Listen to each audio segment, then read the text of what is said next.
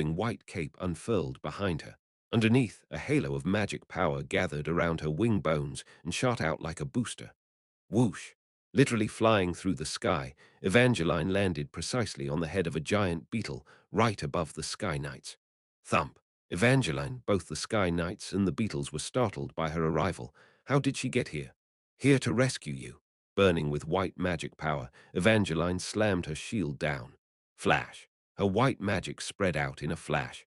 The white power dispersed among the Sky Knights and their griffins, forming a rectangular shield shape.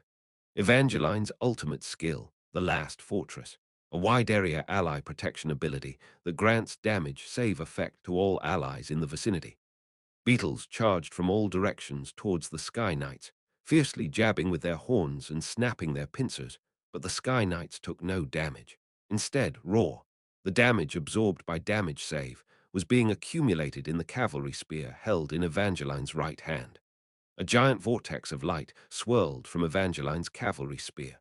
Without hesitation, Evangeline thrust her spear downward, unleashing the fully accumulated damage payback.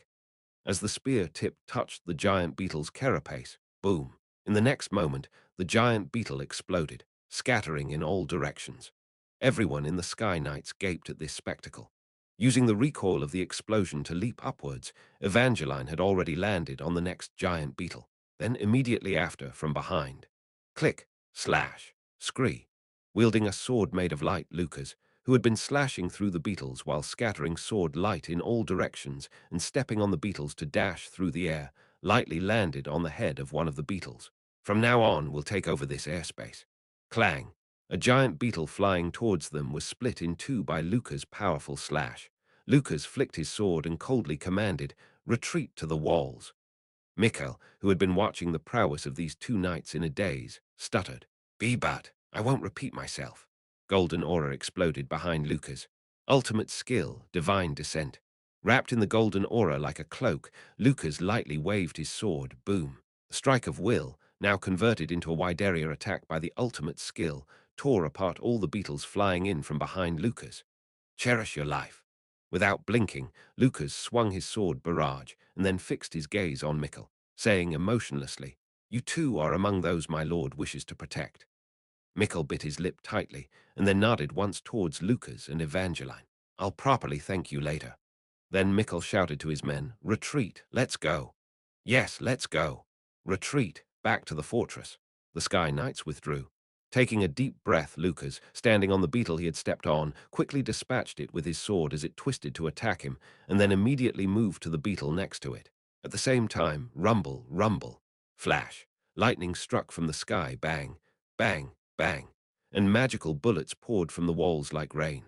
The lightning indiscriminately fried the ordinary beetles, and the sniper shots precisely shattered the energy cores of the giant beetles. This was the long-range fire support from Junior and Damien. Swish! Lucas, who had been madly cutting through the swarming beetles in the sky, slightly furrowed his brow. There were no more beetles to climb onto. The next wave was a bit far off. Is this as far as I go? Should I use the device given by my lord? As Lucas pondered, "Hey, grumpy knight over there." Just then, Evangeline, who had kicked off from the back of a giant beetle and soared upwards, reached out a hand to Lucas. "Shall we dance? I can't even dance." Grumbling, Lucas still reached out his hand. Evangeline laughed heartily as she grabbed his hand. Whoosh! A halo gathered near the wing bones of Evangeline's armor, and boosters shot out. Using that propulsion to leap high into the sky in a short time, Evangeline swung her arm and flung Lucas upwards. Lucas, who had soared into the sky, safely landed on the next wave's giant beetle. Next to him, Evangeline came crashing down with a loud woo. "Catch me too, throw me too, dot dot dot, come here." This time Lucas, standing firm on the giant beetle, grabbed Evangeline's hand as she was about to fall next to him, and with a spin, he threw her forward. Lightning continued to strike, and magical bullets kept pouring from the side. The two continued to step on, kill, run, and throw each other forward, advancing through the onslaught. Amidst the relentless rain of lightning and magical bullets, the sword dance of the two knights seemed endless. Chapter 528. The main party swept through the beetles with ease. The new recruits watching their performance let out voices filled with astonishment. Are they even human? Is this the elite of the monster frontline? Following that, they looked at me with eyes filled with awe and fear, aware of the mythic prowess of the heroes under my command. Feeling their gazes, I, who had been surveying the battle through my telescope, casually smiled and lowered it, thinking to myself, "Wow, that's scary." I just, after somehow managing to save the Sky Knights, had instructed them to parachute down to the ground using the parachutes I had previously prepared and distributed. The Night Dew immediately switched from their rescue mission to annihilation mode, sweeping through the beetles, jumping on the beetles like it's a platform game. Damien and Junior also switched to long-range sniping and magical attacks, erasing even the enemy's rear waves, barely visible from here. Have you guys turned into map weapons? Right, this is the third year. A time when monsters become disgustingly numerous and annoyingly strong, but also a time when our heroes complete their awakening and achieve cheat-like performance. If I keep awakening each of our allied heroes and turning them into overpowered characters like this, clearing the true ending might not be such a distant dream. While I was lost in these thoughts, Your Highness, Damien, who had been tirelessly sniping, suddenly stopped and called out to me, his face slightly tense. An enemy Legion commander is approaching. This is where the boss shows up. In the distant clouds, I could see the shadow of a giant form flickering. I grinned mischievously. I couldn't just sit idle while my subordinates were filming such an awesome mad movie. It was time for me to step up for the boss raid. Gia-ra-ra-ra-ra-ra-ra-ra. The creature that emerged, cutting through the clouds, was a giant rhinoceros beetle monster. It resembled the Hercules beetle, known to be the largest among Earth's beetle species, only monstrously larger. With a long, thick horn protruding from its head and thin, glass-like wings stretched out on either side. Its 6 legs, unable to support its weight, hung down like brutal clubs, and its eyes glowing red. A creature that could be called the strongest among those tagged as beetles. The arrival of the Beetle Legion commander. Wah! What the heck is this thing? Lucas and Evangeline, who had broken through the other beetle waves to confront the commander, swung their weapons, clang. Both Lucas and Evangeline's attacks bounced off, unable to penetrate the creature's carapace, though they were somewhat exhausted from the previous fight. The Beetle Legion commander's defense was transcendently strong. The Legion commander swung one of its front legs indifferently at the two knights buzzing around its head. Thump! Og! Ah! Lucas and Evangeline were thrown far away, each activating the parachutes they had been given before the operation. White parachutes popped open in the air. They would land safely, but they wouldn't be able to participate in this battle anymore. They did enough. After internally commending the two knights, I turned to see Damien and Junior looking at me, panicked. Our attacks aren't working. Its carapace is unimaginably tough. Among my heroes, Damien and Junior are the top when it comes to dealing damage. Their inability to make a dent was a testament to the Beetle Legion commander's transcendent defense. It was the same in the game. This massive beetle, a veritable airborne fortress, deflected all external attacks with its sturdy carapace, advancing silently through the air. Then, what could be the weak point of this monster? Mind control, of course. Concentrating my magic power, I shouted. Junior, you're ready, right? Of course, Your Highness. I had instructed Junior to prepare a spell from the start of the battle, and Junior had been waiting, having completed the casting long ago, intercepting enemies with the remaining magic power. I nodded, and Junior extended the staff forward with a swift motion. Zing! A dazzling halo appeared above the head of the Beetle Lord, and cracks began to flow in the surrounding sky. Junior's ultimate move, the strongest against boss monsters, elemental disassembly, exploded. Junior, having completed the casting, gasped for breath and reported, "The target is too far and too large, so the duration will be very short." How short exactly? It seems it won't even last a minute. That's more than enough. I smirked and concentrated magic power in my eyes. It feels like it's been a while since I've used this, using the Eye of Command. Please make eye contact with the target of the skill. Suddenly, the world slowed down, and the distinctive light blue interface of skill you spread densely over the world. I captured the Beetle Legion commander and the other beetles flying around it within my sight. Target captured. 100 entities, please state your command. Hey, beetles! Flying monsters are formidable. The fact that they can use the sky, forbidden to humanity, as their stage is certainly a cumbersome condition to deal with. However, that's why there are strategies like this. Everyone, dive head first. Command difficulty. Easy, contrasting the user's intelligence stat with the target's magic power stat. Calculating the success rate. Starting resistance roll. Ding! As soon as the resistance roll began, a completion sound effect rang out with a flash of light blue light in front of me. Basically, monsters with the beetle tag have very low resistance to mind control. Even more so when elemental disassembly has been used on the higher-ranking Legion commander, whittling down its magic stat. Of course, all of them. Judgment complete. Success. 100 entities executing forced command. Success. The next moment, the monsters flying in formation across the sky simultaneously bent down. Like a choreographed dance, the sight of all performing the same action was a spectacle of a different kind. And then straight to the ground, heads first. They fell. Bang, boom, kaboom, crack, crackling, crack. The 100 beetles dropped on the southern plain in front of the wall, all smashing their heads into the ground simultaneously. The biggest weakness of flying monsters. Obviously, falling from a great height means certain death.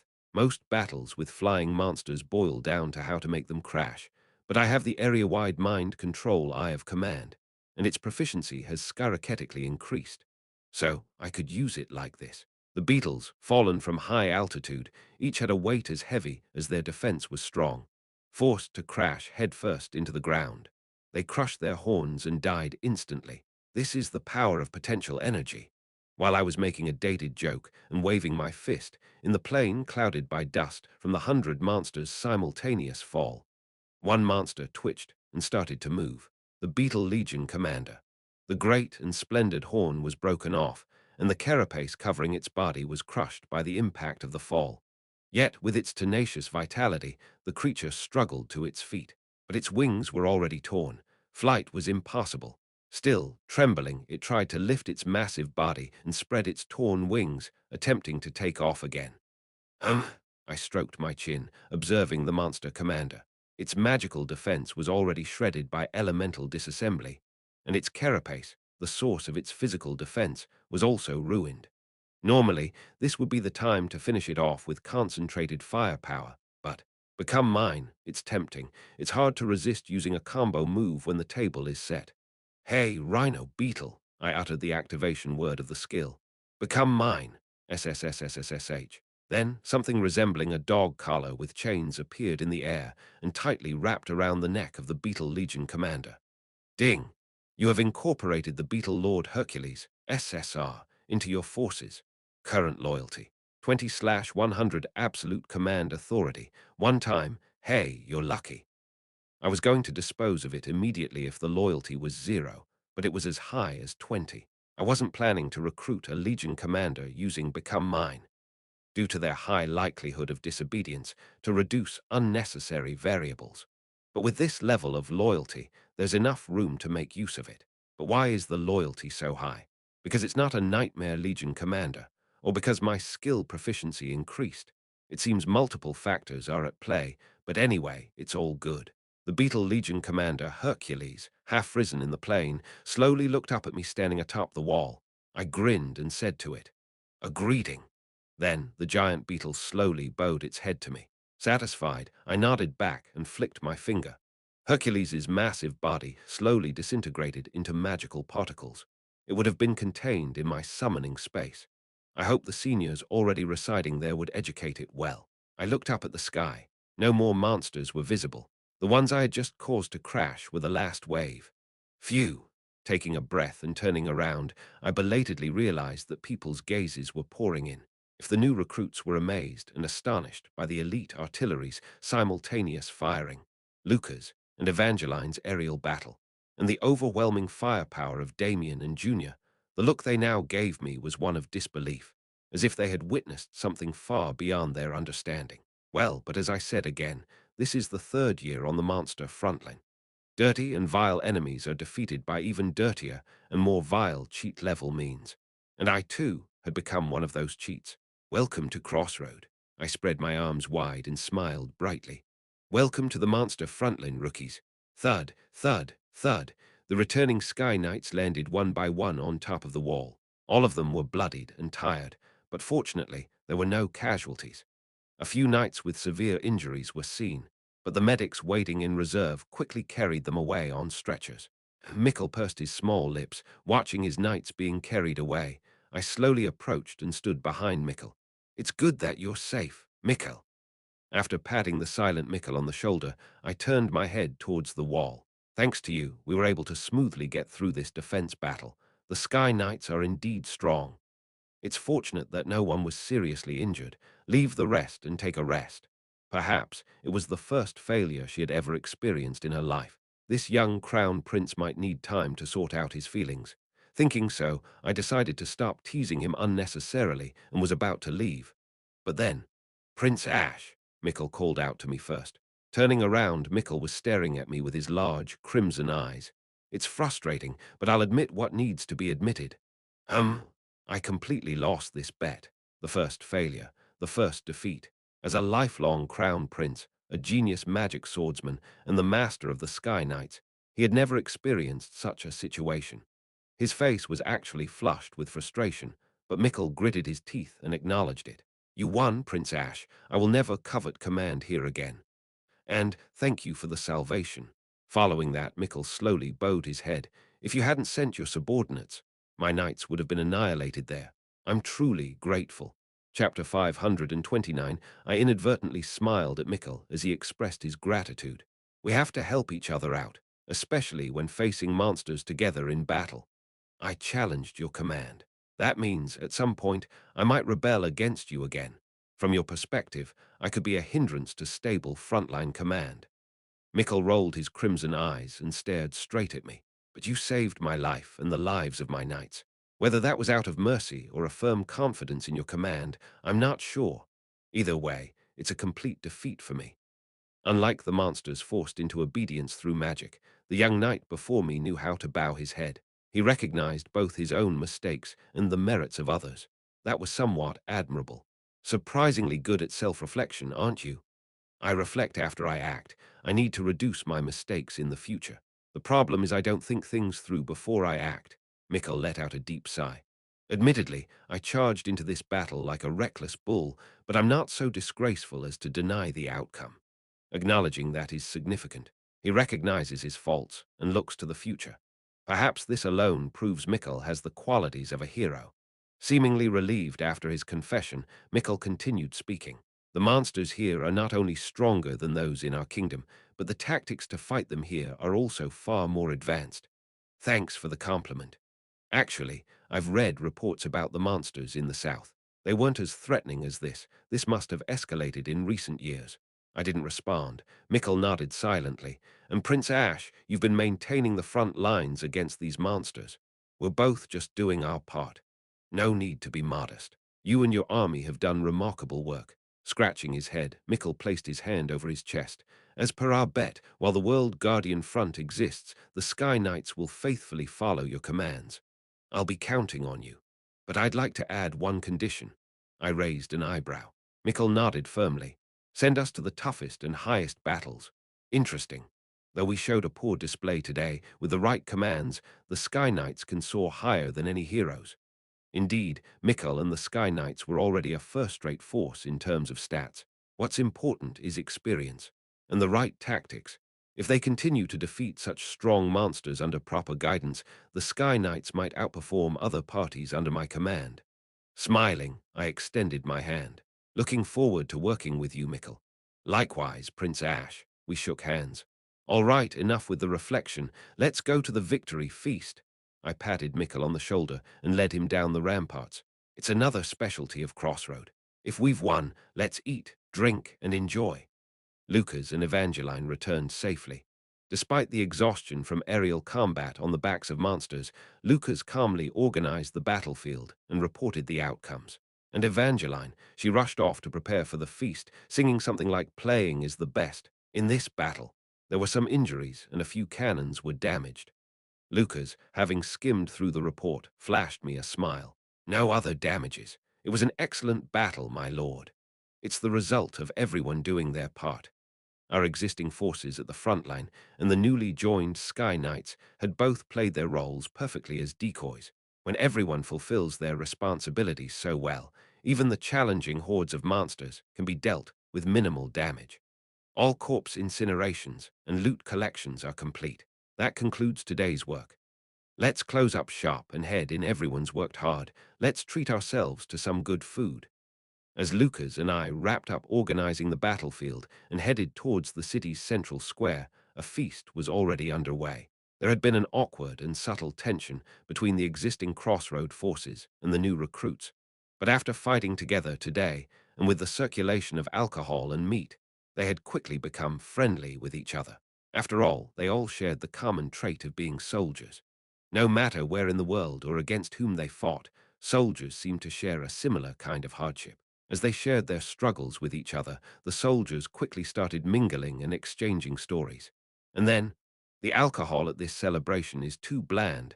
Mikkel was already drunk. It's so bland, it's like water. Give me more, slurring his words. Mikkel kept tilting his glass. Alarmed, I quickly snatched the glass from his hand. Hey, aren't you underage? Why are you guzzling alcohol? Go drink some juice. Wah. In my country, you're an adult from age 12. I even have 5 fiancés, you know. Wait, doesn't your sister have 5 husbands too? What's with these marriage customs in the Vermilion Kingdom? A thoroughly intoxicated Mikkel started to mumble and make a scene. One of the Sky Knights, sweating bullets, bowed his head apologetically towards me. I'm so sorry for this disgraceful behavior. The Crown Prince is not good with alcohol.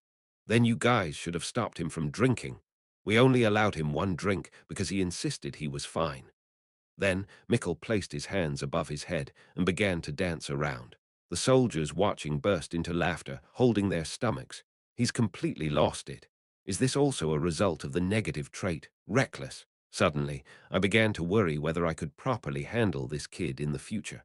Ha ha ha. This much alcohol is nothing. In the Vermilion Kingdom, we have the blood of griffins in our veins. Mikkel pounded his chest proudly.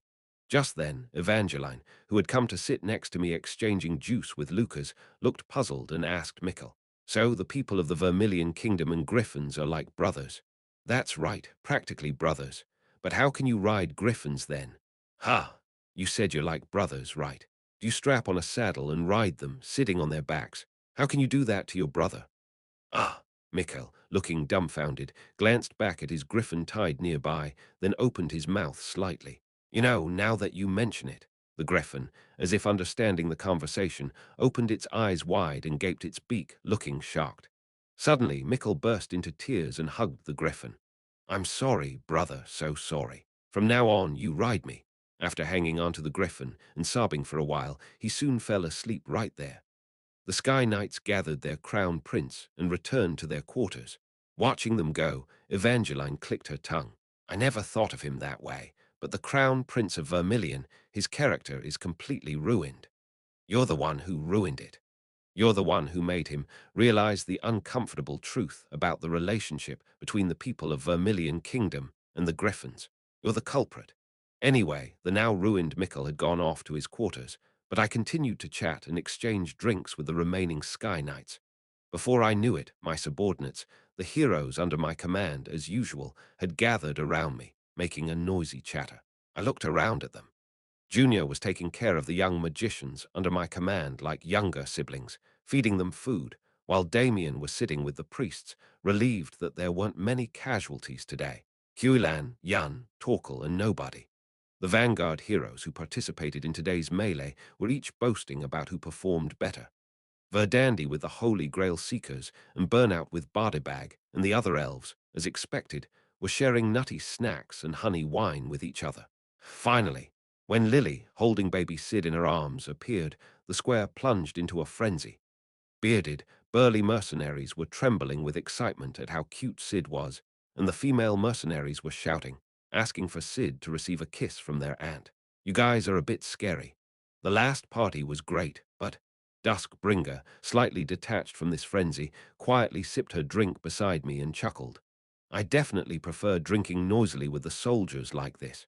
Much better to my taste. I smiled back and extended my drink towards her. We quietly clinked our glasses together in a toast. That's when it happened. Is it a victory feast? New faces appeared. Cutting through the crowd, a group of magicians in robes arrived at the central square on white horses. The lead elder magician pushed back his robe and stroked his long beard. We rushed here night and day, hearing of an imminent monster invasion. It seems the situation has already been resolved. It was Dirmudin, the grand sorcerer of the Ivory Tower, who had caused a stir at the meeting of kings in the past. But that wasn't all. Following him, knights and warriors in various armors entered the square. What's this? We arrived just in time for dinner, and it's a feast. We didn't really do anything, but they'll include us, right? I couldn't recognize who was who, but the soldiers around me buzzed with introductions. It's the Ivory Tower, from the nomadic tribe Mirage, their elite assault unit. That Red Beret, the strongest in the jungle, the Red Beret, right? The dwarf army has arrived too. Is that the Elf Queen and her royal guards? Are different races really joining in full force now? Truly, renowned warriors from all over the world are gathering here. The newly arrived forces, each a significant figure from their regions, found their spots around the square, engaging in a bit of rivalry with our existing forces.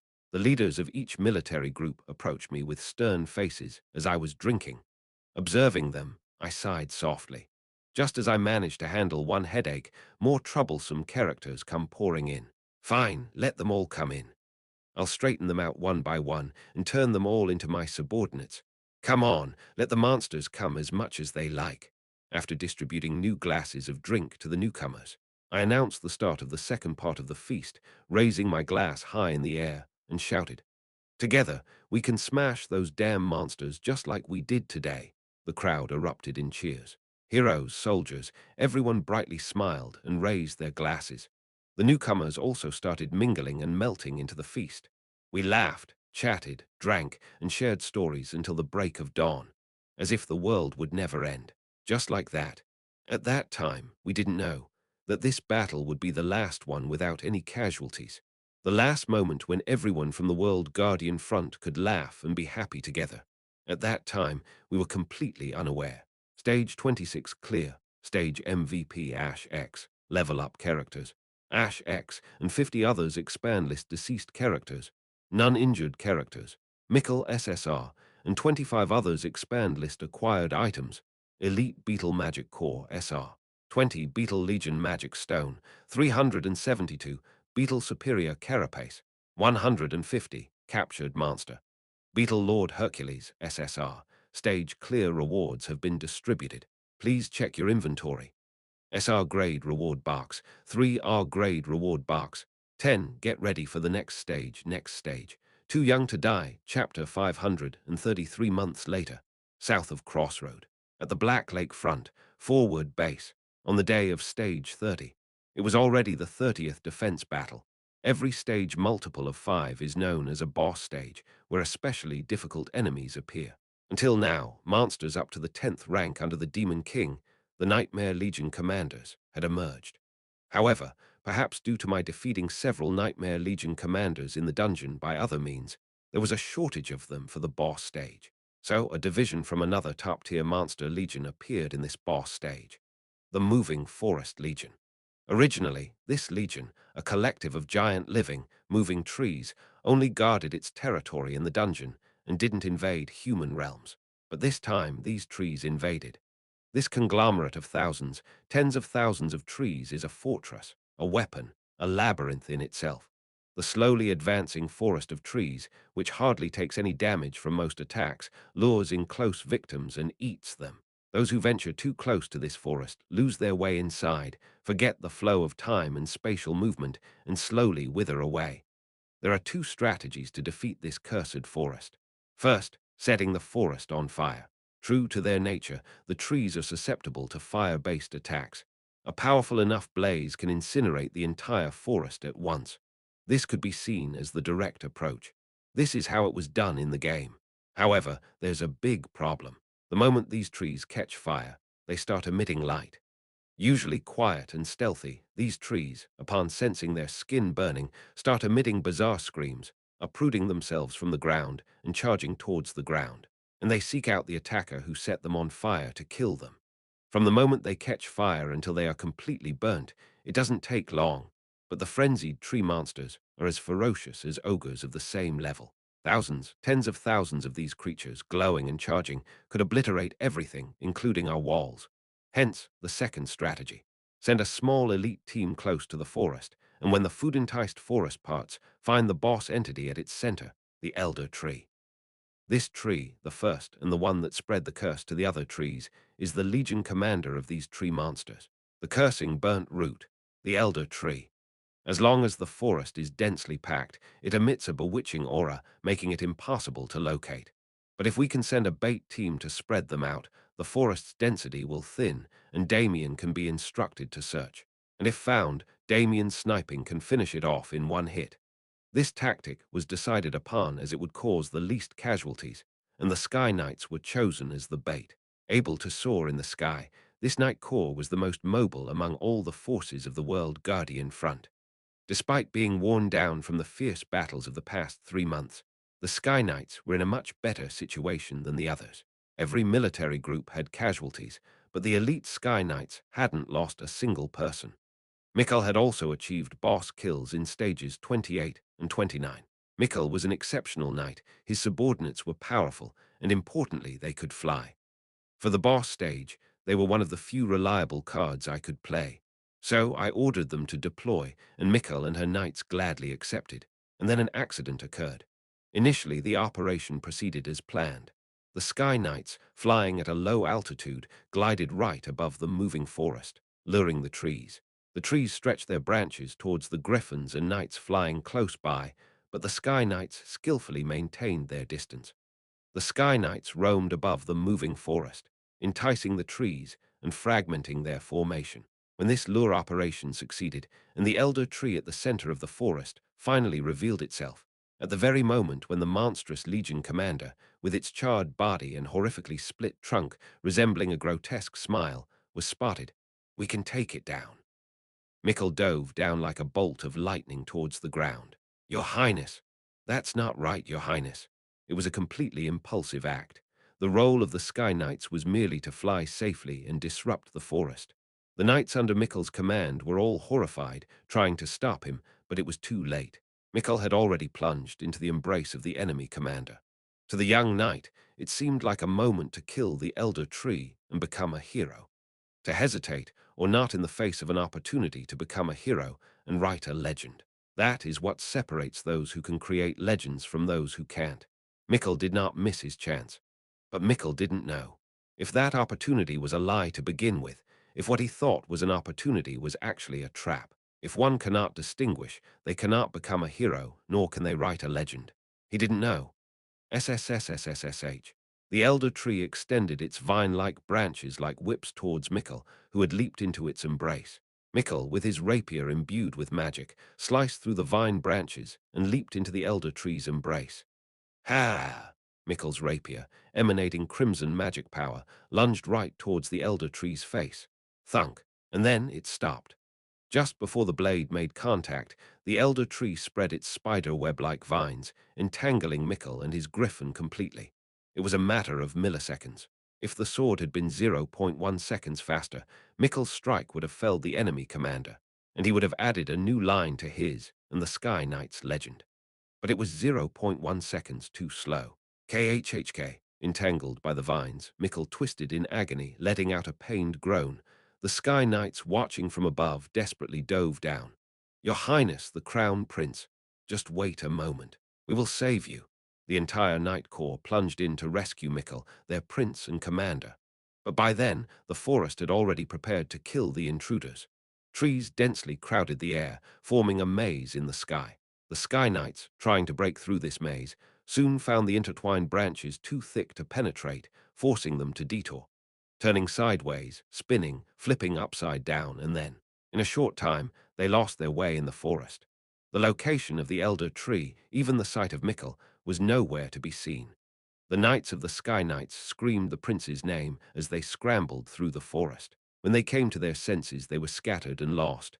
What's going on? How much time has passed? Where did everyone go? Where's my griffin? Where is this? What am I here for? Why am I so dizzy? Throughout the forest, the Sky Knights perished. Poisoned, hallucinating, entangled by vines, falling into swamps. Scattered across the forest and hunted down by it, Mikkel could only watch in horror, bound by the elder tree. No, no, no, Mikkel screamed desperately. Get out of the forest now. Hurry, please. None of Mikkel's subordinates could hear his cries. No matter how much he struggled, the monster's vines only tightened their grip on him. Ultimately, Mikkel could only watch helplessly as his precious subordinates died one by one, as his mistake led to the annihilation of the entire Knight Corps. Ch. We must save the Sky Knights. Immediately after the situation unfolded, I issued an order. Fire on the outskirts of the forest. Fire! Plan B, the more damaging direct approach, was now in play. But I couldn't afford to lose Mikkel and the Sky Knights here. Boom, babababoom, the cannons fired in unison. They were preloaded with ammunition that would easily catch fire. Screech, screech. The outer edges of the forest, caught in the explosion and set ablaze, emitted strange screams as the trees uprooted themselves. And then thud, thud, thud, thud, thud, they started rushing forward. The terrifying sight shook the soldiers, but I instead ordered more attacks. We need to agitate them more, keep attacking without pause. Continuous attacks from our side would reduce the attention of the monsters on the trapped Sky Knights. Disturbing the enemy would increase the chances of spotting the elder tree, allowing Damien to snipe it and end this. This defense battle and the rescue of the Sky Knights had to be resolved swiftly. Boom, boom, babababum. The cannons kept firing relentlessly, and the cursed trees ablaze poured towards the forward base. Bang, kaboom. As the monsters charged, the mines buried earlier exploded, and a net of cannon fire enveloped them. Despite this, the burning trees approached with terrifying speed. Their seething rage was truly fearsome. We must stop them before they reach the forward base. Fire with all firepower. Continuously encouraging the artillery, I suddenly turned to my side. Lily, I'm on it. Lily, timing it perfectly, activated the artifacts and gathered magic in her hands. The other magicians beside her prepared their spells. Since each fire attribute magician was precious, I had asked Lily to join. The magicians released their spells one by one. Whoosh! Lily's fire wall literally formed a wall of flames. The trees that touched this magic were all engulfed in flames, but their sheer number eventually broke through. Now the monsters were almost upon us. I gritted my teeth. At this rate, that's when it happened. Whoosh! Suddenly, pillars of fire rained down from the sky. I looked in surprise towards the source. An elderly man with a flowing white beard. The master of the ivory tower, the great magician Dirmudin. Dirmudin, is this the time to call my name? Just do what you have to do. Dirmudin, seemingly strained, yelled back. I hurriedly urged Damien, who was still struggling with the sniper scope. Damien, are you still not ready? Not yet. I can't see it. The forest was too thick, and the rising smoky haze from the fire made it even harder to spot the location. Damn it, if only my map-making had worked. The elder tree, being a deceptive, illusion-type monster, had prevented my map-making trait from pinpointing its location. As time dragged on, the tree monsters finally approached the forward base's defense line. Even with my magical walls raised several layers high, the towering height of the entangled trees made it inevitable for them to reach us. Lucas, standing at the defense line, shouted, "Prepare for hand-to-hand combat. You are kill the monsters." Watching the close combat heroes and soldiers collide with the burning trees, I clenched my teeth. Thump, whoosh, khhhh. Ag. Hot, it's hot.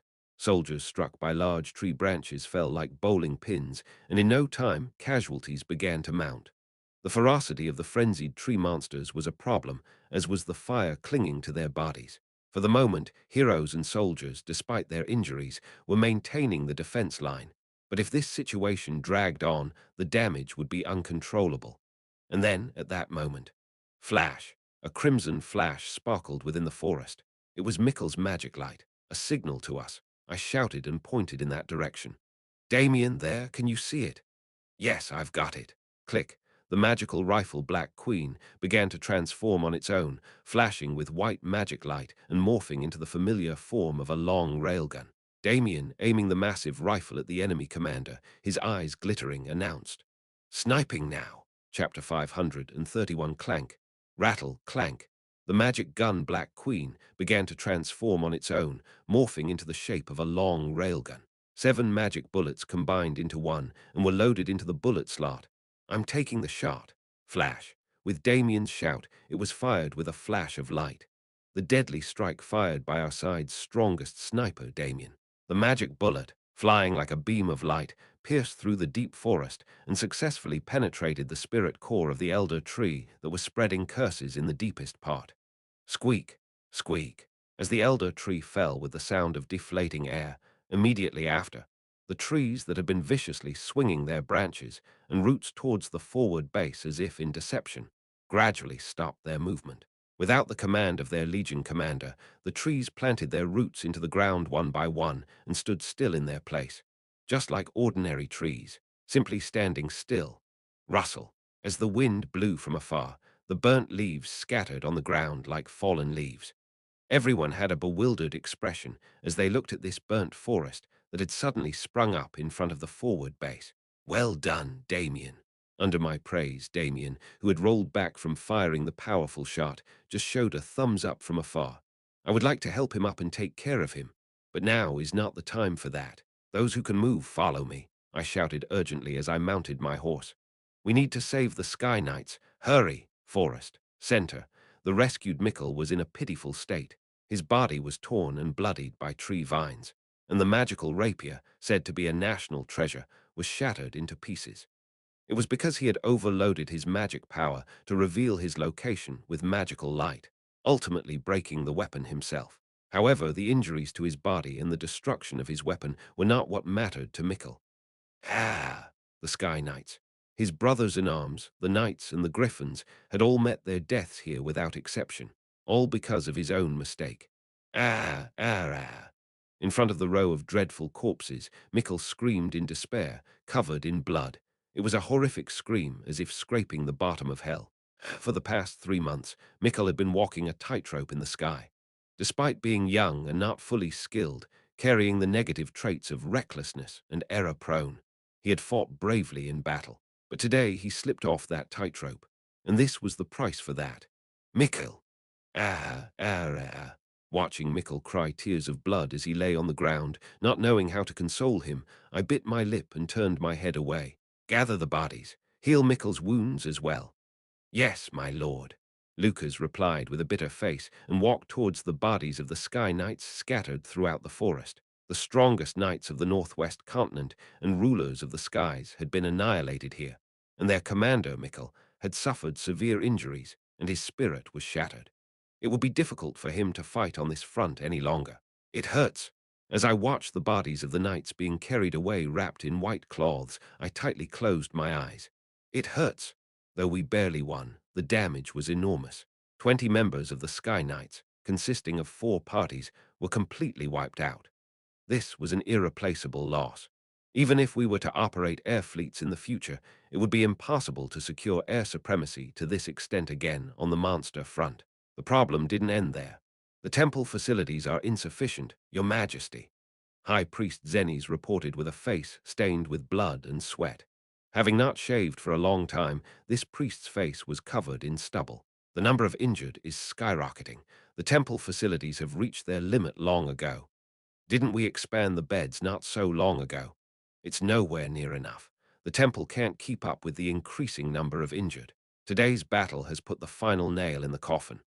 The temple had been barely managing, but with hundreds of injuries from today's battle, it seems to have finally reached its breaking point. Not just the beds, but medical tools, the number of priests, everything is being depleted. We can't hold out like this. More is needed. Materials are being escorted from all over the world, so some workaround might be possible, but ultimately, a greater number of medical personnel, more priests are needed. The situation is precarious due to a lack of medical staff. Injuries that could be healed and lives that could be saved are at risk. Priests from all over the world are coming to us voluntarily, but it's not enough. We need more systematized and trained professional healing priests. The meaning of Zenes's words was clear. I nodded in agreement. I have already requested the dispatch of priests from the central church in the imperial capital. The request was made months ago. The problem is that there seems to be some procedure on their end too, as the dispatch has been delayed more than expected. It's also quite a distance from the imperial capital to Crossroad, even with the emperor backing me. Why there has been no news is worrisome. My lips are dry from anxiety. The monster front is in a more precarious state than expected. The monsters are becoming more terrible and powerful, and above all, the frequency of their attacks is increasing. The soldiers' fatigue has skyrocketed, and injuries have poured in. If the temple cannot properly heal the injured, then the return to the front lines will be delayed. And as the return of the injured soldiers is delayed, the burden on the frontline troops increases. The vicious cycle has already started. A little more slip, and the tower we've painstakingly built could collapse in no time. We must somehow increase the medical staff. But from where? As I was massaging my aching forehead, Senior, Evangeline rushed over to report urgently. Priests have arrived from the imperial capital. What? There's a lot of them, and they have loads of luggage. Come out and see. Zenes and I looked at each other with surprised faces. Talk of the tiger and he will come, but who would have thought additional priests would arrive right now? As we ran to the north gate, we saw a procession of priests just entering Crossroad. All were dressed in austere black uniforms, and it was clear from their physique that they were all well-trained, muscular individuals. It was like seeing well-sharpened blades in fine scabbards. There were no decorations on their stark black priest robes, just a rosary wrapped around each of their hands and arms.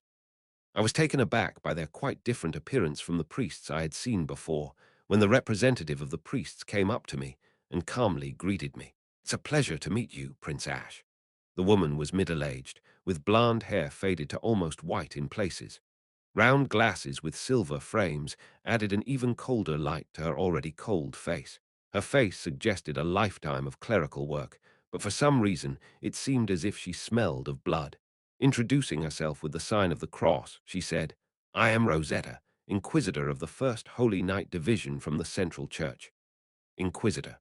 Her intellectual appearance didn't seem to fit the title, but she was a high-ranking church official. I crossed my arms in front of her. You're quite a bit late compared to when I requested the dispatch of priests from the church, Rosetta. There were quite a few matters within our church that needed to be dealt with internally, which led to this delay.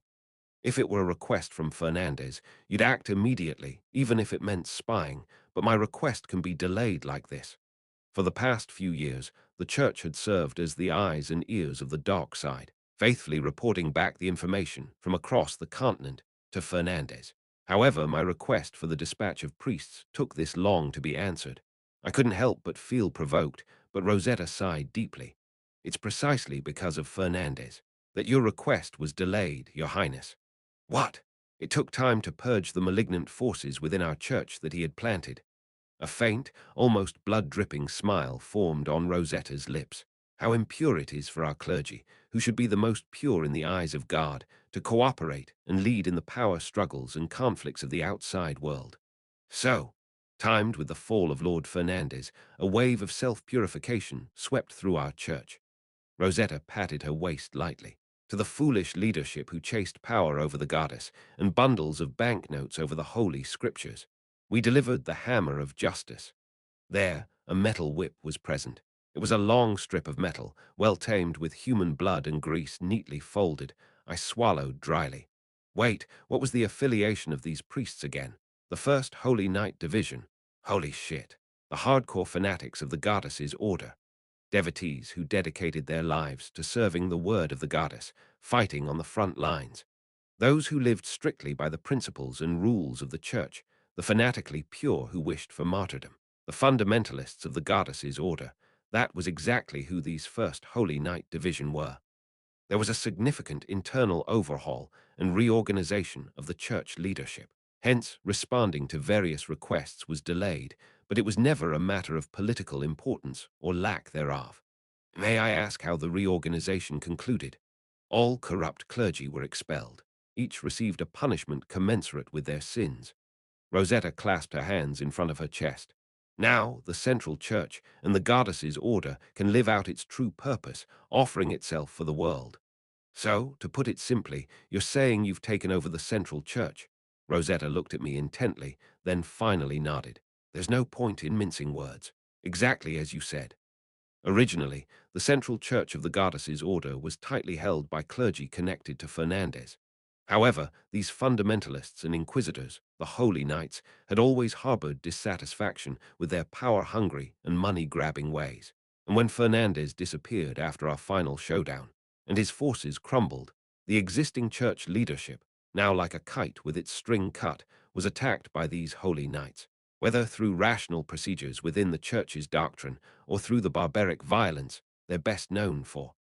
The final victors in the internal political struggle of the church were these Holy Knights, and the new power at the helm was this woman before me, Rosetta. Becoming the top power in the goddess's order, and then personally coming to the front line as your first act. What kind of madness is this? I did wish for more priests to be dispatched sooner and in greater numbers, but did it have to be these psycho-militant fanatics? Above all, it's unlikely that such a group, extremely devout to the goddess's order, would get along well with other factions. The goddess's order fundamentally stands for humans, specifically the citizens of the empire. I'm not sure about the original text, but the currently established form is as such. Though the former church leadership had a penchant for money and power, they had a lenient side in this regard, spreading out across the world with a policy of conciliation. But these holy knights are the most stubborn of the stubborn. It was obvious that there would be conflicts with other races, and even with people from other countries who worship different gods. Foreseeing the inevitable future made me internally scream, but Rosetta slightly bowed her head to me. Then I'll take my leave. I've heard there are many injured at the temple, so I'll start with the healing tasks immediately. Ah, right. Thanks for helping out after coming such a long way. Yes, we shall speak again. Rosetta and the new priests disappeared towards the temple with measured steps. Ah, I'm torn between worrying about the troublemakers joining us and being happy that they'll be of help with the suddenly increased number of injured. I don't know whether to feel relieved or concerned, grasping my head in confusion. Hiding in the shadow of an alley across the way, as if he had escaped at some point, was Zenny's crouching. Zenny's, what are you doing there? This man, uncharacteristically crouching and trembling. What's going on? Then Zenny's quickly turned his head around to check his surroundings, and only after confirming that Rosetta and the Holy Knights had left, whispered as if entering a mouse hole. She's my sister. Ha! Rosetta, she's my stepsister, and, Zenny's pointed at his own neck with a pale face. She wants to kill me. I clasped my aching forehead even tighter. Come on, Mr. Zenny's. Stop talking nonsense and go eat. No, get to work. As if things weren't tough enough already, now this. Chapter 532 the next morning at the forward base. This place, which had undergone reconstruction and continuous battles over the last 3 months, still bore the aftermath of the most recent battle. Parts of the outer walls had collapsed, eroded by tree roots. The tree monsters that had pressed up to the very edge of the forward base had stopped moving in that state, and took root on the spot, returning to ordinary trees. I sweated coldly as I looked at the trees densely filling the southern field of the forward base. We'll have to cut them down, won't we? The head of the Carpenters' Guild, who had come with me for the reconstruction of the forward base, nodded. The wood won't be cost-effective, but it seems we must do it. Are they completely unusable? They're all rotten or burnt trees. There were even hauntings at one time. It seems difficult to use them as timber. Indeed, it would be somewhat unsettling to make anything out of trees that were alive and trying to kill people just yesterday. Cut down enough to clear the view and let them fall. Let's form a natural barricade. I will do so, Your Highness. Workers and technicians brought from the city began the repairs of the forward base. Clang, clang, watching the hammering sounds at the wall, I turned around to see an old man with a white beard, hands clasped behind his back. The owner of the ivory tower, the current grand sorcerer, serving as the chief magician of the World Guardian Front. It was Dirmudin. The front line is precarious, Prince Ash. Stroking his beard, Dirmudin spoke. I gave a bitter smile. Your contribution was significant yesterday, Lord Dirmudin. Contribution? Just did what I always do. It's only natural my skills are better than those fleshlings fumbling about. This grandfather, who grumbled about joining the World Guardian Front at first, has been very active since participating in the front line. Kind of like an old-timer who can't just watch the newbies mess up. No, you shouldn't govern like that. No, you shouldn't cast magic like that. No, you shouldn't live your life like that. While pouring out grumpy advice everywhere, he also took the lead in battle, blasting away with magic. Although he doesn't gain much popularity with his constant nagging and whining, I'm starting to get a sense of his character. We'll have to fight battles like this dozens of times more, won't we? It seems I'm the target of Dirmudin's latest rant. I listened quietly. I assure you, at this rate, this front will collapse. Other fronts might fend off a major offensive once in a few years, but here we're repelling them every few days. Supplies may be coming from all over the world, so that's fine. But how do you intend to handle the accumulating fatigue on the people? Dirmudin was right. Fatigue. The monster waves of the third year, coming at twice the average frequency of previous invasions, were steadily accumulating fatigue on our side. Furthermore, the intervals will only get shorter. For a while, we'll face defensive battles every 2 weeks, and in the latter half of the third year, monster waves will come every 10 days. Ideally, we would arrange a rotation to send people into battle in shifts, but that's not possible right now. The level of defense cannot be maintained without elite heroes and veterans.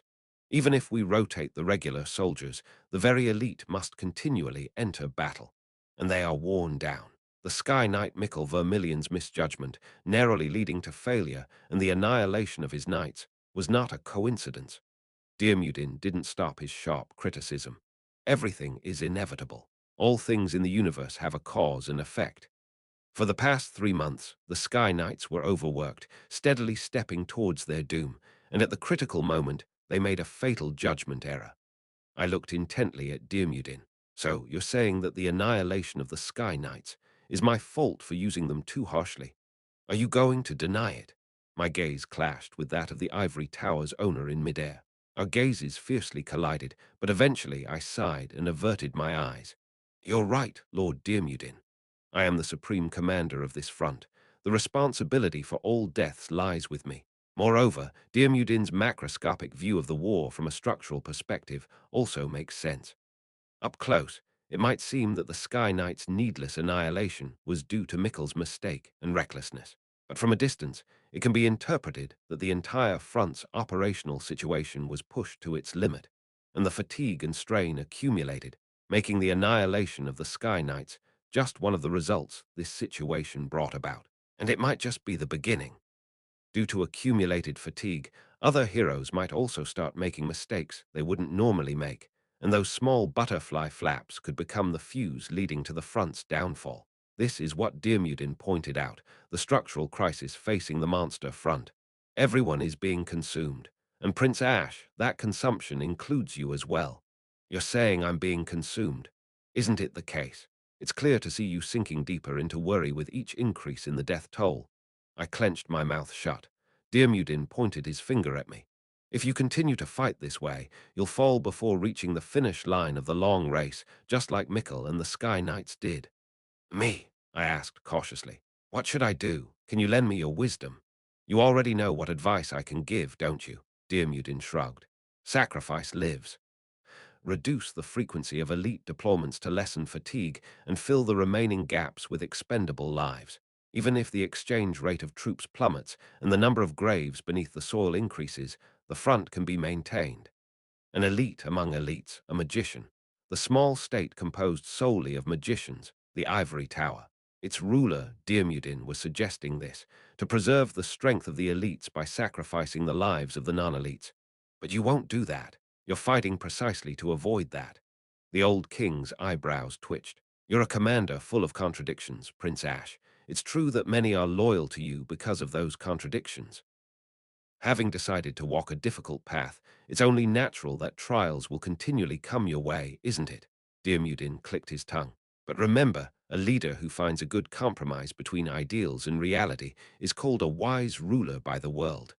And if I can't find one of two things, either a foolish tyrant or leaving the sentence hanging, Diarmuid gave me a meaningful look before abruptly turning and walking away. He then disappeared into the distance. I grumbled to myself, always such a difficult old man. But difficult as he may be, there wasn't a single wrong word in what he said. If things continue as they are, the front will not hold and will collapse. It was the same in the game. Unlike the first and second years, the third year saw many more battles, with the fatigue of heroes and soldiers almost always at its limit. In the game, enduring the stat debuffs that come with being fatigued was manageable with sheer willpower and force. But in this reality, that's not possible. Fatigue doesn't just reduce numbers, it breaks people's spirits. Suddenly, the management of professional sports players, particularly in professional baseball, came to mind. In league-based professional baseball games, losing is a strategic choice. You give up on certain games and accumulate wins in ones you're sure you can win. And then, in critical moments, you deploy your best, the reliable starting pitcher and the surefire closer. Because players are human, even the best player will end up worn out and ruined if they play every game. It's ideal to deploy them where they can win. The problem is, defending against monsters isn't like playing a baseball game. If the monster front collapses, it's game over. Even a single defeat means world annihilation. Every single battle has to be an all-out fight for survival. In such a scenario, there's no room to save starters, relievers, closers, bullpen, the elite members. So we've been throwing everything we have into the fight, somehow holding on, but the third year has been relentless. A change was needed. But how? It's tough. Rubbing my throbbing forehead, I muttered to myself. It hurts and it's tough. Temple. Standing in front of Mikkel's hospital room, I took a deep breath before pushing the door open. Creak inside the open room, Mikkel was curled up, motionless.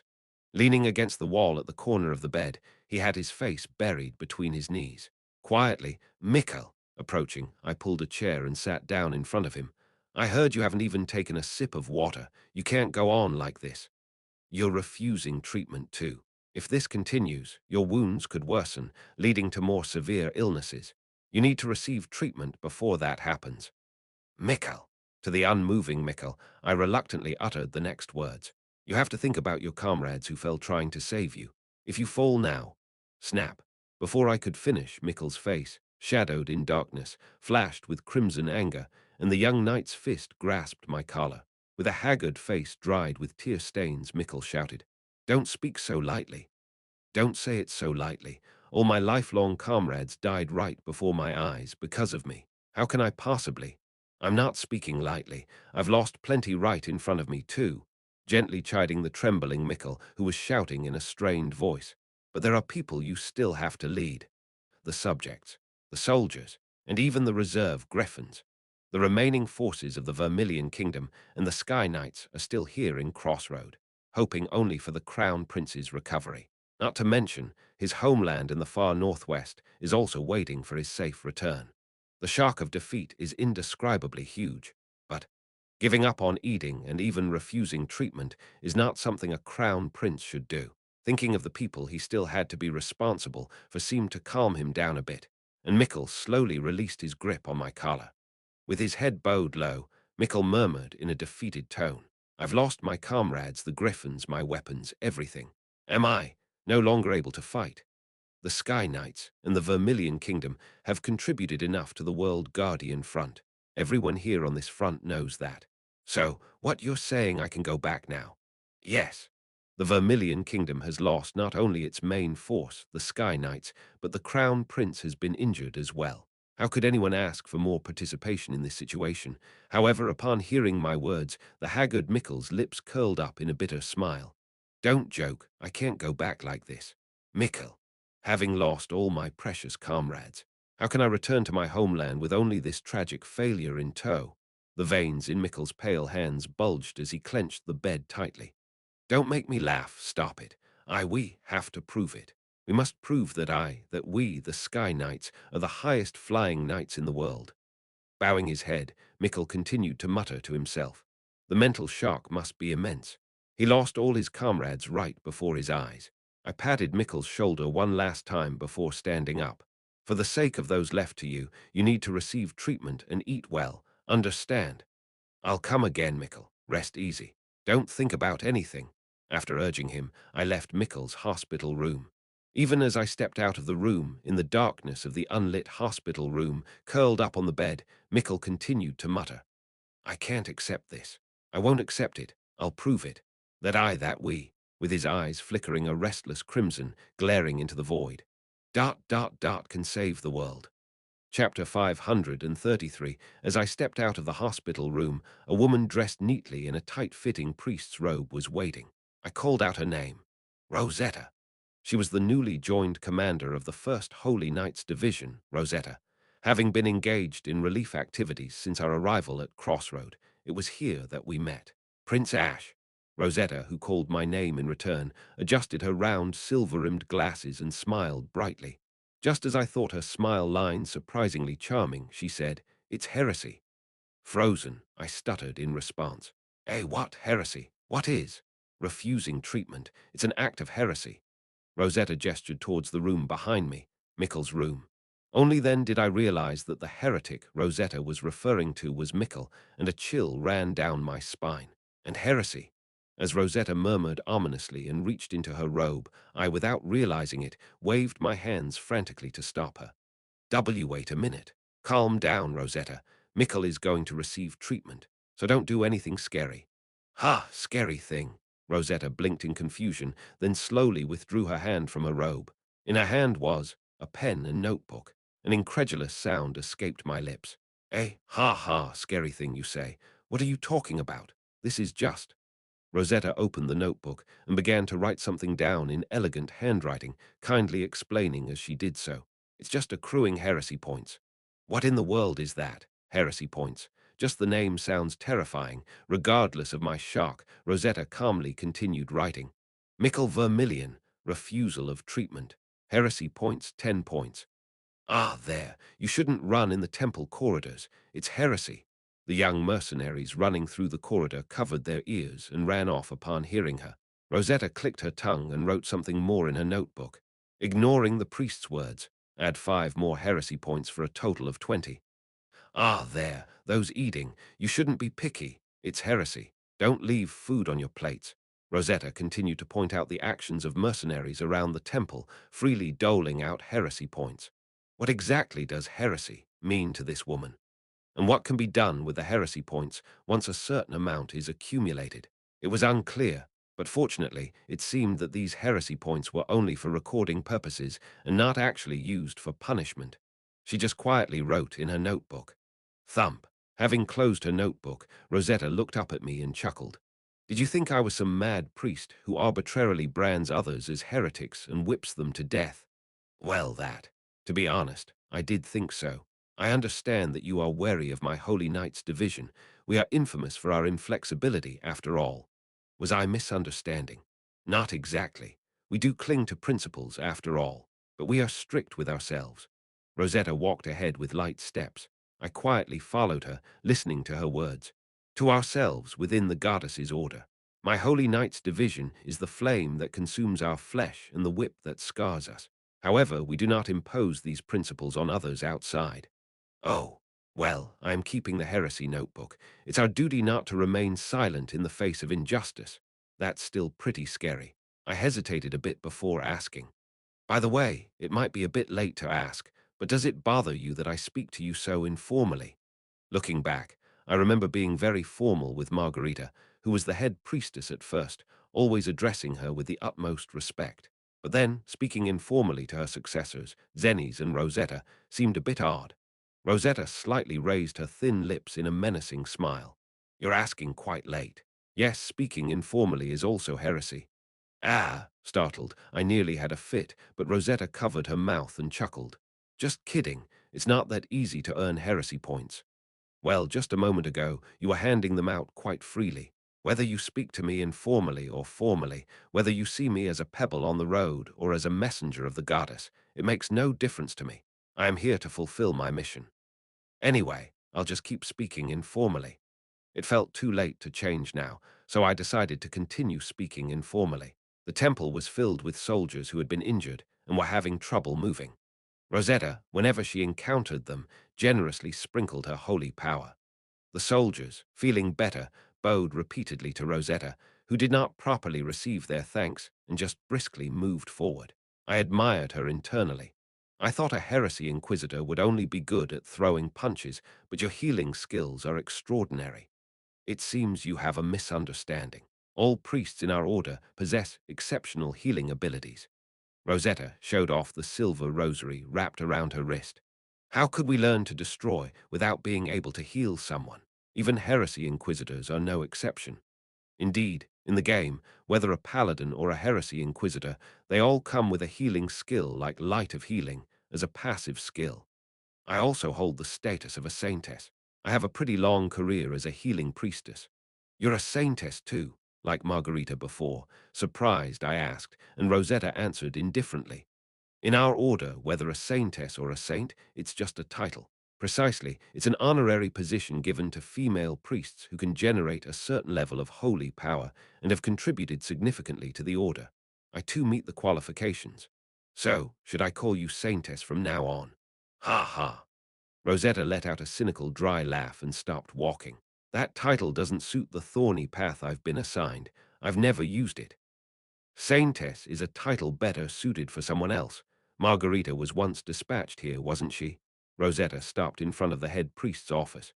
She lightly brushed the old door with her fingertips. She must have worked in this room. Do you know Margarita? Of course, the title of saintess isn't common after all. We saintesses do at least greet each other and keep in touch. Rosetta lowered her eyes, perhaps recalling memories with Margarita. The goddess often takes the kind and righteous ones first, doesn't she? She gathers the souls of the good people first, to use them preciously in heaven. I thought of Margarita. Even though she always complaining while shivering, she was always at the forefront, healing people. The saintess of this temple that I always miss. But I have survived ugly and disgracefully on this earth without being martyred in battle. I must continue to walk the thorny path given to me. Rosetta's eyes flashed open. Then, spinning around, her long priestess robe fluttering, she stretched out her leg in a picturesque kick, and bang, kicked open the door to the head priest's office. The locks that had been hastily placed on the inner door of the head priest's office shattered into pieces with one kick. As I stood there with my mouth agape at the sight, Rosetta pulled out her notebook and started writing swiftly. Rosetta for damaging temple property, heresy points 30, and then she shot a sharp glance inside the head priest's office. I'll transfer these 30 points to Priest Zenes, who caused this act of heresy. Thump, crash, bang. The sound of someone frantically rolling around came from inside the office. Rosetta entered with light footsteps. Zenes, I know you're hiding here. Come out this instant. Eek, yak. Inside the head priest's office, in front of the desk, stood Zenes with a face full of panic. The inside of the office was a mess. Cigarette packs and liquor bottles were scattered around, and unwashed laundry was strewn about. Ah, the smell of an old man. I couldn't help but cover my nose. What is this stench? Am I going to end up like this too? Rosetta frowned as well. To defile this sacred space where Saintess Margarita once worked, you really have no shame, Zenes. Well, to be honest, Margarita also lived with cigarettes and alcohol due to work stress. The state of the room wasn't much different back then. This wasn't the time to bring that up. As soon as Zenny saw Rosetta, he let out an ill-fitting scream and hastily opened the window at the back of the head priest's office. Rosetta murmured coldly as Zenny's tried to escape by jumping out. Do you think jumping out will allow you to run for much longer? Think about it, Zennies, whether it's better to take your punishment cleanly now or to run and accrue more sins against the goddess and the order, only to face an even more terrible end. Think carefully. Zennies hesitated, twitching, but upon seeing Rosetta's threateningly clenched fists, he eventually gave up on escaping. I surrender, sister. The priest slumped his shoulders, sniffling, and meekly knelt before Rosetta. Anger swirled in Rosetta's intelligent eyes behind her glasses. Our order's eternal lost sheep, the troublemaker Zennies. You've run well until now, but this is the end. Punish me. Yes, I was going to do that anyway. SHRK Rosetta unwound the iron whip from her waist and gripped it in her hand. The murderous intent was palpable, as if she really intended to use that lethal whip. I panicked and intervened urgently. Wait, wait, wait. Are we really going to have an iron whip show here? Yes, I will administer the whipping until his life is taken. Until his life is taken. Was Zenny's statement yesterday about trying to kill him not an exaggeration, but meant quite literally? Rosetta, without blinking an eye, coiled the whip on the ground. Zennies, who's hiding behind your highness, has not only trampled the honor of our Holy Knights Division and the Inquisitors, but has also tarnished the name of our goddess's church with his notorious debauchery. Well, that thing, I sort of know the story. I had done some background checks on Zennies when he first came here on Serenade's behalf. About 10 years ago, while on a mission abroad to spread the faith, he got a princess of that country pregnant, didn't he? It actually happened 14 years ago.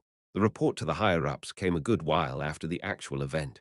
Truly, as the head of the order, it's a disgraceful matter to even speak of. Whether truly ashamed or not, Rosetta's pale face flushed with anger. Zennies, kneeling behind me, closed his eyes and remained silent. Just hearing this story makes you wonder if he's insane. Regardless, Zennies, who had been assigned to Crossroad, worked diligently as the head priest, which is why I had been willing to overlook his past. I desperately tried to defend Zennies. Hadn't he already been punished? He received a penalty akin to excommunication and was made to serve as a common priest for life.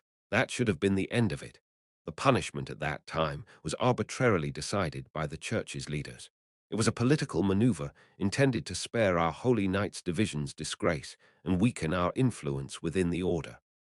What kind of intense political battles are happening within a religious organization?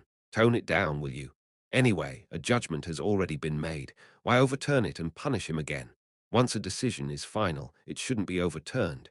Haven't you heard of the principle of res judicata? Church law is different from criminal law, Your Highness.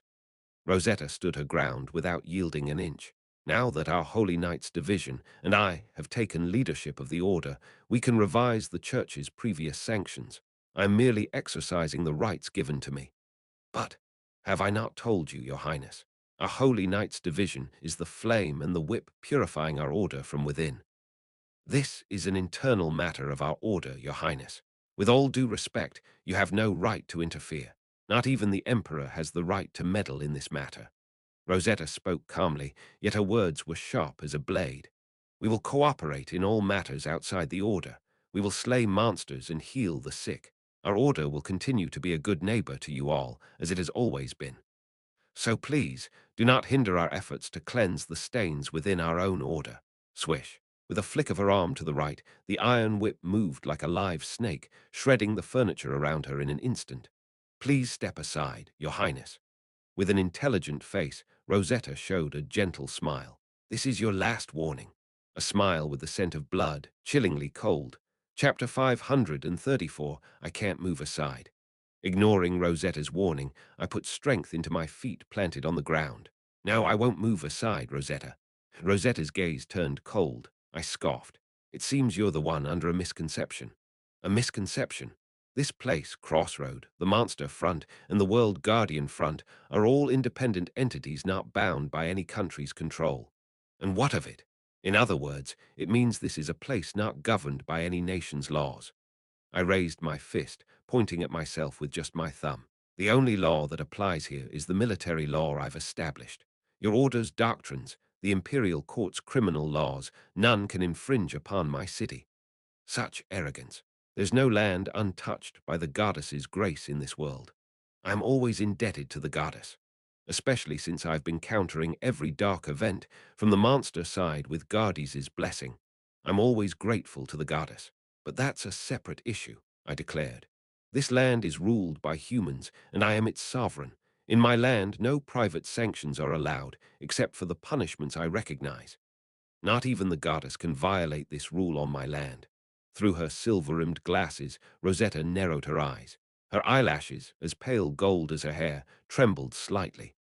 Rosetta, wasn't the reason it was possible for you to take over the Central Order was because Fernandez disappeared? With my hands in my pockets, I deliberately spoke in a lax tone. Then you should think harder. With Fernandez gone, who do you think will sit on the imperial throne next? Who should your order be showing a good face to for the sake of its future? Rosetta snickered. You seem to have the wrong impression of me, Your Highness. Do I look like someone who would be swayed by such threats? No, of course not. You're a psycho-martyr. She's the type of crazy person who would beat her stepbrother to death with a whip if it were for the principles she's decided to follow. But she's no longer just an individual.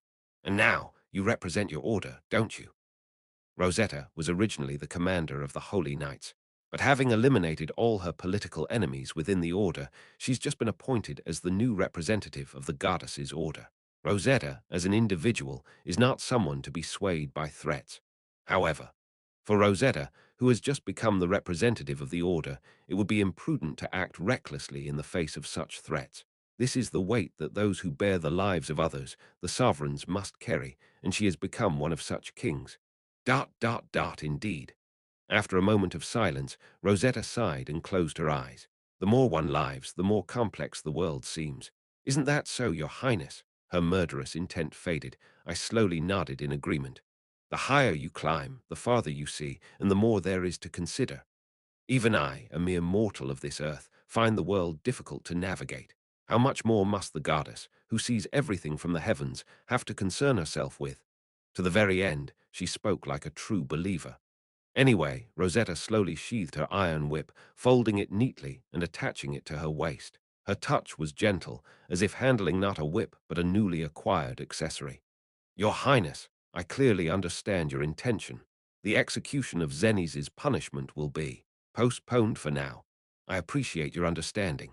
However, Zeniz, from this moment I strip you of your temporary priesthood in Crossroad. Rosetta issued her cruel command in a calm yet sharp voice. Also, I am issuing an eviction order from the Crossroad Temple. A priest without affiliation must leave the area within a fortnight and return to the imperial capital within 3 months. You haven't forgotten that rule, have you? Zeniz silently bowed his head. Listening to this, I couldn't help but ask in disbelief. What happens if that rule is broken?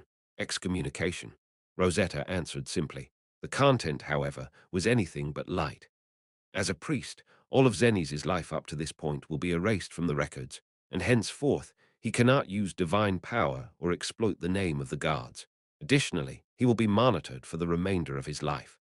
Losing everything he has lived for up until now, Zeniz could either live out his life in Crossroad as quietly as a mouse, or return to the imperial capital as a priest and die under the honorable whip of his former comrades. There were only 2 paths left for Zeniz. To think that she gave him a choice, should this be considered mercy? You have 1 hour to leave, that's all. Rosetta said this to Zeniz, and after giving me a slight bow, she turned and left. Standing dazed in the middle of the ruined priest's office, I quickly turned to Zeniz. Hey, Mr. Zeniz, explain. What's going on here? Seemingly just as stunned, Zeniz finally spoke in a desolate voice. As you know, there's nothing more I can add or subtract.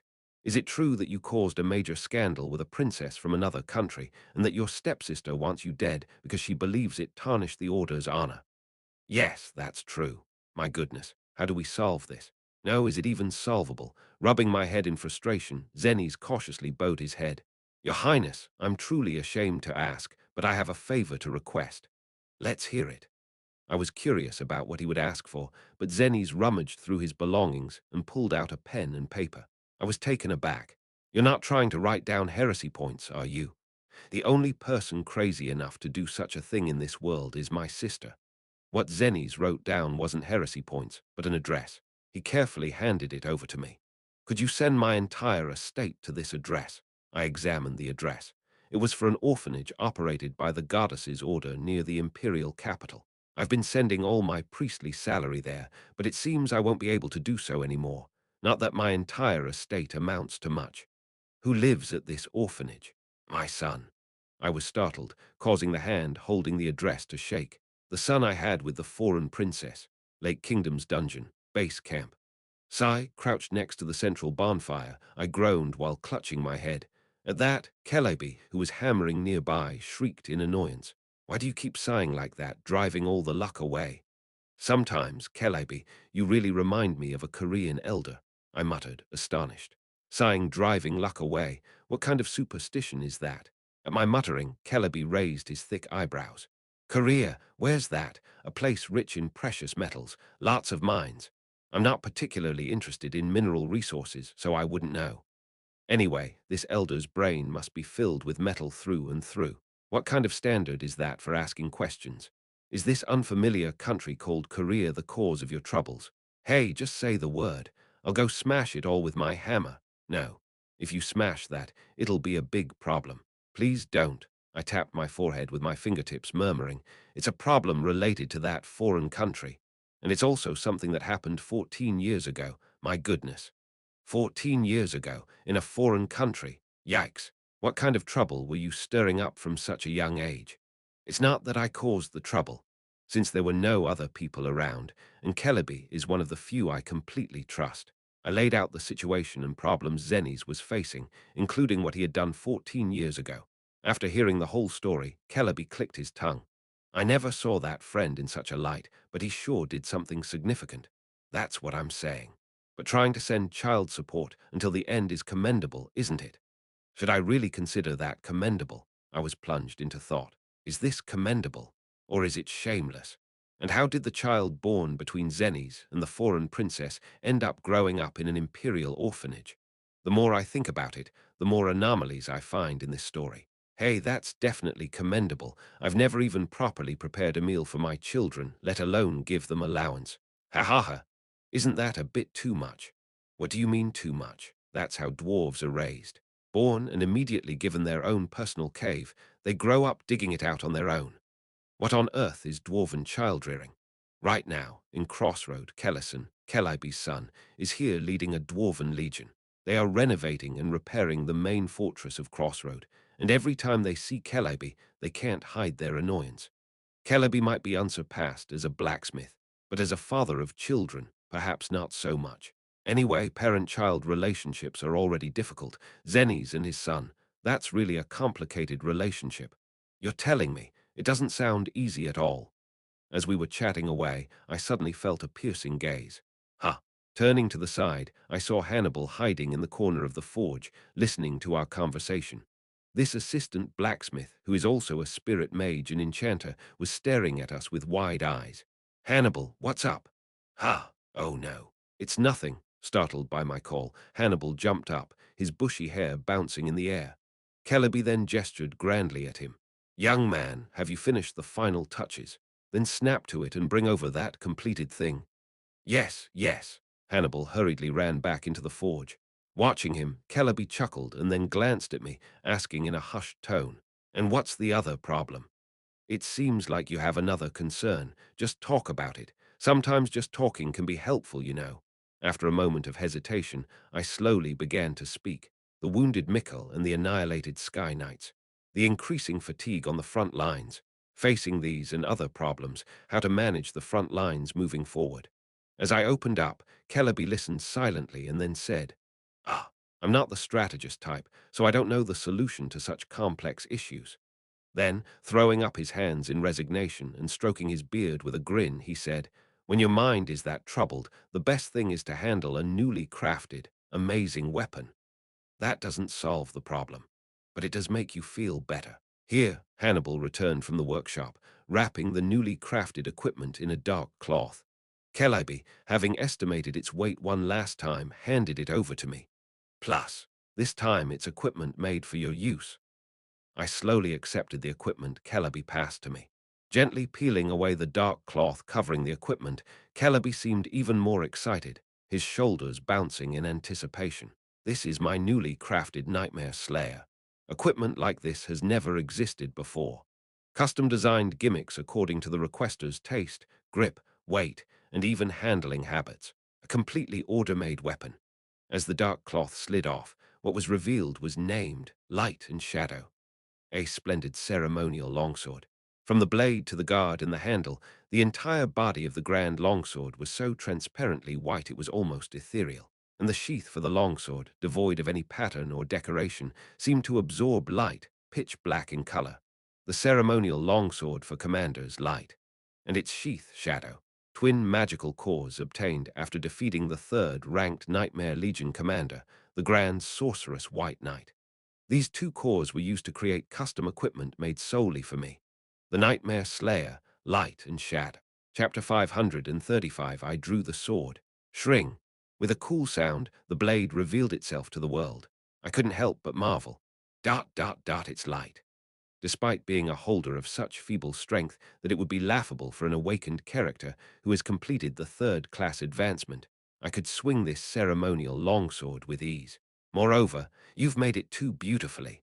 The white sword was so transparent it almost seemed made of glass. It didn't look like a sword, but rather a piece of art. As I continued to express my admiration, Celebi shrugged his shoulders. It's the first time I've made a ceremonial sword rather than one for actual combat. Since it was for ceremonial use, I decided to put in a bit of effort. Amazing, Celebi. It's truly splendid. But its durability is terribly low, so you have to be gentle with it. Got it, Celebi kept explaining as he circled around me. I've included all the features you requested, and as per your request, I've deliberately dulled the blade. It won't cut paper, let alone vegetables. It's just a pretty club, a club. Exactly what I wanted. Silly guy. And about the sheath. Celebi cast a slightly nervous glance towards the sheath in my other hand. You better handle it with care. That sheath is actually more dangerous than the sword. I looked at the sheath in my hand, pitch black, carrying a sinister darkness like midnight, an ominous sheath. Rustle, rustle. Suddenly, it seemed as if sounds of darkness-eating bugs came from the sheath. Simultaneously, the lights in the base camp flickered all at once, as if someone had blown on a torch. By the great hammer. Marmy! Startled, Celebi and Hannibal clung to each other. An evil aura seemed to swirl around us. Gasp! I tightened my grip on the sheath, focusing my mind to infuse magic power into it. Then, the sounds of darkness-consuming bugs ceased all at once. The flickering lights stabilized, and the base camp was enveloped in bright light, as if nothing had happened. I can handle this much now. I smiled slightly, slowly inserting the ceremonial longsword light into its sheath shadow. Not just the sheath, but the sword itself emitted a certain demonic aura. Not only its inherent beauty, it seemed to possess a magical force that seductively caught people's eyes. And when combined into one, inserting the sword into the sheath, the demonic aura emitted by both pieces seemed to neutralize each other. If I'm not careful, it might consume me. This is the Nightmare Slayer. It can enchant people with both light and shadow, but also a person can wield both light and shadow. Willing to take the risk and wield this equipment, I thought about moving on to the next phase of the strategy as I attached the sword to my waist. Wait, there's more. I've included that transformation gimmick you requested. Celebi was about to explain more excitedly, but I didn't listen and activated the lock mechanism installed in the sheath, a device known as a secret lock, locking the sword in place. Click. This locking mechanism, usually used on ring swords, was something I had requested to be custom-made, and Celebi had done a splendid job. Hey, aren't you going to try the transformation? Celebi, flustered as I locked the sword, stuttered in disappointment. It's like giving your young son his favorite transforming robot toy, and then the son disappointingly doesn't use the transformation feature, that specific kind of look. I smiled wryly and nodded. Today there's a funeral being held in Crossroad. I should start heading over. Testing the transformation gimmick would take too long. But, well, if it's for a funeral, there's no helping it. Celebi, respecting my duties as a lord, seemed a bit disappointed as he continually glanced at my waist where the equipment was. The transformation gimmick must have been a work of pride for him. However, using that gimmick would require testing too many things. since it's a weapon that needs to be familiarized with through actual use. Thus, I decided to postpone the testing and start preparing for the funeral. Master. At that moment, Hannibal cautiously called out to Celebi. I wondered when they had developed a master-disciple relationship to use such terms. Would it be all right if I take a quick trip to the surface? After meeting Hannibal's earnest gaze for a moment, Celebi briskly stroked his beard and laughed heartily. Good, I'll come with you. I've been wanting to get some fresh air anyway. Yes, I quietly watched the two prepare to leave together, thinking to myself, Celebi might not know much about raising children, but he seems to do quite well in training disciples. Clapping my hands, I led the way to the teleportation gate. Let's hurry, we don't have much time left. West of Crossroad, the graveyard. Here, a funeral is in full swing. The choir is singing. Holy water is being sprinkled on the grave, blessing the afterlife of the deceased. Watching the funeral proceedings unfold, I turned my head to gaze at the graves. In the last 3 months, many more graves had been added. Since stage 27, there have been continuous deaths, and the scale has been growing. Having attended funerals non-stop recently, this scenery has become all too familiar. I hated that. Becoming accustomed to death, becoming desensitized to sorrow, having funerals become a routine part of daily life. I hated it. As the ceremony came to an end, it was my turn to speak. Stepping up to the podium, I cleared my throat and recited a stanza from an elegy. Do not go gentle into that good night. Do not accept the dark night meekly old age should burn and rave at close of day. Those fading away should thrash and resist at day's end rage, rage against the dying of the light. Let anger, and again anger, be directed at the fading light. Silence followed my recitation. The verse I chose was somewhat different from the usual funeral tributes. Thus, the citizens appeared slightly puzzled. Taking a deep breath, I began to speak.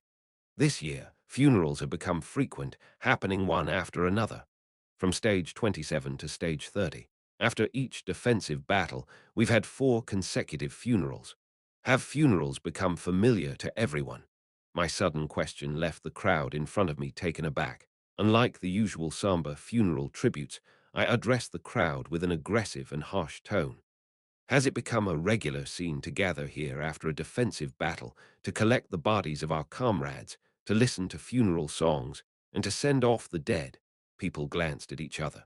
Have I become used to reciting sad verses, making moving speeches, and remembering those who have fallen with tears?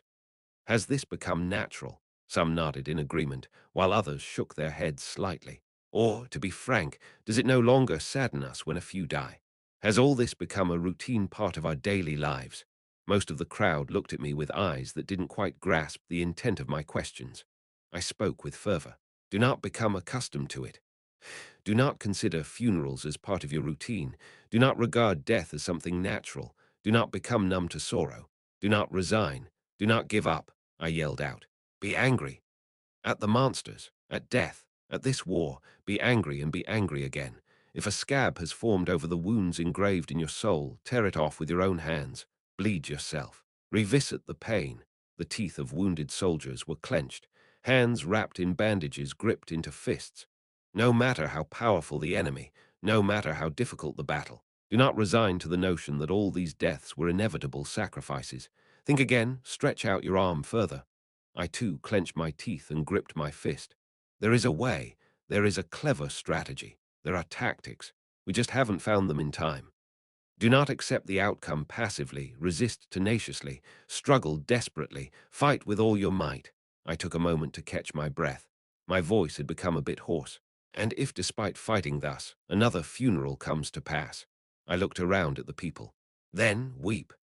Do not become indifferent. Do not let go thinking you've done enough, that it couldn't be helped. Mourn and rage for each death of a comrade. Do not forget that pain.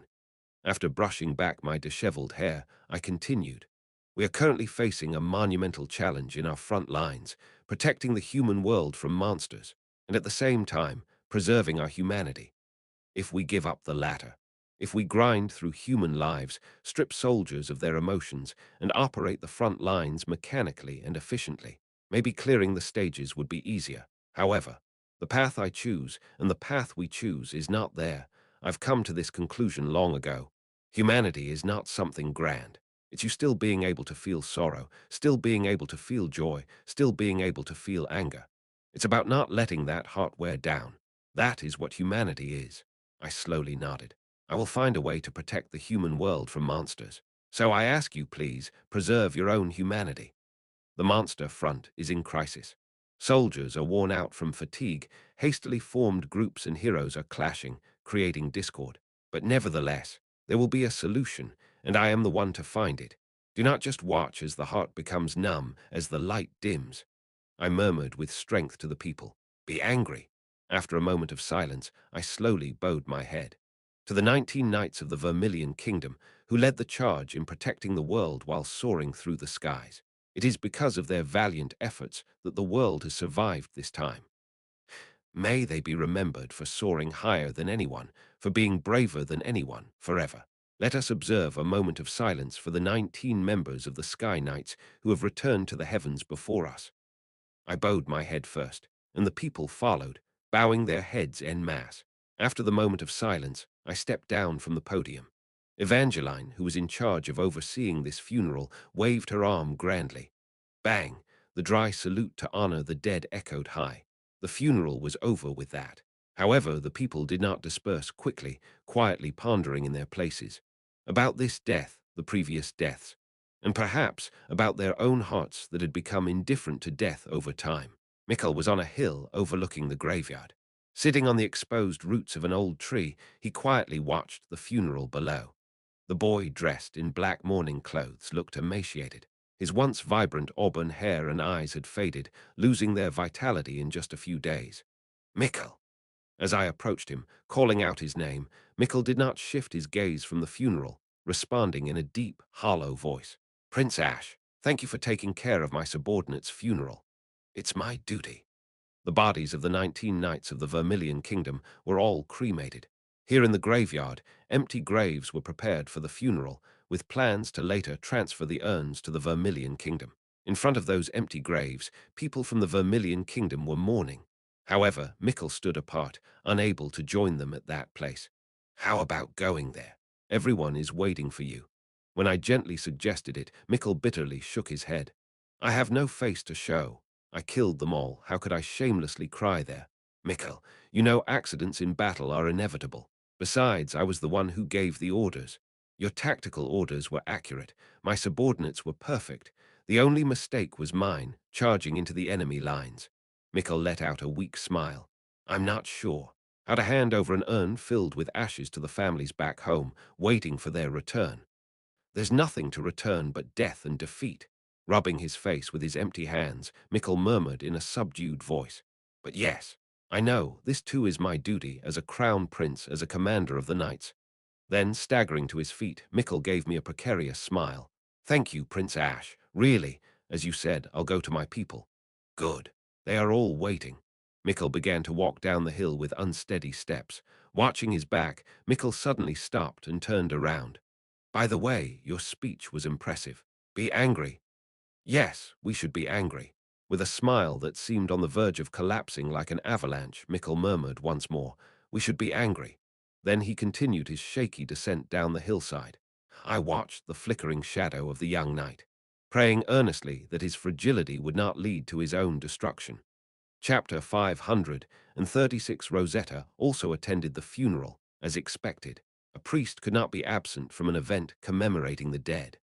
Dressed in her stark black priestly garb, devoid of any adornments, Rosetta was quietly praying in front of the graves. As I approached, Rosetta, hearing my footsteps, stopped her prayer and gave me a slight smile. A fitting funeral, Your Highness. Is there such a thing as a good or bad funeral? My question, tinged with disbelief, was smoothly answered by Rosetta. While the death of a person is a sad affair, properly honoring them is a commendable act.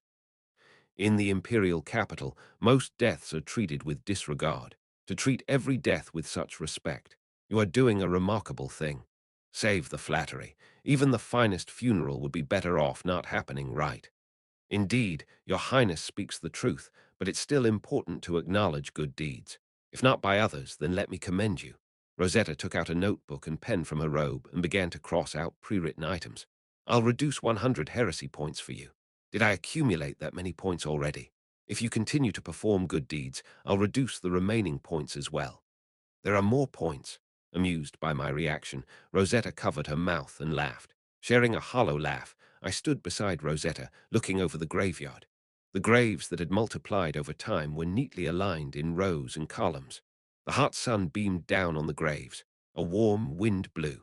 Summer was near. Damien, sweating profusely as he finished up a funeral in front of a new grave, caught my eye. I murmured without realizing. Priests really have it tough. They strive to save lives on a regular basis, and then when someone dies, they have to work hard at the funeral like this.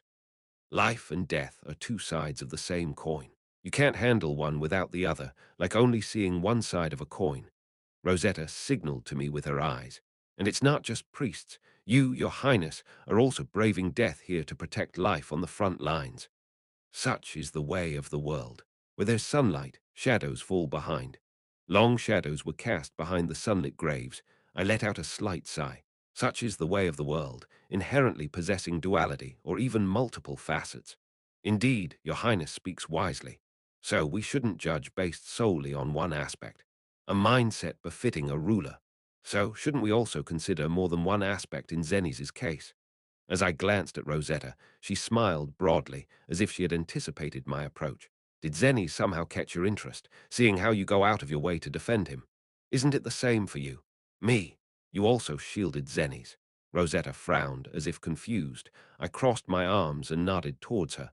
Why did you wait for me before going to deal with Zenny's, if not to take me with you? If you really wanted to kill that troublemaker, you could have quietly found him and dealt with him. Right. Why bother taking me along? I pressed Rosetta, who remained silent. You wanted me to stop you, didn't you? That's it, right.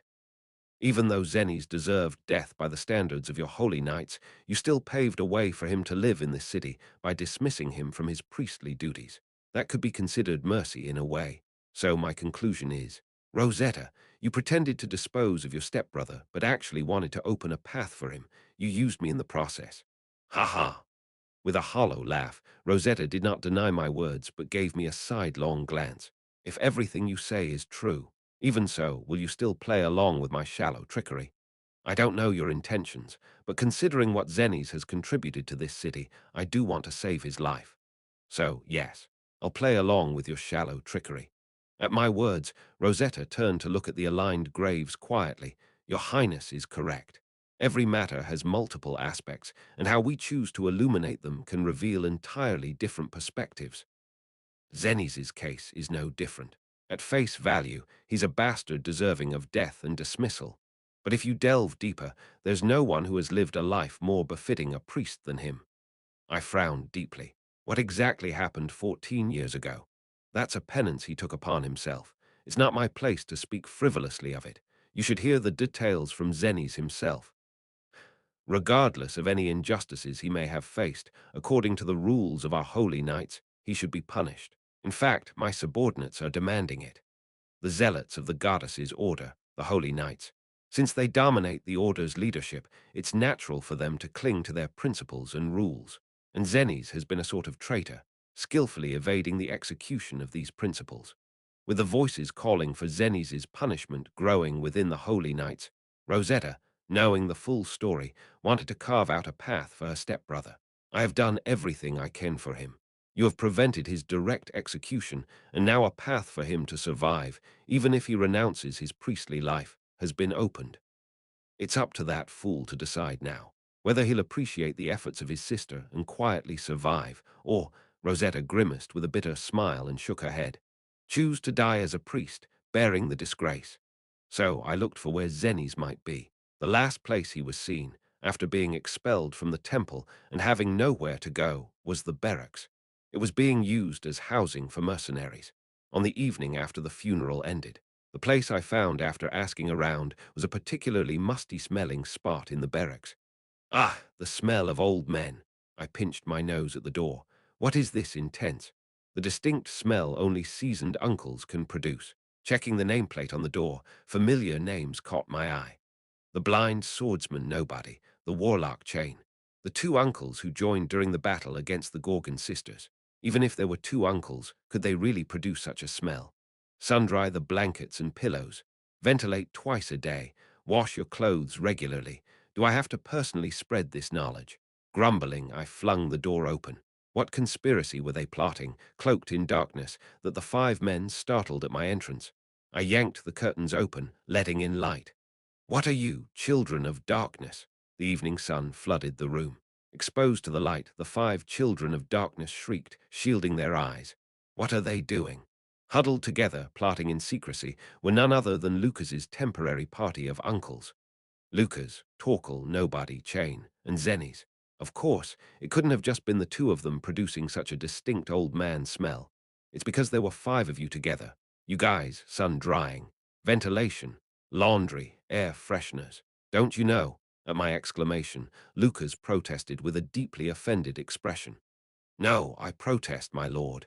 I meticulously maintain my hygiene every day. I just came here briefly for a meeting.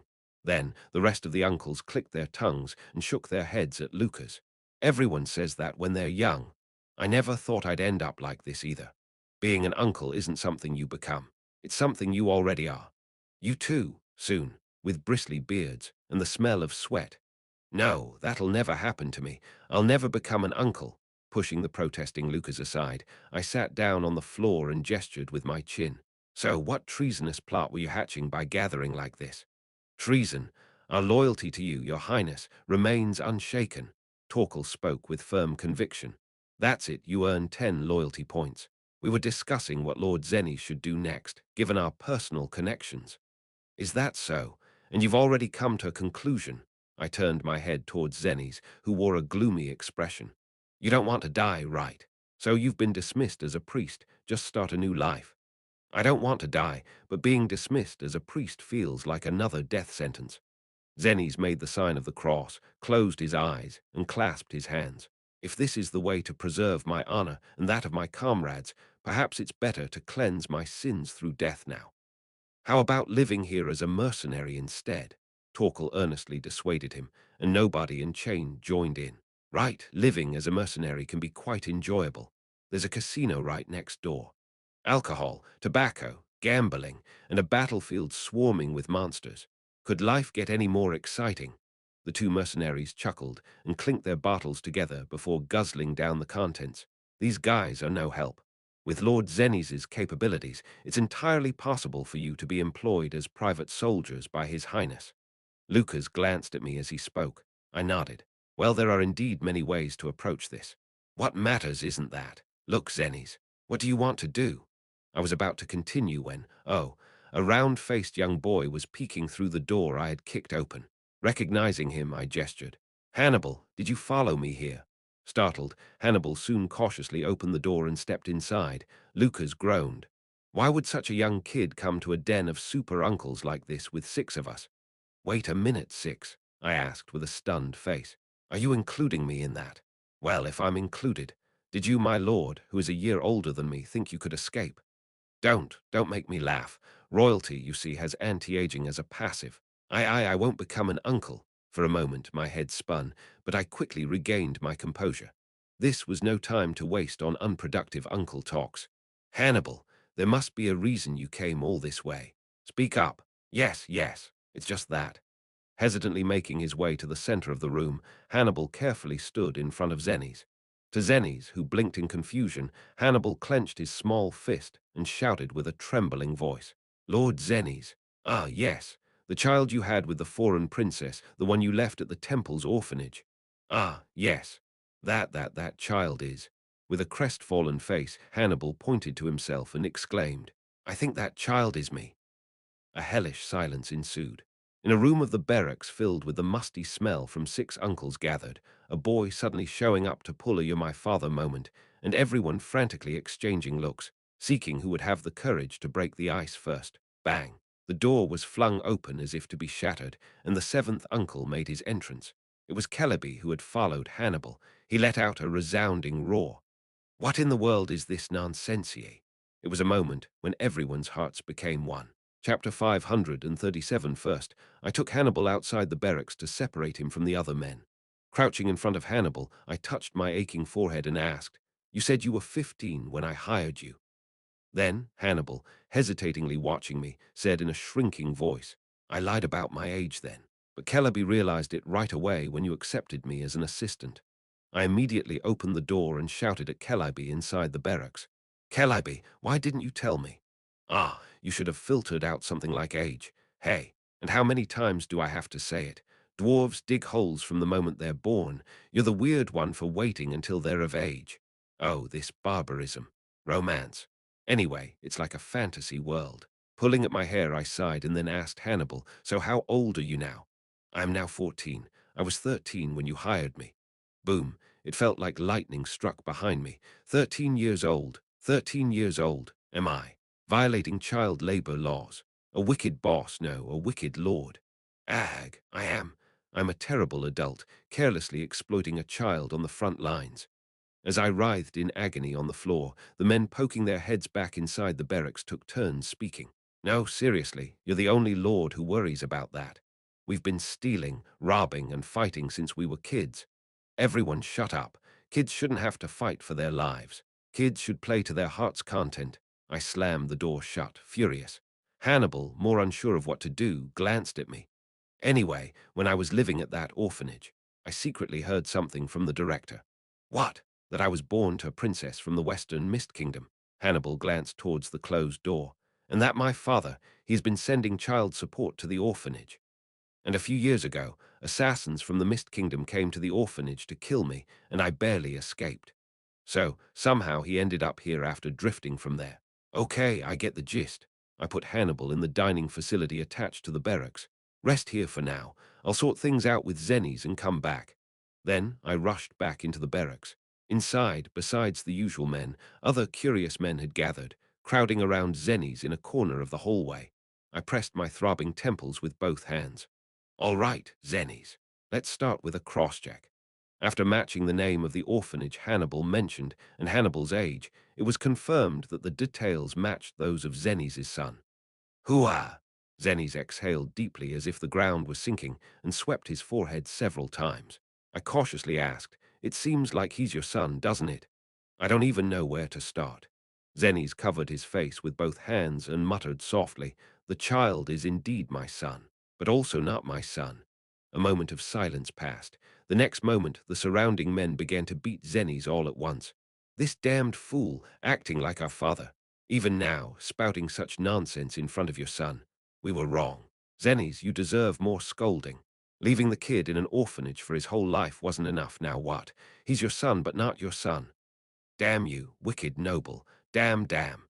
They beat Zennies until he declared surrender. I growled fiercely at the man lying on the ground, making groaning sounds.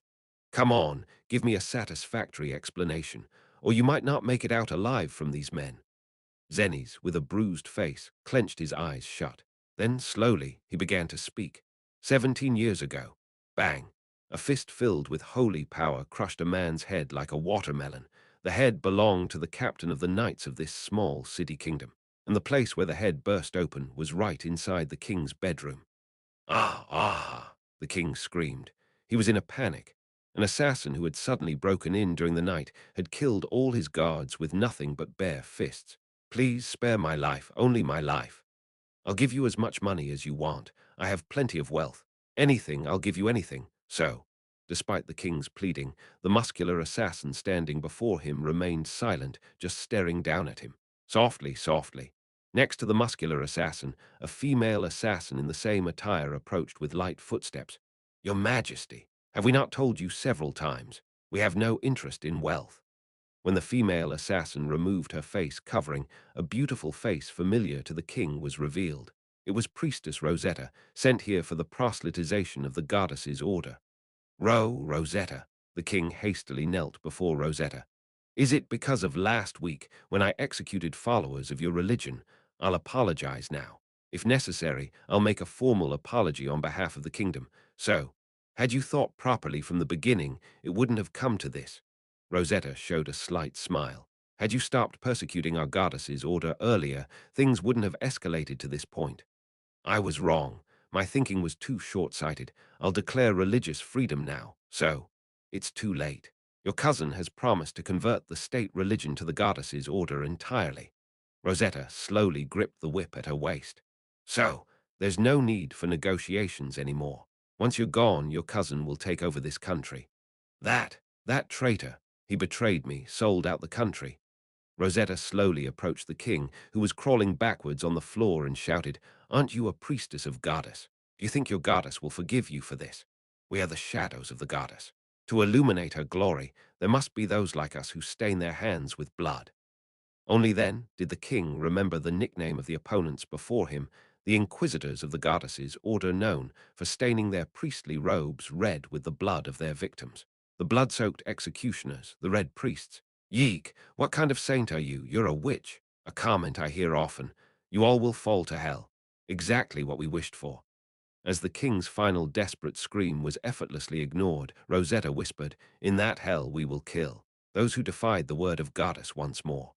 Immediately after, Rosetta's whip mercilessly struck down on the king's body. After the situation concluded, at the top of a mountain near the city kingdom, Rosetta looked down at the confused city with a cold face. The king had been assassinated, and his cousin had ascended to the throne, declaring the goddess's order as the new state religion. In other words, they had decided to accept the influence of the Everblack Empire. The empire did not wage war on this small country. Instead, it brought the country into its sphere of influence through the relatively peaceful means of royal assassination and religious propagation. There were many ways to swallow a country without forcibly subjugating it. This was just one of them. "Sigh." Rosetta let out a short sigh. "Why do you sigh, sister?" A muscular young man who had come up from behind Rosetta, tossing his hair back, approached. He was Zennies, the Inquisitor assassin who had just demolished the palace with Rosetta. Zennies straightened his official attire with a young, cold face. It was hard to believe that this was the assassin who had been wildly swinging his fists in the palace, a cold and cool aura flowing along the young man's face. Rosetta, glancing at her stepbrother, adjusted her glasses. "Zennies, is this the right thing to do? Are you wavering again? Get a grip, sister." Zennies looked at his sister with a cold gaze. "Aren't we conducting a holy war? Are we not just proxying the Empire's war? It's a mutual understanding. The Empire expands its influence, and we destroy countries that persecute our followers." Zennies looked down emotionlessly at the burning city kingdom. However, undeniable pride and fanaticism were boiling in the young man's eyes. "Everything is for the glory of the goddess." Watching her brother, Rosetta shook her head. "I don't know. This isn't why I became a priestess." "Why is that? Are you not the highest-ranking inquisitor of the order? How did we, the internal purifiers of the order, end up roaming outside, assassinating and engaging in political machinations in the name of proselytization?" Rosetta exhaled a long sigh. "I wanted to heal people and receive thanks, not kill people and be cursed like the other saintesses of the order. Like that youngest saintess you often praise, Saintess Margarita." "Yes," Rosetta continued, perhaps envious of the other saintesses. "She went around healing people in all sorts of harsh places and slums. People were so moved by that young saintess that they willingly converted to our church." Rosetta silently looked down at the city-state they had overthrown. "Violence can't be the only answer." Then Zennies snorted. "Come on. Snakes live a life fit for snakes, and birds live a life fit for birds. And we are snakes, sister. Snake." At that word, Rosetta felt the blood in her body turn cold. The fleeting dream of a different life quickly evaporated. "You're right, we are shadows, because we are the red priests." Rosetta nodded and patted Zennies on the back. "Zennies, continue to stand firm and be the pillar of our inquisitors, of our holy night division." "Of course I will." Zennies slightly curled his cold lips into a smile. "That way you won't waver, sister." "What's our next mission, sister?" "This time it's a solo mission for you." Rosetta took out the next mission orders from her pocket and handed them to Zennies. "It's a place called the Western Mist Kingdom. It's worse than this mission site.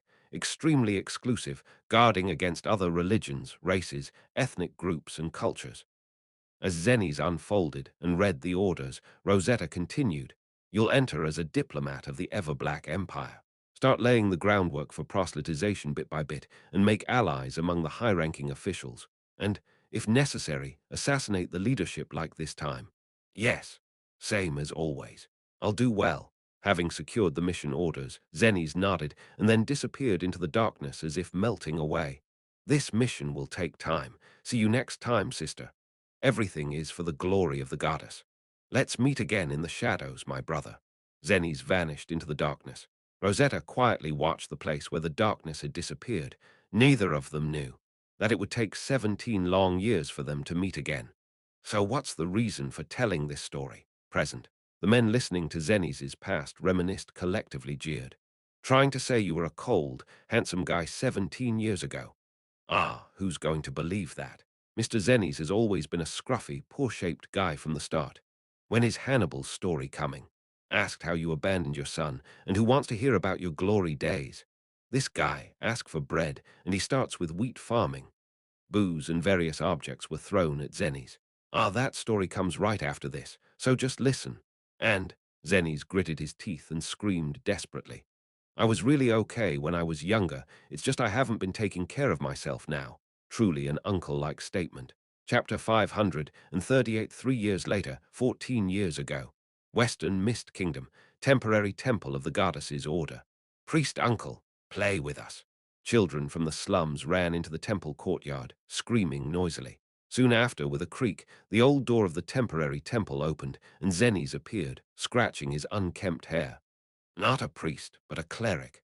Between his bushy hair, the unmistakable sharp gaze of an inquisitor flashed. And how many times do I have to tell you, not uncle? I'm still in my 20s. But even in the face of Zenny's menacing attitude, the children were unfazed. They stuck out their tongues and pulled down their lower eyelids at him, acting all grumpy again. Whether it's a priest or a cleric, it's all the same. In our country, we call them priestuncles. Well, priests usually don't even glance at us, but cleric uncle plays with us every day. So maybe there is a difference.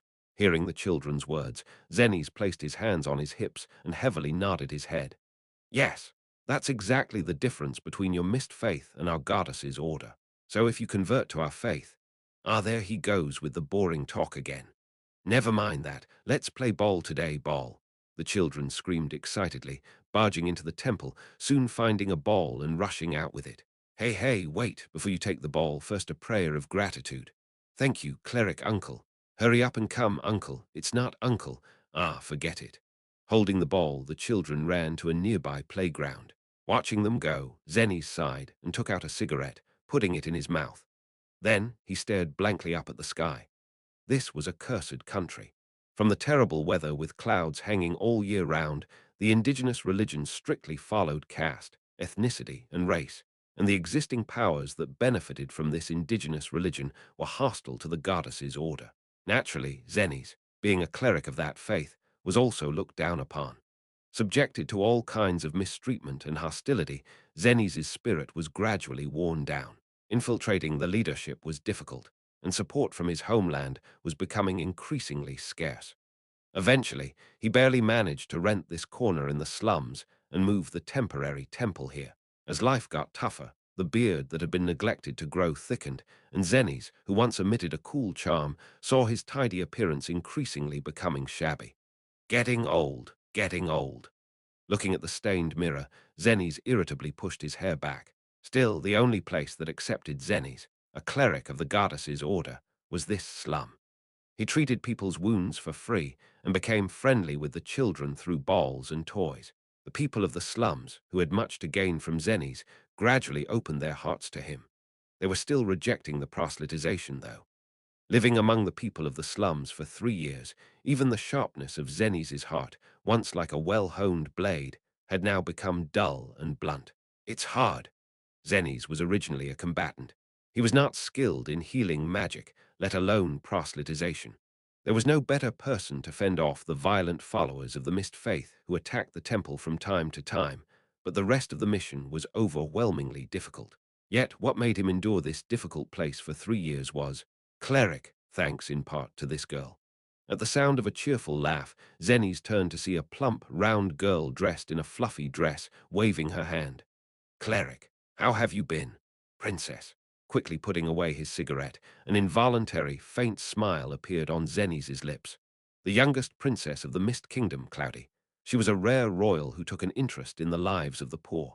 In this country, where social status and class were clearly defined, it was uncommon in the history of the nation for a princess to directly visit the slums and embrace the lives of the poor.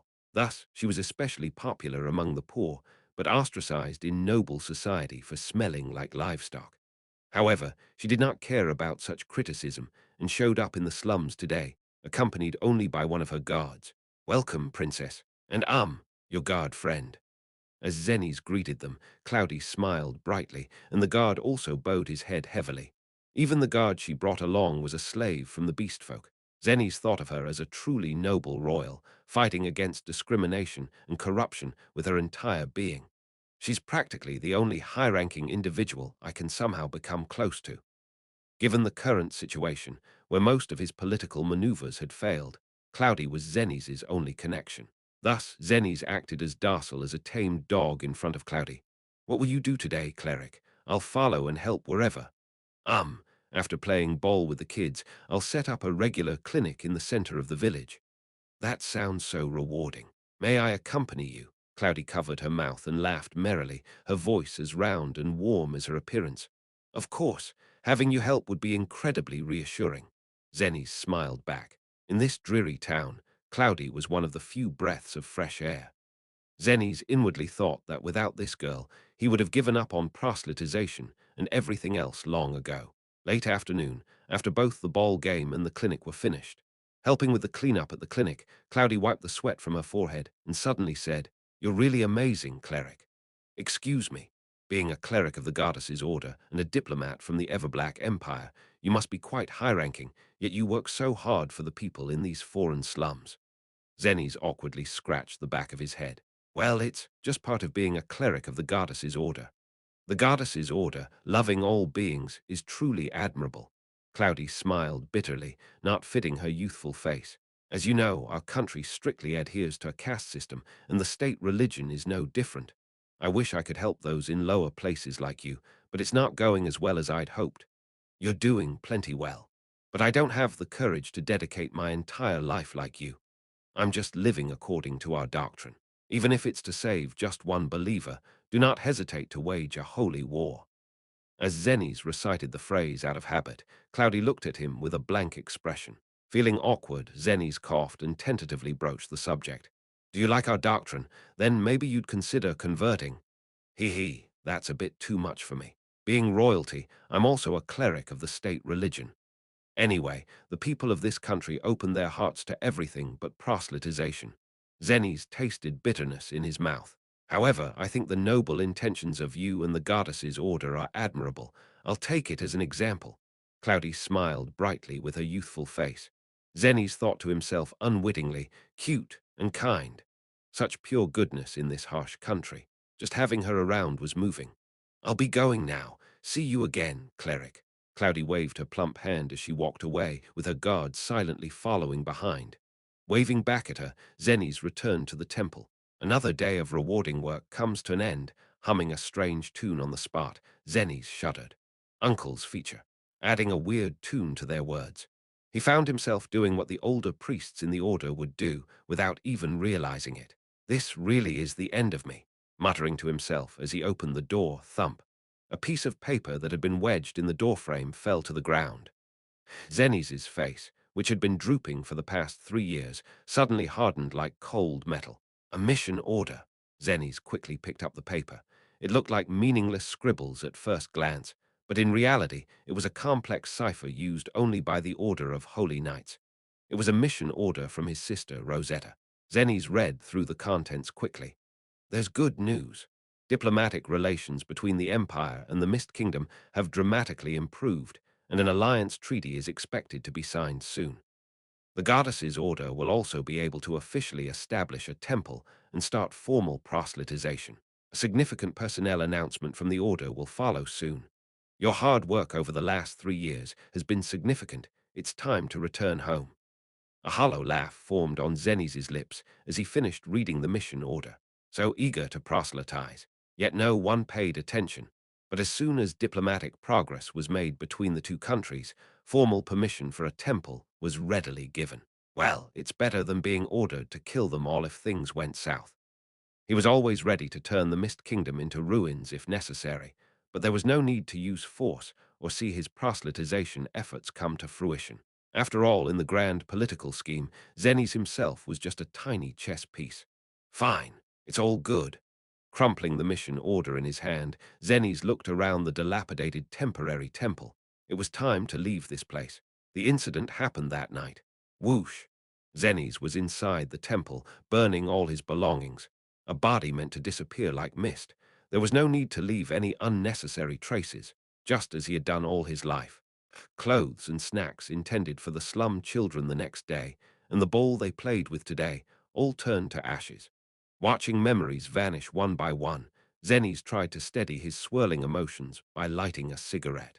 That's when he heard it. Knock, knock, knock. Someone was knocking on the temple door at this hour. Zennies, puzzled, opened the door, and there, Cleric, wearing a hooded robe, concealing her identity, and having come here was none other than the youngest princess, Cloudy.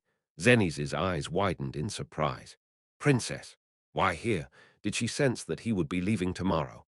Or had she come to celebrate the diplomatic news between the two countries? As various thoughts crossed his mind, what came out of Cloudy's mouth was completely unexpected. Please save me. With a face smeared with tears, Cloudy cried out. Please save me, Cleric. Zennies' face turned to confusion. Save you? Who's trying to harm you, princess? My father, the king, is trying to kill me. The king is trying to kill you. Why? That's because. Hesitating, Cloudy grabbed her stomach and tightly closed her eyes. Because I was found out to be pregnant. What? Pregnant? What is this all about? She's too young. In front of a baffled Zennies, Cloudy, looking distressed, unbuttoned her dress around her stomach. Her significantly swollen belly was revealed. How she had hidden it until now was a mystery. It looked almost full term. Zennies, with his mouth agape, carefully asked as he examined her belly, Princess, were you married? Would I be? Obviously, it's an illegitimate child, and that's why father is furious. Trembling, Cloudy snatched the cigarette Zennies was holding, put it in her mouth, and took a drag. Then, with shaking hands, she inhaled deeply. She was quite skilled at it. Zennies' jaw dropped even further. Since when do you smoke? It's a basic skill for royalty. Even with a child inside. With the situation this dire, even my child would understand smoking one. Something. Zennies' fantasy about Princess Cloudy was shattering. You seem close to full term. How have you hidden it until now? I'm a bit on the plump side, you see. I lied that I was gaining weight, but that excuse reached its limit. With her round and innocent face, Cloudy blew out clouds of smoke. Hooah, I managed to hide it well until now, but just had to be discovered today. I only needed to last a few more days, damn it. Who's the father? My God. Ah, that guy. Only then did Zennies recall the beastfolk slave guard who always followed Cloudy. He was my lover. We've been together for 10 years. Feeling the atmosphere turn sour, Zennies cautiously asked, So all this time, helping slaves and the poor was also? Yes, all to make him happy. It wasn't out of noble intentions. Noble intentions, my foot. I only need him to be happy. Zennies' headache intensified. He took a deep breath. There was no refreshing end. This country was indeed a cursed place. So, where is this beloved of yours now? He's dead. Cloudy's face crumbled into tears again. As soon as my father found out, he had him captured and executed. I have to save this child. It's the fruit of our love. Cloudy rushed to Zennies, grabbing his clothes and pleading. Please help, Cleric. My father will try to kill the child in my womb, and me as well. How do you expect me to help? Outside the temple, the sound of soldiers' footsteps grew louder. The searching torches lit up the night streets. Feeling the noose tighten, Cloudy's face turned pale, and she suddenly exclaimed to Zennies, I'll convert. What? I'll convert, right this moment from now on. I'll believe in the goddess's order. Zennies' shoulders tensed up. Cloudy, shaking him back and forth, screamed, The goddess's order doesn't abandon its believers, even if it means waging a holy war to save even one believer. So, save me. The soldier's footsteps reached right in front of the temple. Cloudy cried out, Please save my child in my womb. Chapter 539. Zennies fled with Cloudy. The superhumanly trained Inquisitor's body was agile enough to escape the city, even while holding a full-term girl in his arms. Having evaded the encirclement, they took a momentary rest in an abandoned hut on the outskirts. With the tension released, Cloudy leaned against the wall and fell asleep as if she had fainted. Zennies silently stood and looked down at this foolish girl.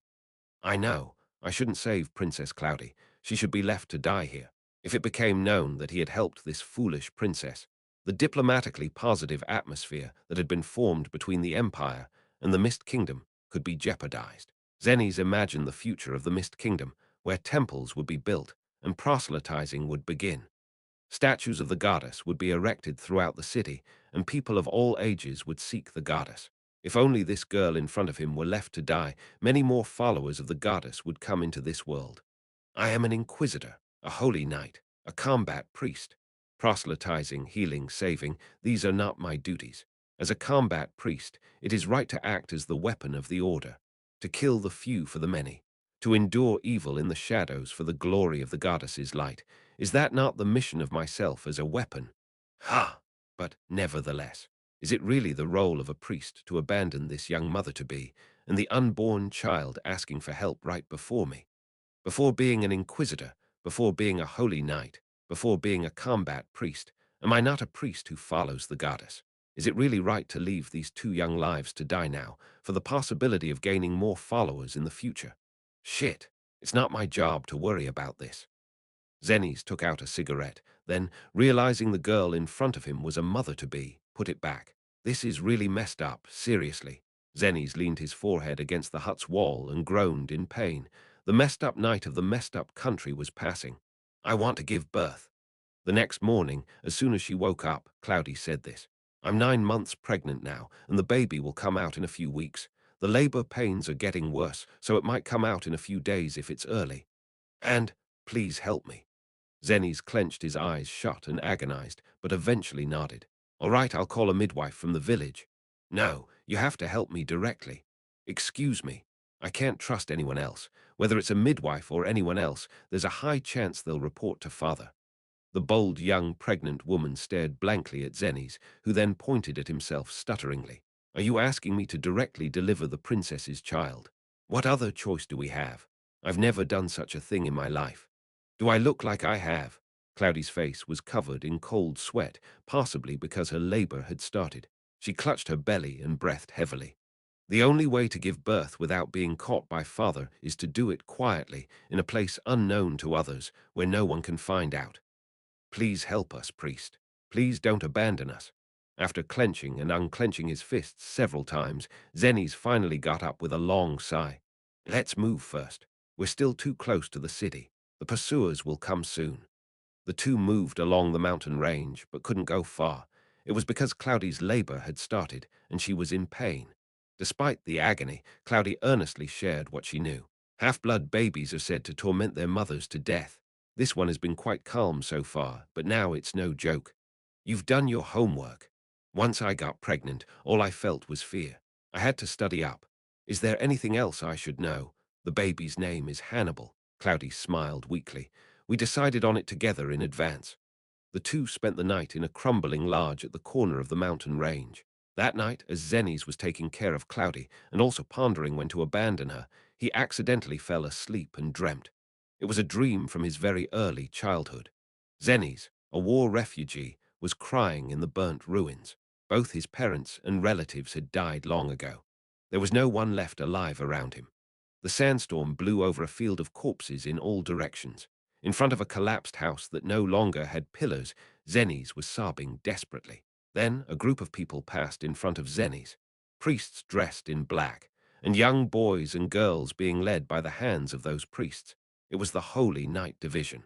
They used to select young boys and girls among the war orphans to join their ranks. But they didn't even glance at Zennies. He was too small and thin. It was clear he would die soon even if they took him. However, a blonde girl walking at the front, holding the hand of a priest, was different. The girl glanced over at Zennies and suddenly let go of the priest's hand and ran towards him. And then she hugged the crying Zennies tightly. Rosetta, what are you doing, Rosetta? The leading old priest yelled irritably. We can't take any more. This child is my brother. We lost each other in the war, but now I've found him. The girl, Rosetta, glared at the leading old priest. If you don't take him, I won't follow either. After a long sigh, the old priest gestured forward. Bring him, but you're responsible for taking care of him. Then the surrounding priests protested. Captain, we can't afford to take care of all these kids. We're running out of food and drinking water. Quiet. How can an adult stop a child who wants to save another child? Just go. With permission granted, Rosetta clumsily helped Zennies to stand. From now on, you're my brother, understand? Zennies, staring blankly at Rosetta, stuttered a question. But you aren't related to me at all. Why not? We're the same human beings, Rosetta whispered with narrowed eyes. So we have to save each other. As Zennies' face went blank, he heard the leading old priest shouting, "Let's go, damn kids." It was a desperate wish. Let's survive together. The group moved forward into the sandstorm-ravaged wasteland. Rosetta led Zennies by the hand, holding it tightly. Clenching his teeth and following her, Zennies thought. He would never forget the touch of this tender hand that held him. Such was a very old memory. With the morning dew on his cheeks, Zennies woke up. Cloudy had been groaning all night, holding her belly. Watching her pale complexion, Zennies made up his mind. Just as he had survived with the help of a complete stranger, he decided to help Cloudy give birth. The birth of a half-blood is perilous. The labor, starting earlier than expected, brought terrible pain. Cloudy could no longer move, and Zennies had no choice but to assist with the birth in this half-collapsed large. Zennies was ignorant about childbirth, and it was the first time for Cloudy as well. Fortunately, Zennies was a priest who could use healing magic, and Cloudy had studied childbirth in advance. The two novices struggled to give birth to the child and assisted each other in doing so. After several days and nights, Cloudy, now extremely exhausted, gradually lost consciousness. The labor of the half-blood child was too much for her young and frail body. She was dying. To somehow keep Cloudy's consciousness, Zenny said anything. After giving birth, what do you want to do? What? You're still just a young, foolish child. You have much more of your life ahead. Remaining. Life. After giving birth, what kind of life do you want to live? Cloudy, with a dazed expression, eventually chuckled. I guess I can't live as a princess anymore. It seems like you've done everything His Majesty told you not to do, so it might be difficult. Ha! Being born into royalty made life easier. I wanted to live even more comfortably. It's a shame. Cloudy, jesting, hummed and pondered. Well, now that I've become a free person, I want to live a life I've never even imagined. Like what? I'm good at singing. Wouldn't I be popular as a singer with a princess background? That would definitely make headlines. I can read and write, so getting a job at a reputable business seems good too. A commuting princess doesn't quite suit your highness's personality. Working at a travel agency might be nice, don't you think? I'm good at getting along with people, traveling the world, talking with customers from everywhere. That does seem fitting, although it's hard to say if a travel agency could operate properly in these dangerous times. And maybe, could I become a priest? Zenny stopped replying. Cloudy smiled awkwardly. I owe such a great debt to the Church of the Goddess, but donations seem difficult. It would be nice if I could dedicate the rest of my life.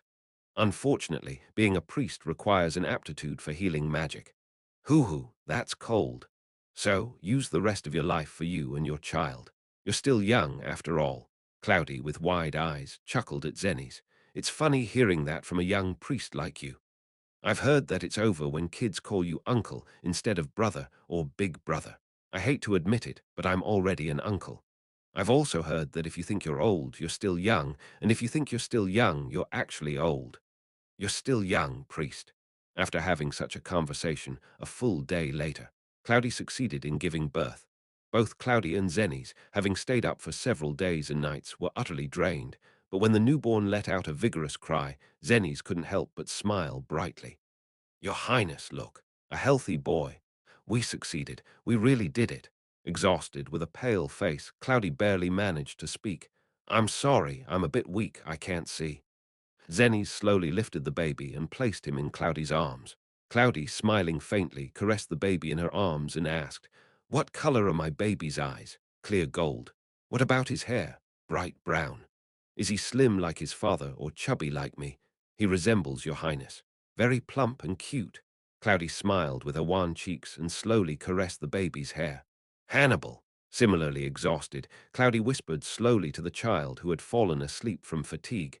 Instead of mom and dad, sing songs, get a job, travel, make donations to the temple, live your life that way. Thank you, Priest Zennies. Cloudy slowly closed her eyes. I'm sorry to ask this at the last moment, but please take care of this child. Thud. Cloudy's hand, which had been caressing the child, fell to the ground. Standing dumbfounded in front of the dead princess's body, not knowing what to do, Zenny slowly lifted the child into his arms. Wah, wah! It was then the child Hannibal, seemingly sensing his mother's death, began to cry as if the world was ending. And then, here they are, the priest who fled with Princess Cloudy. Hearing the baby's cries, the pursuit team rushed into the lodge. Where is the princess? She has passed away. Don't move, you bastard. You're under arrest. Holding the crying child, unable to think of escaping, Zennies finally came to his senses, and he repeated to himself, "What am I doing here?" Chapter 540. Zennies was dragged back to the Mist Kingdom. Kneeling in the square, Zennies was beaten by the king's soldiers throughout the night. But no matter how much he was whipped and beaten, he did not let go of the child in his arms. He knew the moment he let go, the child would die. This despicable bastard. He's not handing over the child. What should we do? Lock him up in the prison for now. His Majesty will interrogate him personally tomorrow. So Zennies was locked up in a solitary cell. Though it was a solitary cell, he was not alone. The child was still in his arms. Zennies looked down at the child with haggard eyes. The young child gasped for breath with difficulty. The child hadn't had a drop of water, let alone breast milk, since birth. The child's breathing was weak, as if it might stop at any moment. If the child dies here, then he could leave the Mist Kingdom without any trouble, and there might not be any significant discord between the Empire and the Mist Kingdom. After all, wasn't he only guilty of assisting the princess's childbirth? If by some chance the child survives, who would cherish him? Just one more unfortunate life thrown away by irresponsible parents would be added to the world. As the breaths from the little child's nose became fainter, Zennies felt a sense of relief without realizing it. Yes, better leave now. Before tasting the fullness of the world's pain, before realizing what suffering is peacefully. That was when something blurry passed through the bars. Zennies looked up at the window above him in wonder. It was a dark night, and there was not a single light around, so where was the light coming from? There it was, moonlight. The sky of this dreadful country, usually obscured by thick clouds, was slightly parted, and through that gap a stream of moonlight poured in. The light brushed the child's face, revealing his innocent, unknowing face. It was a fleeting moment, but it was enough time for Zennies to etch the child's image onto his retina. Ah, Zennies didn't know why his eyes suddenly became hot. Ah, why, at the sight of a child dying who had nothing to do with him, his heart was constricting. Zennies didn't understand. He couldn't comprehend, but without realizing it, he whispered, "Don't die." Holding the child, Zennies recited more earnestly than all the prayers he had ever said in his life. "Don't die." Fortunately, a drizzle began to fall. Zennies collected the rainwater falling through the bars in his hands, warmed it, and let it flow into the child's mouth. The child eagerly sucked on Zennies' finger as if it were his mother's breast. "That's right. Good, good. Please hold on." In the narrow cell, shielding the baby from the rain with his back, trying to preserve the baby's body heat. "Let's live," Zennies whispered desperately. "Let's live together." The long night passed. The child was still breathing, and Zennies was dragged out of the cell to the audience chamber. Priest Zennies. There stood the king of the Mist Kingdom, who had not met Zennies once in the past 3 years. The king, chuckling while stroking his mustache, welcomed Zennies with open arms. "What a great discourtesy my men have committed against a diplomat from the Everblack Empire. I shall apologize on their behalf. Now that only good things are to fill the space between our two nations, my youngest daughter has caused such foolish trouble, troubling even priest Zennies." The king gestured towards the silent Zennies. "Come now, let's not make a simple path difficult. Priest Zennies, hand over that little one to me. The child born of my daughter, thus the ownership belongs to me, doesn't it?" Standing with an expressionless, inquisitor-like cold face, Zennies slowly bowed his head to look at the child in his arms. This was his last chance to live a life as before. This child is indeed Princess Cloudy's child. And then Zennies decided to give up that path. At the same time, he is also my child. "What?" To the king, who frowned, Zennies declared, "This child was born out of love between me and Princess Cloudy. Over the past 3 years, we grew close and eventually developed feelings for each other, resulting in this child's birth. He is my son." The king's mouth curled into a sneer of disbelief. "What are you saying, Priest Zennies? Do I look like a fool to you?" That child is a cursed result of my foolish youngest daughter and a fur-covered slave rolling in the hay. Just because I reign in this cloud-covered, remote corner of the kingdom doesn't mean I can't recognize a beastkin hybrid. The child, wrapped in Zenny's blood-stained shirt, had patches of fur characteristic of beastkin. Pointing angrily at the child, the king yelled, "A young pair of fools given over to base desires, both dead, just another common orphan. Are you willing to take on this disgrace yourself? As a priest, to engage in such improper relations with a princess in the city you came to proselytize, are you really willing to admit to that?" "Yes," Zenny's nodded. The king's mouth fell open slightly. This child is not only a child of the Mist Kingdom, but also the son of an ever-black diplomat and a priest of the goddess's church.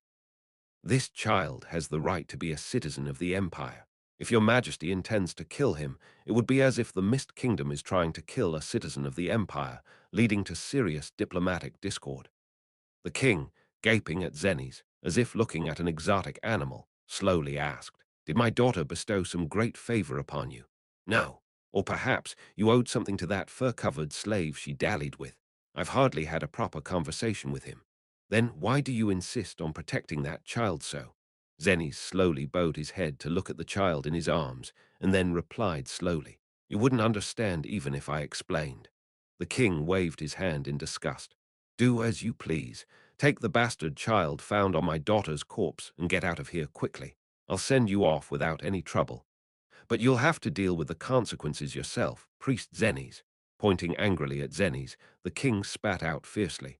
"If that child is indeed born of love between you and my daughter as you claim, then any diplomatic discord would be on you and the Everblack Empire."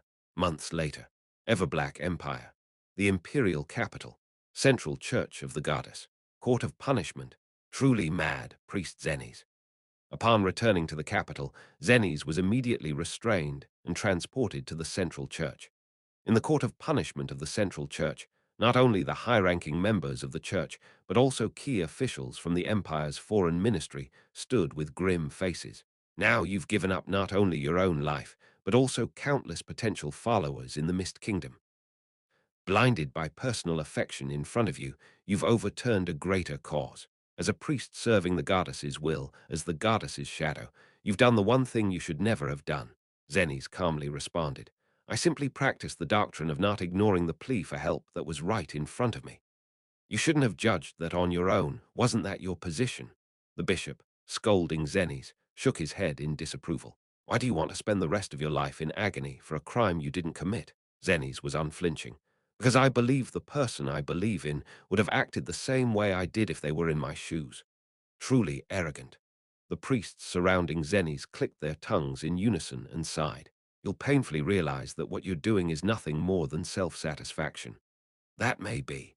Zenny's shrugged his shoulders. "But even if it is self-satisfaction, saving that young life seems more valuable than my entire life spent just following orders to destroy something." Bang! The bishop slammed his fist on the table and shouted, "One last time, Zenny's. Where did you hide the child? How many times do I have to tell you? After escaping the Mist Kingdom, it wasn't long before he caught a fever and died. I buried his body in the mountains.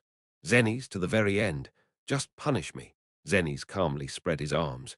"Please punish this unfortunate lamb." His comrades from the Holy Knight Division tightly closed their eyes. Unfortunately, Rosetta was absent. Regretting the absence of his sister, Zenny's muttered, "For tarnishing the honor of my comrades, I deserve an appropriate punishment."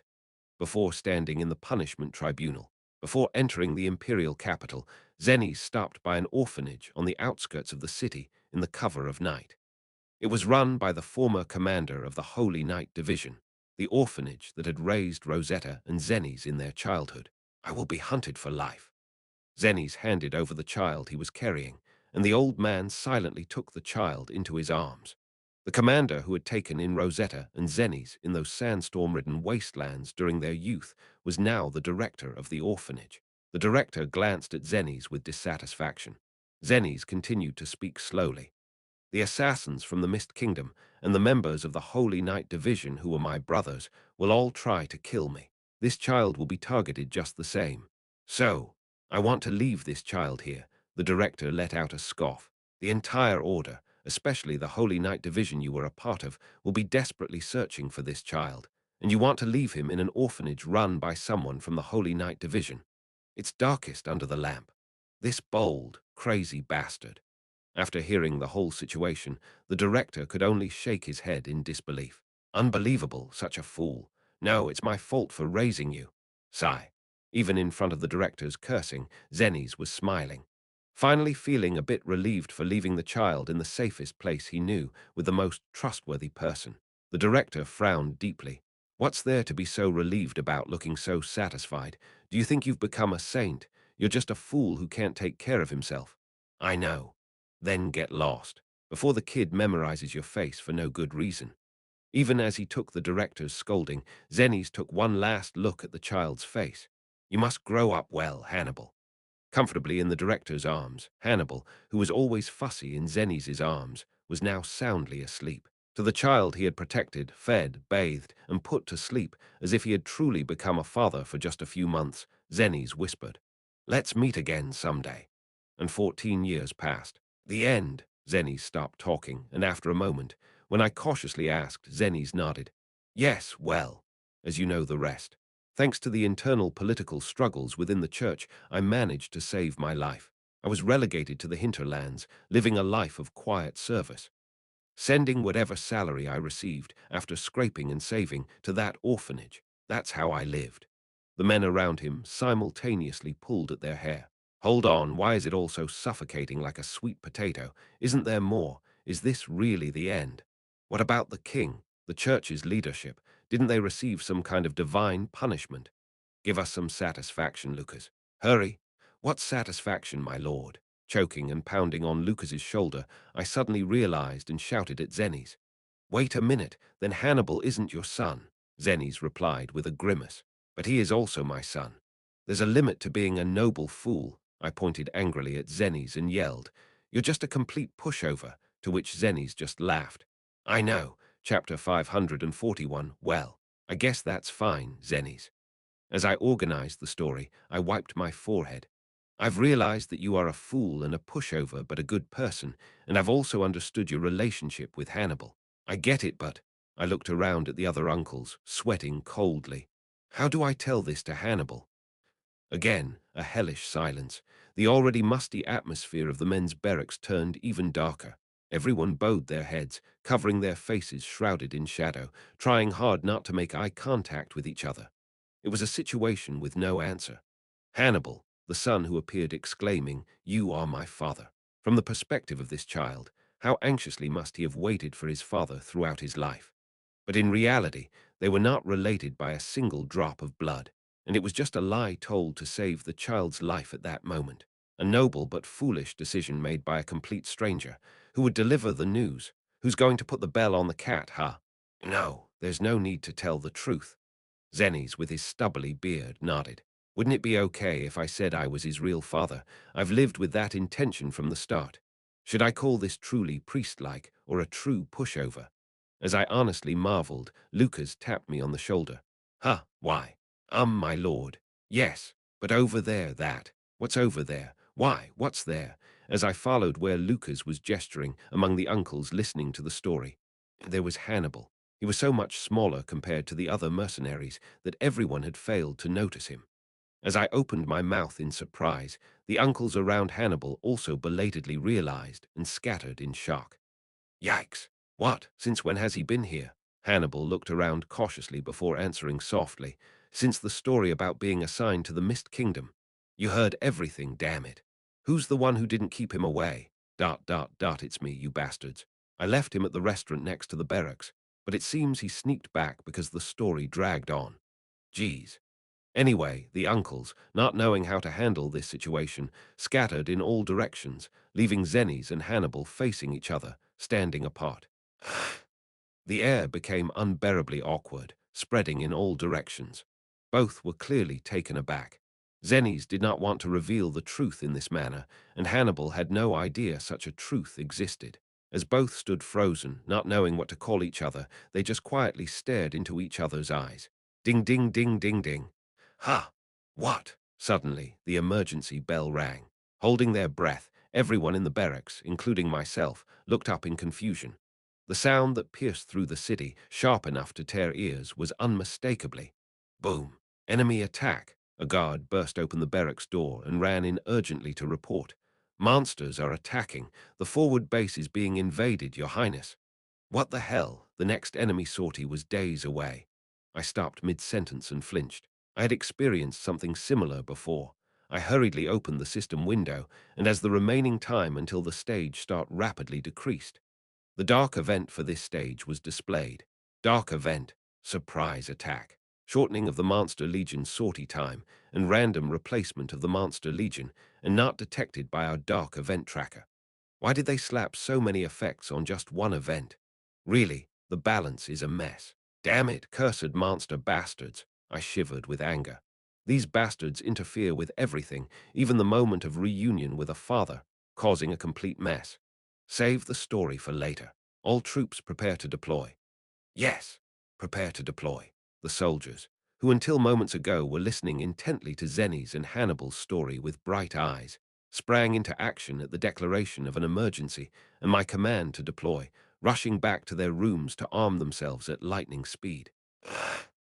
Among the others scattering and moving about in chaos, Zenny's and Hannibal stood still for a moment, looking at each other like two stones in the middle of a river. But soon after, they each kicked off the ground, rushing to where they needed to be, just like all the other heroes and soldiers. I wanted to give more attention, but there was no time for that. In a hurry, taking the uncle's hero party, including Lucas, I dashed outside with the guard who had come earlier. The usual dungeon scouting is meaningless. The dark event, surprise attack, has also changed the Monster Legion. I manipulated the system window to check the identity of this Monster Legion.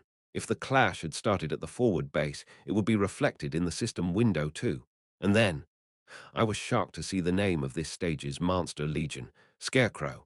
Scarecrow Legion. Damn, of all things. Scarecrows are monsters that inflict mental status abnormalities like fear and mind control.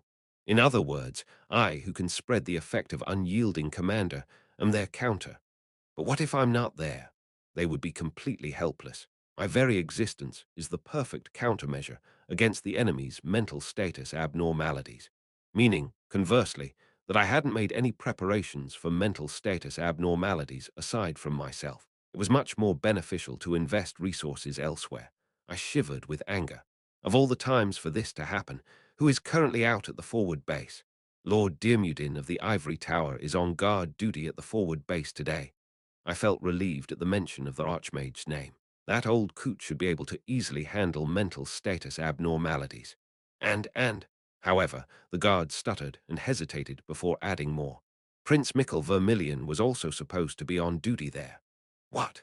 Originally, it was the Vermilion Kingdom's army's turn for guard duty at the forward base today. But since he needs to return to his country soon, he was taken off the roster, but since it's his last duty, he volunteered to stay. My mouth fell open. My intuition was screaming, "This is fucked up." I yelled at the top of my lungs. "Everyone, sprint to the teleport gate, to the forward base as quickly as possible." Yelling, I gathered all my strength and ran, but damn it. Tat-a-dat-a-dat. The other heroes, excluding myself, were much faster. They all overtook me, shooting forward like bullets. No, I'm needed on this battlefield. Why is my body so weak, even after the third-class change? That's when it happened. "My lord!" Ta-da! Lucas stopped in front of me and offered his back. "Thank you." I quickly climbed on, and Lucas, using Step of Persistence, shot forward. Lucas overtook all the other heroes, leading the way at top speed. The teleport gate rapidly neared. Indeed, one must use their head. If your legs are slow, just ride a personal transport. "Please, everyone," I prayed as we jumped into the teleport gate. "Hold on." A little earlier, forward base. Atop the ramparts, Mikkel stood at the edge of the rampart, looking out at the countless trees that had been felled in front of the forward base. The forest, cut down diligently by the carpenters and laborers from Crossroad, was vast and desolate. While it lacked the eerie air that once surged towards them, the forest still possessed a suffocating, gloomy aura. Mikkel inhaled deeply, his face pale, his fists trembling slightly. It was in the heart of this forest that all his men had breathed their last, because of his mistake. Mikkel had been bound head to toe by the enemy Legion commander, forced to watch helplessly as his men were slaughtered one by one. Blood dripped from Mikkel's bitten lip. Then footsteps approached from behind Mikkel, who slowly turned around. Aham! It was Diarmuid, the lord of the ivory tower, who approached, stroking his long white beard. Mikkel nodded slightly in greeting. Lord of the ivory tower, Diarmuid. Prince Mikkel. Diarmuid, standing silently beside Mikkel, gestured with his eyes. I won't offer empty consolation. Just remember, all heroes and legends are only completed after enduring their own pain and adversity. Mikkel said nothing. Diarmuid continued. You are young. Do not delve too deeply into this incident or blame yourself too harshly. Isn't your future still bright? That's a saying for those who have another chance. A self-mocking smile formed on Mikkel's lips. I was in a position where I could not afford to fail. I only had one opportunity. Having failed so miserably, once I return home, I will be discarded. Diarmuid's eyes widened in surprise. Who said that? The ones who created me. Mikkel slowly closed his crimson eyes. That if I failed even once, I would be discarded, just like my brothers. That's how I was trained. Diarmuid shook his head. Is the Vermilion Kingdom still engaged in such practices? Creating the perfect king has been our country's long-standing ambition. And at least it seems I'm not the right material to be that king. As Mikkel hung his head, Diarmuid spoke slowly.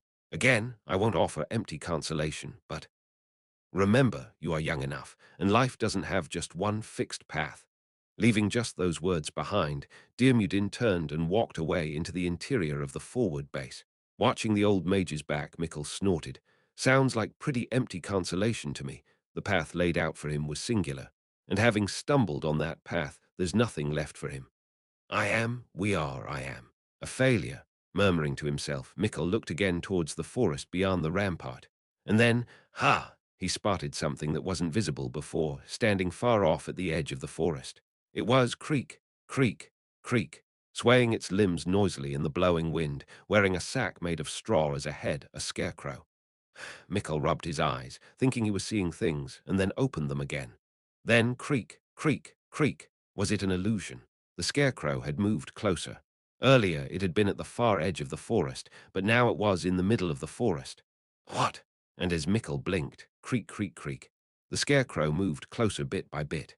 Mikkel's trembling legs slowly backed away, but the scarecrow's approach was significantly faster. When Mikkel regained consciousness, the bizarrely swaying scarecrow was standing right in front of the rampart, having grown massive in size, close enough to reach out to Mikkel on top of the wall. What are you? Mikkel asked with a trembling voice as the mouth part of the sack over the scarecrow's head ripped open. What do I look like? It produced a voice full of dry laughter. Creak, creak, creak, creak, creak, creak, creak, creak, creak, creak. Suddenly, the entire forest was filled with countless numbers of scarecrows standing densely packed. The scarecrows all reached out their hands towards Mikkel, who couldn't move. I am your fear. The abnormally long arms of the scarecrow standing closest slowly embraced Mikkel. Your nightmare. Chapter 542 Flash. Right after we breached the forward base through the teleport gate. SHH. Keep quiet. Myself and the hero's party, the uncles, immediately silenced ourselves and crouched low, taking cover against the wall. Damn it! Surveying our surroundings, I let out a curse under my breath. Creak, creak, creak. The forward base had already been overrun by a swarm of scarecrows. On the walls, once staunchly defended by human soldiers, a group of scarecrows with bizarrely long limbs flailed about, each tying a human to their body. As the scarecrows moved, the tied-up humans also flailed their limbs. Drool dripped from their open mouths, and their eyes, dull and unfocused, showed they were unconscious. Lucas broke out in a cold sweat at the sight of the soldiers dangling from the scarecrows' bodies. Have they been captured? Yes, this is the Scarecrow Legion. By inflicting mental conditions like fear or confusion, they break the enemy's spirit. Then they kidnap the victims and use them as hosts by tying them to their bodies. Scarecrows are mere straw when alone, capable only of spreading fear and confusion. However, once they have connected a victim to themselves, they can steal and use the victim's abilities. Is everyone taken? I quickly scanned the interior of the forward base. Has everyone fallen to these creatures? That can't be possible. Just then, a feeble and exhausted voice was heard. Looking in that direction, I saw an old man with a white beard limping towards us, leaning on a staff. "Dear Mudin, you're safe." Safe. My dignity's been completely shattered. The Grand Sorcerer was covered in blood. Not only his robe, which was always neatly pressed, but even his cherished long beard was splattered with blood. Dear Mudin, having come to us, collapsed as if falling apart and let out a long breath. It happened in an instant. Prince Mikkel was the first to fall, and fear spread like a wave. In the end, everyone was captured one by one, leading to this situation. How could this happen? All my subordinates have been captured as well. I tried to protect them, but once the number of those possessed outnumbered us, there was no hope. Immediately after, Dirmudin looked at me with a reproachful gaze. "Are you wondering why I couldn't stop it, even though I was here?" I felt caught off guard. Well, it's not like he pointed it out directly. I'm reluctant to admit, but among my magic, there's hardly anything that aids allies. I've focused on annihilating enemies. Dirmudin frowned as he looked at those who were being dragged around by the scarecrows, making creaking noises. I myself wouldn't fall for such shallow tricks, but I couldn't take care of others as well. In situations like this, I'm not much help. In short, the old man had invested all his abilities into damage rather than utility. But it doesn't look like that. Just by appearance, you think there's nothing his magic couldn't do. Well, in the game, he did have a variety of attack spells, but he didn't really have any abilities for buffing allies or debuffing enemies. Anyway, Dirmudin admitted that there wasn't much he could do in this situation. Then, naturally, everyone looked at me. So far, I had been the one to come up with strategies for all the monsters we encountered. It was only natural for them to believe I would have a plan to overcome this situation. But with things having escalated to this point, even I found it difficult. The best way to deal with the Scarecrow Legion is, of course, not to let them take over your body in the first place. I sighed. But now that things have come to this, we need to think of a way to deal with it when their bodies have been taken. Do you have a plan, my lord? When a victim is captured by the Scarecrow monster, there are 3 methods. I began to explain, albeit reluctantly. First, escape through one's own strength. By mustering one's mental strength, one can escape from the Scarecrow's fear. Naturally, those with such mental fortitude wouldn't be captured in the first place. It's a low probability, practically impossible scenario. If only we could help. Once captured, victims are considered part of the Scarecrow, so our buffs and healing skills don't work. My unyielding commander skill also doesn't take effect. It's confirmed seeing all the victims still unconscious, hanging limply from the Scarecrows. Second, precisely strike the Scarecrow to rescue the victims. Everyone looked dismayed at my words. Currently, the Scarecrows and victims are closely attached, and they're not stationary but moving. Although they haven't detected us yet, they will attack fiercely once they do. A precision strike in such conditions. Even for Damien, it would be tough. Moreover, Damien hasn't joined us yet. Reinforcements are delayed due to the surprise attack. Only some of the forces, including the uncles and myself, have arrived swiftly. What's the third method? Lucas cautiously asked when I didn't mention the last method. I opened and closed my mouth several times before finally admitting. Abandon the victims. Kill them along with the scarecrows. It's the most realistic measure. A chilling silence fell. Everyone, with pale faces, looked around. The heroes and soldiers guarding the forward base were all familiar faces. They were comrades who had faced life and death together numerous times. But this is the reality. Once bodies are seized by the scarecrows, it might be the most humane method to end their lives before they suffer more horrendous pain. Dirmudin looked at me intently. I looked back at the old magician. Sacrifice lives. He had said so before, if necessary to maintain the front, even if it means increasing the number of allied graves. Does he still feel the same now that his subordinates are captured? And the method we will choose is, looking back at the scarecrows, I declared, the second method. Relief appeared on everyone's faces. I nodded. We'll wait for Damien. It might be a bit much to ask, but with Damien's skills, it's entirely possible. Without harming the victims, only the scarecrows would be precisely targeted and eliminated. Naturally, it's an impossible feat under normal circumstances, but with Damien's eyes. If it's Damien, possessing the finest eyes in this frontline, no, in this world, he can perform such miracles daily. We haven't been detected yet. When Damien arrives, he will use his farsight to snipe and blow the heads off all the scarecrows. I looked around at the reinforcements arriving one by one and nodded. So until then, keep quiet and, at that moment, whish thud, a scarecrow suddenly leaped from the opposite wall and landed heavily in front of us. In the dust cloud, a bright crimson magical power blazed. I barely managed to say, Mikkel. As the dust settled, the figure was revealed. Especially in the center of the giant scarecrow's body, the young knight was hanging. Tears streamed down from his closed eyes, and unintelligible mumblings continued to flow from his mouth. It's my fault, everyone. Proof. The highest. Doesn't it seem like that guy gets tied up unusually often these days? He might develop trauma.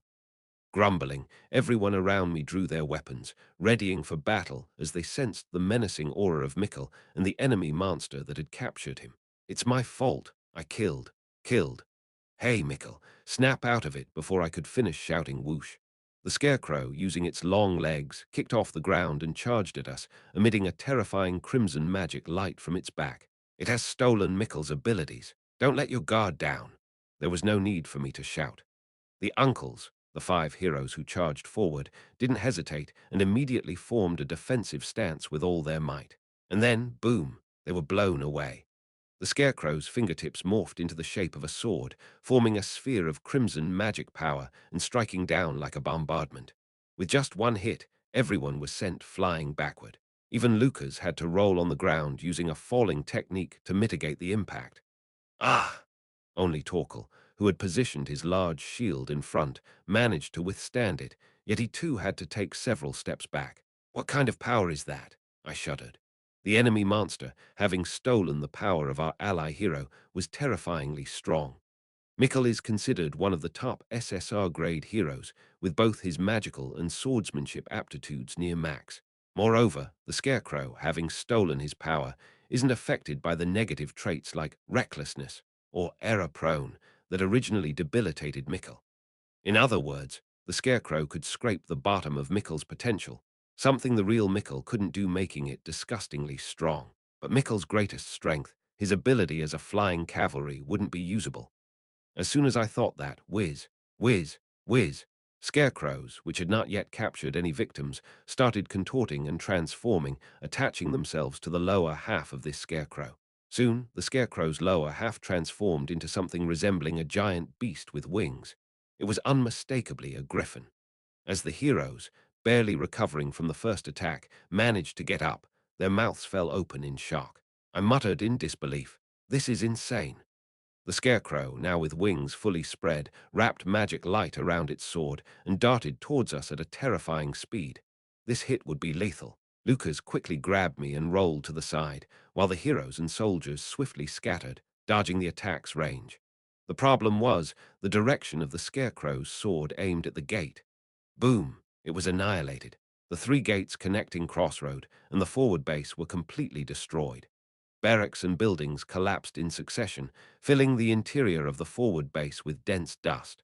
In the dust cloud, I trembled with rage. It targeted the gates from the start, that bastard. Then creak, creak, creak, creak, creak. A bizarre sound like wood scraping against wood echoed from within the dust cloud. Soon I realized what this sound was. Laughter. The monstrous creature's laughter. The King of Kings told me, human commander. Creak, creak, creak, creak, creak, creak. A giant scarecrow emerged from the dust cloud, with Mikkel tied to its chest. The straw bag covering the scarecrow's face tore open, revealing a sinister voice. "Your mind is stronger than anyone's. My fear won't work on you." But that's ignorance. Real fear doesn't come from manipulating the mind with illusions. With the gates destroyed, reinforcements from Damien would be even further delayed. As I strategized desperately in this situation, I played along with the enemy leader's pace to buy time. Really, then where does this real fear come from? Reality, the Scarecrow laughed. When you realize there's nowhere to run, when you understand that no reinforcements are coming to help, when all your plans have run out, when someone you care about dies right before your eyes, when you realize you can't save anything, that you're utterly powerless, that you're less than a handful of straw. For some reason, despite my passive skill, unyielding commander being active, in such a cruel reality, real fear begins. I felt a chill run down my spine. Now answer me, human. Do you feel fear? The commander of the Scarecrow Legion, the oldest scarecrow, flashed its eyes with the crimson magic power stolen from Mikkel, laughing ominously. It will happen. Chapter 543. Bang, bang, boom. The Scarecrow Legion commander, having taken to the air, unleashes a ferocious attack on us. With every swing of his sword, crimson magic power explodes, and our heroes cough up blood, rolling on the ground. He is using the Mikkel's power, which he kidnapped and now wears on his chest. And Mikkel is a magic swordsman. Each attack brings a powerful blow that combines both swordsmanship and magic power.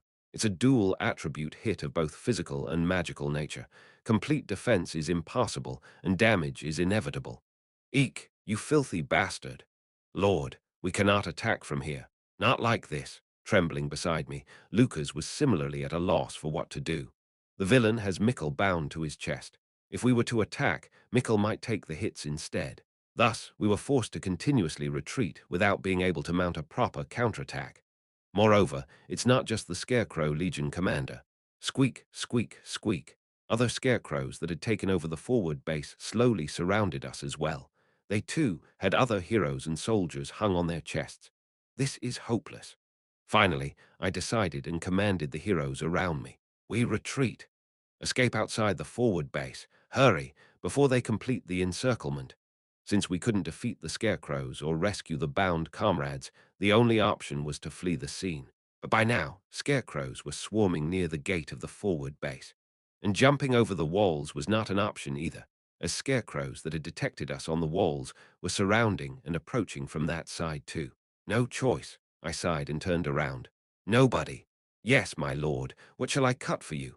The blind swordsman Nobody showed a sly grin and brandished his scabbard. I gestured towards the side. The wall. Yes, you can cut through anything, can't you? Cut through this wall of the forward base. Although Nobody looked astounded, he obediently followed my command. He lowered his stance and placed his hand over the handle of his sword. I've never tried this before. Then, like lightning, he unleashed a swift slash. Zing! The long sword drawn from the scabbard deeply cut through the wall. From the base to the top, a long vertical slash was carved into the wall. Ugh! Perhaps because he had cut through something too hard, the backlash made Nobody scream and fall backward. The long sword he held was snapped in half, but it was enough. Chain, Diarmuidin. I pointed to the wound in the wall and commanded the two magicians. Full power. To think what you'd ask of us. Our lord sure is bold, but it's the right decision. The dark magician, bound in chains, wielded the power of darkness to strike the wall, and the grand sorcerer with a white beard followed up with a powerful blast of flame. Boom! The wall, already split by the attack, was blown open by the magician's onslaught. But the wall, built with imperial engineering, the labor of crossroad workers, and my money, was formidable. It was still not completely breached. Lucas, lastly, I called my right-hand man, and Lucas, drawing the sword of light, clenched his teeth. To think I'd be the one to break this wall.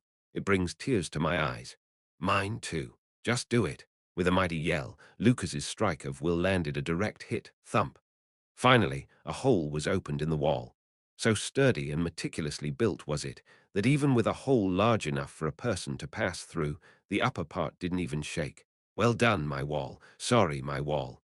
Everyone, escape. We escaped through the hole in the wall from the forward base. As I emerged onto the plain, wiping the sweat-drenched chin and looking back, the scarecrows within the forward base merely watched us from afar, not bothering to follow. With a flap of its wooden wings, the scarecrow commander lightly landed atop the wall, sneering with a chilling voice.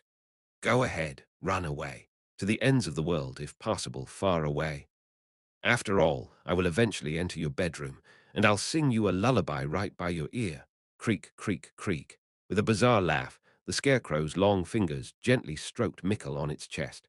I'll weave together the sweet voices of your dying comrades. After retreating a bit from the forward base and ordering a brief rest, I first took stock of our personnel. The party uncles had 5 people: Lucas, Zennies, Torkel, Chain, Nobody, Diarmuidin, about 30 soldiers, and I can fight too, your majesty. Hannibal. Hannibal, too, had followed us through the gate at some point. Through his messy hair, the boy's eyes were filled with fear, yet a calm determination was also visible. Anyway, that was everyone. As I reviewed our means with the forward base in sight, Lucas, standing beside me, asked with curiosity, why didn't they chase after us? Because the harvest isn't over yet. Harvest? Nodding, I gestured towards the forward base. Atop the walls of the forward base, the scarecrows stood in a circle, hand in hand, as if celebrating a bountiful harvest with a round dance. In the center of this ominous circle stood the scarecrow commander. And Ag, Kuhuk Kuhiyuk, Ah, Ag. The victims hung from each scarecrow began to scream tragically, and the transparent energy extracted from their bodies started to be absorbed into the center of the circle, into the body of the Scarecrow Commander. With its mouth wide open, the Scarecrow Commander swallowed it as if it were sweet. Run, run, run, burn, the Scarecrow Commander roared with joy, resonating through the area. Give me more, more, more. More fear, more nightmares. Truly a distressing sight to witness. Turning away, I continued to explain. That's the harvest. It gathers the power of the captured victims into one. What such a thing? And the harvested power, it all becomes the Scarecrow Commanders. As we launch attacks and increase the number of victims, the Scarecrow Commander, absorbing the power of all the victims, becomes exponentially stronger. Currently, it's the Commander using Mikkel's power and the other captured victims' powers respectively. But once the harvest is complete, the Commander becomes an unbelievable monster that can use all the captured victims' abilities at once. If we don't lose anyone, the creature remains a weakened monster. But the more victims there are, the more its power grows, as abundant as a full autumn granary. Good heavens! Lucas, having grasped the entirety of the Scarecrow Legion's mechanism, sweated coldly. Such a scarecrow-like ability to aid in farming. Instead of diligently farming, kidnapping people to harvest souls, what kind of madness is this? As I bit my lip hard, Lucas cautiously asked, what happens to the victims once the harvest is complete? They die. Their powers drained, the victims turn into corpses, and the Scarecrow Legion moves on to its next harvest target, to find its next victim. In this repetitive process, the Scarecrow Commander becomes endlessly stronger, like the ever-growing fear of destruction. Lucas muttered as if it were absurd. Isn't this monster too powerful? It would have been the weakest monster in the world if only the first response had been made. If it hadn't been for the surprise attack, if the captured victims had been weak, or if I had been in the forward base, or if only Damien had been here now, it could have been an easily solvable enemy legion. But the situation became twisted and turned into this mess. If we keep being pushed back, they might actually bring about the end of the world by continuing to increase the number of victims. The bastard who planned this surprise attack, it's obvious it would be the Demon Lord, but he really hit the mark. As I struggled to assemble a countermeasure in my head, I stated, that's why we don't have much time. We can't wait for reinforcements any longer. By now, Crossroad would have been informed about the damage to the forward base gate, and reinforcements would be rushing through the next nearest gate. But it's too late. The next teleport gate is a day's journey north from the forward base, and in a day, all those currently captured will have been harvested. We have to save them ourselves. But how? Let's give up. As Lucas was about to say something, an old man's voice cut in sharply. I frowned and turned around. Diarmuidin was approaching with his characteristic stern face. Prince Ash, if what you said about those monsters is true, we shouldn't rush in recklessly. Currently, we are few in number, and our equipment is not adequate. What if we rashly attack and are annihilated? And if the Scarecrow absorbs all our power too, then the situation would become even worse. Lucas looked at me gravely, nodding. It meant Lucas thought the same. The ones currently captured should be given up on. We should join forces with the reinforcements and reorganize our ranks before we go all out against these monsters. My subordinates are in the forward base right now. I locked eyes with Diarmuidin, and so are yours. They all came here prepared to die. They came with the noble resolve to sacrifice their lives for the world. Diarmuidin flinched at the mention of his subordinates, but did not back down. To maintain the front line, we need to be coldly calculative, Prince Ash. If we are to incur losses anyway, we must also know how to minimize them. Mikkel is there too, the poor crown prince who has already lost all his knights. He was destined to be discarded anyway. I frowned. What was that supposed to mean? How much do you know about the Vermilion Kingdom? I only know it as a northern powerhouse. It's a strong country, but the royal authority is almost non-existent. It's essentially governed by the Council of Magicians. Let me explain, simply Diarmuidin started and continued. Just as the Duchess of the Bringer Duchy has dragon blood, the Vermilion royal lineage has the blood of the first griffin. Are you saying they're actually related to griffins, not just metaphorically? I thought it was just a figure of speech, but it seems they physically carry the blood of griffins.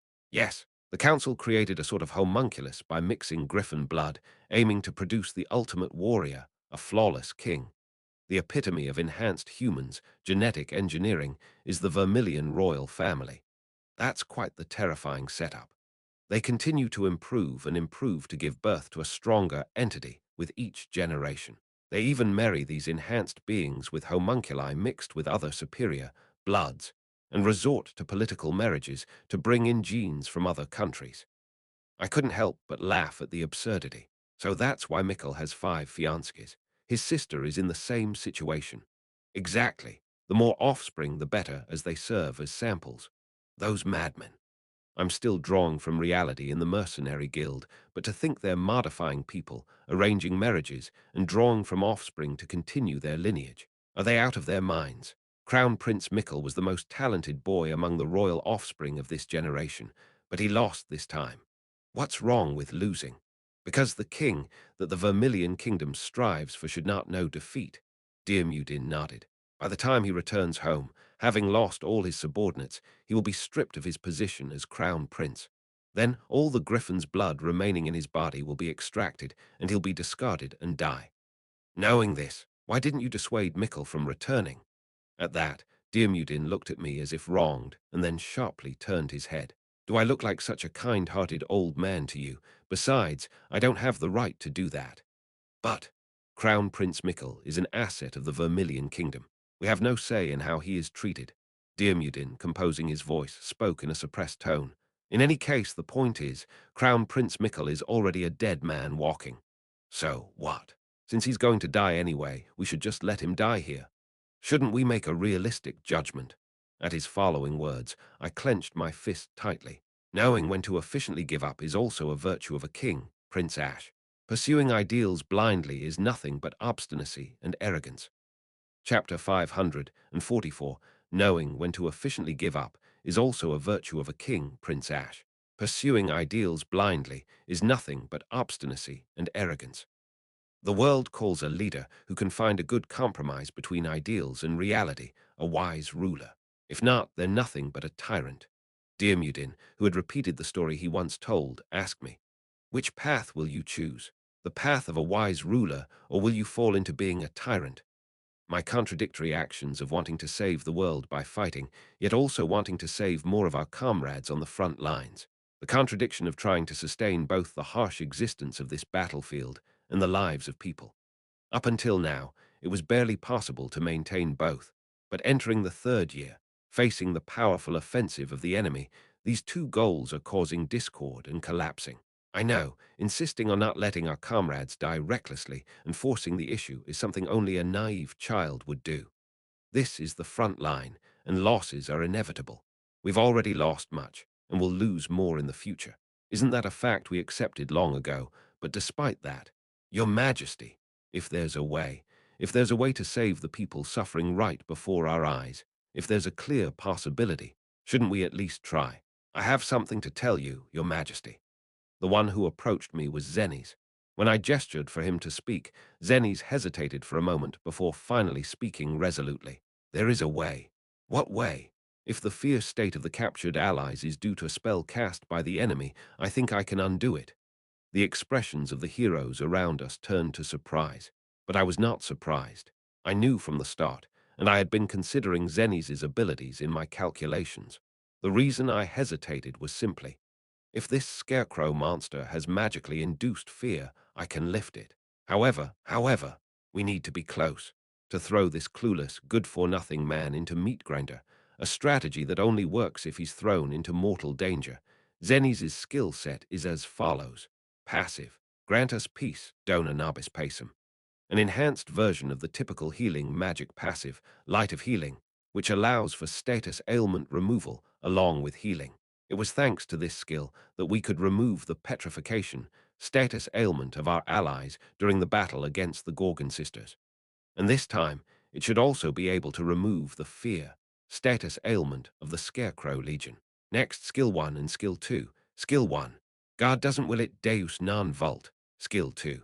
God wills it Deus lo vult. Skill 1 is a defense increase skill that forms armor parts made of divine power around the body. Skill 2 is an attack increase skill that forms a weapon made of divine power to attack the enemy. Though the effects seem simple, the increase in both defense and attack power is significant. Moreover, the applicability of divine power is limitless. However, in this battle, they're not as important. What's crucial now is the ultimate skill. Ultimate skill. If you want peace, prepare for war, si vis pacem, para bellum.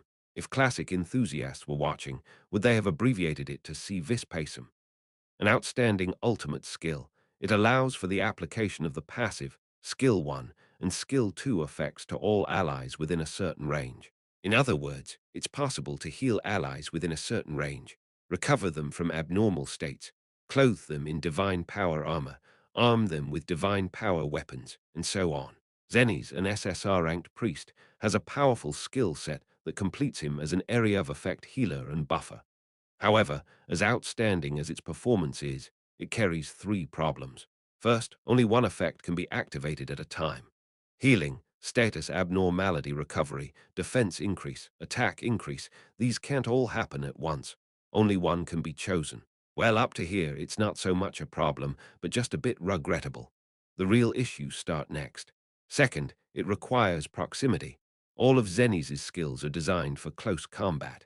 From the passive that requires direct contact with allies to activate, to skills 1 and 2 which, needless to say, are meant for engaging the enemy up close. Even the ultimate skill grants effects to allies around oneself, which naturally means having to physically move close to the allies to affect them. Well, up to here, one could grit their teeth and say it's not too bad, but... Third, Xenis cannot move for one turn before and after using this skill. It requires a turn, i.e., 3 minutes of casting time to use in the first place. He has to stand still and concentrate for 3 minutes. And after using it, regardless of how many allies are within range or how much divine power is used, he falls into an exhausted state for another 3 minutes. Normally, it might be a tolerable penalty since healers move with the allies anyway. But now, the targets needing recovery from this ultimate skill are all captured by the enemy, who will jump around if they detect us. Even if we're lucky enough to get the range right and use the skill, we're still in the middle of the enemy camp. Falling into exhaustion for 3 minutes after use is practically asking to be killed. It really pisses me off that they always have to balance a good skill by attaching a demerit to it. I don't want to make difficult choices. I want to spam mindlessly up skills and play as a balance-breaking character. Why can't this damn fantasy world understand people's hearts? Sigh, I sighed and clicked my tongue at Xenis. Okay, let's say we get close. But then, can you even do it? Those scarecrows that detect you will rush to kill you. There is a way. You must know it too. Xenis looked at me intently. I frowned in displeasure. In the meantime, Lucas, who had been looking around, asked curiously, "What is that method, my lord?" "Getting caught on purpose," I explained reluctantly. Xenis will let himself be captured by the enemy scarecrows, then be dragged to the center of the enemy legion, and use the area healing skill there. But is that possible? Wouldn't he be dominated by the enemy's fear the moment he's captured? Xenis has magic to recover from status ailments, so he can release himself from fear. I can also support from a distance with unyielding commander. Since they don't pay much attention to captured victims, Xenis should be able to use his ultimate skill even while tied up by a scarecrow. But the problem comes after. After I remove the fear from those captured, your majesty and everyone else can rush in to save me. That's quite a chance, isn't it? I sighed at Xenis, who spoke calmly. You might really die, Xenis. If we leave it as it is, everyone captured there will definitely die. I think it's worth the gamble. I just want to ask one thing, I asked, genuinely skeptical. Are you the type who feels pleasure in sacrificing for others, or are you a masochist? Is that it? Xenis grimaced with a bitter smile. No. Then why go to such lengths? I survived thanks to the goodwill of others. Even though I can't give back as much as I received, I don't want to run away when I can step forward. Sounds like something a priest would say. Well, he is a priest, after all. Even though Xenis had already returned his priestly robes and could no longer make the sign of the cross as he used to, he still smiled kindly at me. Just one more question, I shot back coldly. You're not just looking for a place to die, are you? Now that you've been dismissed as a priest, you're not just trying to die in a noble and fulfilling way, are you? I can't accept that reason. After faltering for a few moments, Zennies finally grimaced with a bitter smile and shook his head. Honestly, I can't say that such thoughts are completely absent. Look at this guy being honest. So, Your Highness, please save me. Zennies looked towards the forward base. Our doctrine says a priest must not commit suicide. I'll throw myself into danger, so Your Highness and everyone else, please save me. Eventually, I nodded. It's risky, but it's worth a try. Prince Ash, Dirmudin, who had been quietly listening to our conversation, shouted, Are you really going to ignore my advice? People who should die, die, and those who should live, live. Why can't you make such basic judgments? There are no wrong opinions here. Everyone has a point, including Dirmudin. Still, I've made my decision. We'll carry out the operation while maintaining the safety line. Just in case, Dirmudin, please don't participate in this operation and watch from a distance. Dirmudin's face contorted. I glanced at the old wizard and nodded. And if by any chance we're all annihilated, please return to Crossroad and devise a plan. I trust you with this, Ivory Tower Master. A plan formed in my mind. Turning away from Dirmudin, I clapped my hands and shouted to my subordinates. All right, there's no time. I'll explain the operation now. As my subordinates looked at me with tense faces, I commanded. The operation name is hitting a scarecrow 10,000 times. Confusion spread among my subordinates at the strange operation name.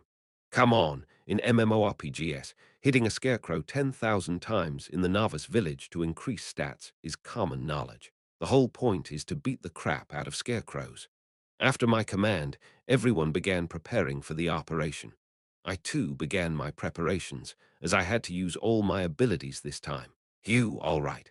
I gripped the ceremonial sword at my waist, the Nightmare Slayer light and shadow. It's time for me to use my trump card. As I slowly drew the ceremonial sword in a stylish pose, though I knew nothing of swordsmanship, a snide voice cut in. Do you even know how to use that sword? It was Dirmudin, of course. Despite his grumbling, Dirmudin was anxiously pacing around me, clearly worried. I smirked. This is not a sword. It might not be sharp as a ceremonial blade, but it looks like a sword. It's made to look that way, but its purpose is different. In my right hand, after drawing the sword, was the ceremonial blade light, and in my left the sheath shadow. Dear Mudin, all the advice you've given is logical. But if we follow logic in everything, I can't reach the ending I desire. What I'm aiming for is neither a normal ending nor a good ending. It's the true ending, the real ending. It's something that can be grasped only after breaking through reason, laws, and limits. So, I will enforce my stubbornness, my excesses, my way, upon this world as I see fit, saving those who are meant to die, clearing stages that cannot be cleared, reaching endings that are unreachable. For that purpose, I will continuously repeat futile efforts, missteps, and struggles. It's okay if they call it reckless, foolish, or stubborn. Yes, because this is the path I have chosen. Dear Mudin, with a laugh that seemed incredulous, shook his head. Do you realize that mindset? You don't need to say it. I know. I will not become a tyrant. I never wished to be a wise ruler. What I aimed to be from the beginning. With a flourish, I rotated the ceremonial sword light so that its handle pointed downwards. Then I attached the sheath shadow to the handle part. Click. I combined the two. The transformation gimmick designed by Kelabi activated, and the sheath merged with the sword handle extended. Thus, what I held in my hand, light and shadow, appeared like a long spear, and it also seemed like a flagpole. Chapter 545. As Zennies was preparing to be deployed according to the plan, a young boy's voice reached him. Over there. When Zennies turned around, it was Hannibal. The tousle-haired boy stood a few steps away from Zennies, unsure of what to do, fidgeting. Zennies too seemed at a loss for words. An awkward silence settled between the two. After mumbling for a while, Hannibal was the first to break the silence. You can't die. There's so much I want to ask you. Zennies, who had also been stumbling over his words, eventually smiled wryly in response. I won't die. I, too, have a lot I want to tell you. Being both father and son, and yet not having any relationship at all, the two looked at each other. It was too early for any meaningful connection, their gazes awkward and premature, intersecting for who knows how long. Zenny slowly reached out his hand, intending to gently pat Hannibal on the head. Hannibal stared blankly at the hand before closing his eyes tightly. Zenny's swallowed hard, and just as Zenny's hand was about to touch Hannibal's head, Zenny's, Ash's command echoed. The operation is starting. Let's go. Yes, Your Highness. Zenny's shouted back and gave Hannibal an awkward smile before turning to run. Hannibal bit his lip, watching Zenny's retreating back. Zenny's. As Zenny's ran, Ash patted his back and gestured towards the forward base. I'll help you to a dangerous extent, but in the end, you have to escape the fear they impose on your own. I understand. When you, captured by them, use the area healing magic in the center of the enemy lines, the allies freed from fear will simultaneously be liberated. Then we'll rush in, regroup our forces, and take down the enemies. Zenny's did not ask how Ash intended to regroup the allies and defeat the enemies. That was never his domain to begin with. He had no choice but to trust and leave it to Ash. Remember, Zenny's, I planned this reckless operation to protect people, Ash whispered, gripping Zenny's shoulder, and that people includes you. Value your life as much as you value the lives of others. Understand? Yes, Your Highness. Zenny's nodded, took a deep breath, and walked towards a hole in the wall of the forward base. I'll go now. And the moment Zenny's, with steadfast steps, reached the wall of the forward base, creak, creak, creak, creak, creak, creak, creak, creak. Dozens of scarecrows, rushing in like mantises, swarmed over Zenny's all at once. His body was overwhelmed, and dozens of layers of fear pierced him. Without a chance to react, Zenny's consciousness sank helplessly into the darkness. Zenny's found himself standing in the tribunal. Ha! Zenny's looked around in confusion. In the central church's tribunal, not only the high members of the church, but also key figures from the imperial diplomatic department stood with grim faces. Completely insane, Priest Zenny's, the bishop rebuked him. Right now, you have forsaken not only your own life, but also the potential followers from the Mist Kingdom. Blinded by petty personal emotions, you've overturned a greater cause. As a priest serving the goddess, as the shadow of the goddess, you've done what you should never have done. He couldn't finish his sentence. Zenny's grasped his throat, but no voice came out. Why suffer for the rest of your life for a crime you didn't commit? You'll painfully learn that what you're doing is nothing more than self-satisfaction, said the bishop. The bishop was right. Due to the choice made in a moment to save that child, Zenny's had to live the rest of his life in terrible pain. Subjected to insults and criticism, he wandered in exile, deserted by his comrades. It wasn't just Zenny's who suffered.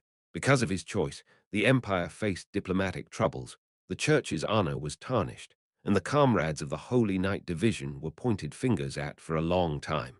It was purely for self-satisfaction, intoxicated by a momentary goodwill, as if he himself had become a saint. Unthanked by the child's parents, or anyone else. A life of nothing but pain, without any reward. An unmanageable act of kindness, carried out without a plan, doomed his life to ruin and plunged him into long-term agony. Suddenly, the surroundings changed to the audience chamber of the Mist Kingdom. The king of the Mist Kingdom, with his bristly beard, was yelling and pointing. A foolish act of young parents who succumbed to their lust and both died. Just another common orphan found anywhere. It was indeed the truth. Just another orphan. Even at this moment, countless similar children were dying somewhere in the world. That child was just in front of him, just thrown into his arms. Are you intending to disgrace yourself to save such an orphan? A priest engaging in inappropriate relations with a princess in the city you came to evangelize. Are you going to say that about yourself? Zenny's lips trembled. No, that's not it. I don't want this. In fact, I regret it. I truly repent for this foolish act I've committed, so please forgive me this once. I won't do this again. I beg you, please. Let's not make the easy path difficult, Priest Zenny's. The king smiled generously and gestured. Give me that child. It's my daughter's child, so the ownership is mine, isn't it? Suddenly, the surroundings changed to a crumbling mountain large. Princess Cloudy was already dead, and the newborn child in the dead princess's arms was curling up and crying. Wah, wah! That desperate cry jumbled Zenny's thoughts. Zenny's involuntarily covered his ears. Now is the time. If I turn back now, if I run away from here, then it will be as if nothing happened. All mistakes can be corrected. Just close your eyes and turn your head once. Zenny's steps retreated one, then two, and soon turned into a run. Zenny's fled down the steep mountains, running away from the lodge. The child would die here, whether from starvation, freezing, becoming prey to beasts, or perhaps being dragged before the king and killed. So what? Are such dying children rare in the world? Why ruin his life over one child with whom he has no connection? Why no connection? We are the same, humans. Zenny's legs tangled. Stumbling, Zenny's tumbled down the slope, rolling several times before coming to a stop below. When his body finally stopped, Zenny's was bloodied, bruised by stones and pierced by branches. He couldn't breathe. The pain was too much to move. Unable to scream, Zenny's agonized, and the voice of a girl who had hugged him in his childhood echoed in his mind.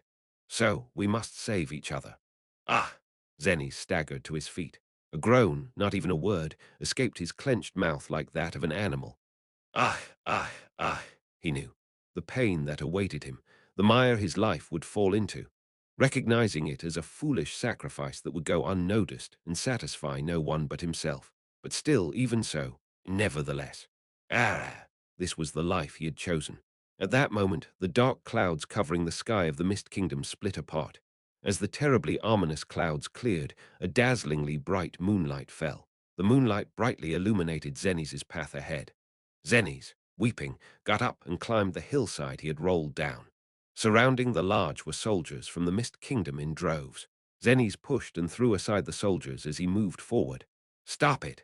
At the tip of the soldiers' spears was a child, crying in the arms of the dead princess. Barging in, Zenny's grabbed the child and cried out, "My son! He's my son!"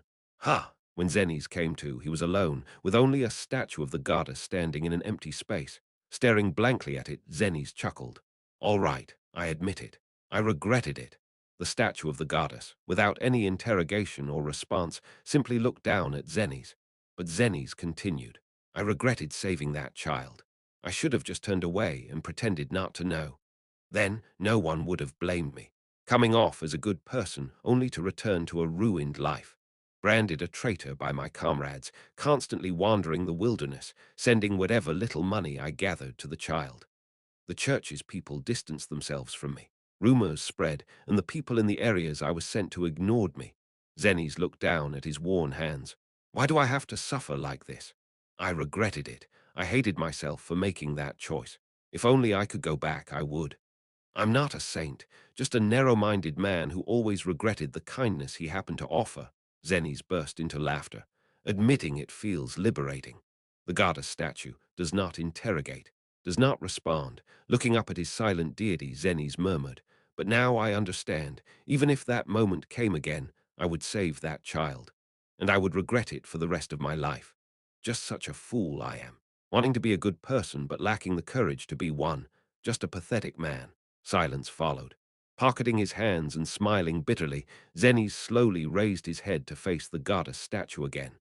"So, are you satisfied now? Then move aside, you scarecrow bastard. The way you demons play with human hearts is all too familiar. Don't pretend to be someone others believe in to test the innocent, okay? Let's just have a straightforward showdown to the death. Then, what do I look like to you?" The figure in front of Zenny's changed to the bishop from the tribunal. Zenny's chuckled and said, "A scarecrow." "Now," the king of the Mist Kingdom asked, stroking his beard. Zenny's burst out laughing. "A scarecrow." Now, all those who had criticized Zenny's choices throughout his life were surrounding him. Zenny shook his head as if he had seen enough. A scarecrow. Then everyone disappeared, and Princess Cloudy stood in front of him, and the princess smiled innocently. "Yes, Zennies, walk the path you believe is right, together with those dear to you.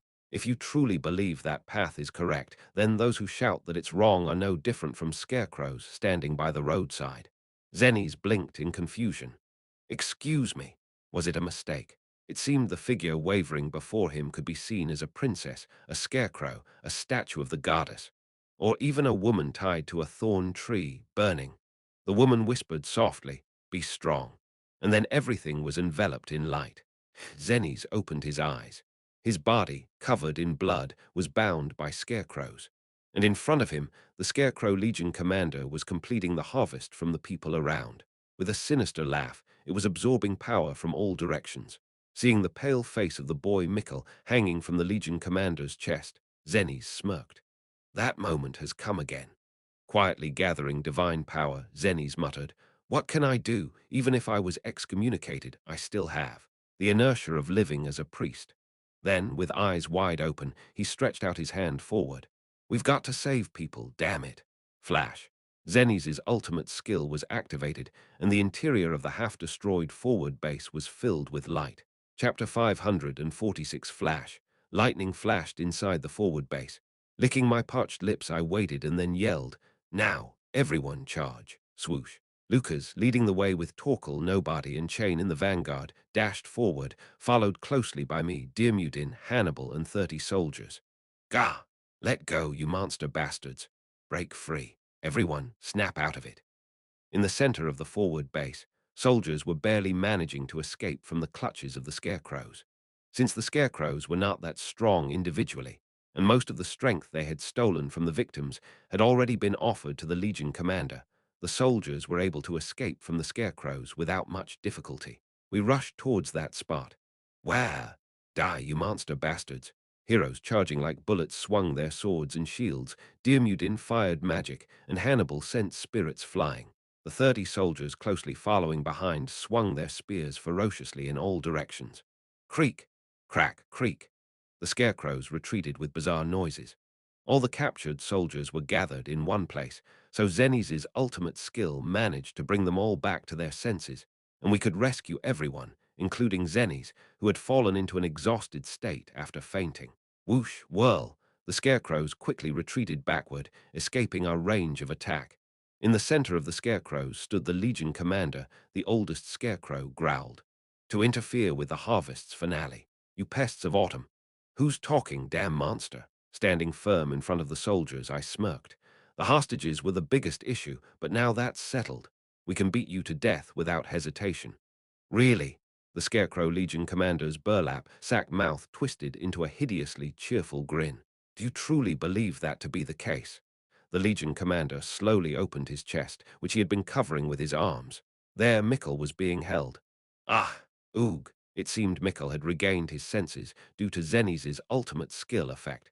But the Scarecrow Legion commander's strong arms wrapped around him, refusing to let go. The long fingers of the Legion commander were pressing down on Mikkel's mouth. Facing us, whose complexions changed, the Scarecrow Legion commander laughed with a creaking sound. "And I don't get it. Hostages aside, this place is already under our Legion's control. Do you think you're safe?" Rumble, rumble. Scarecrows swarmed around us. Their numbers had grown beyond what we had initially assessed.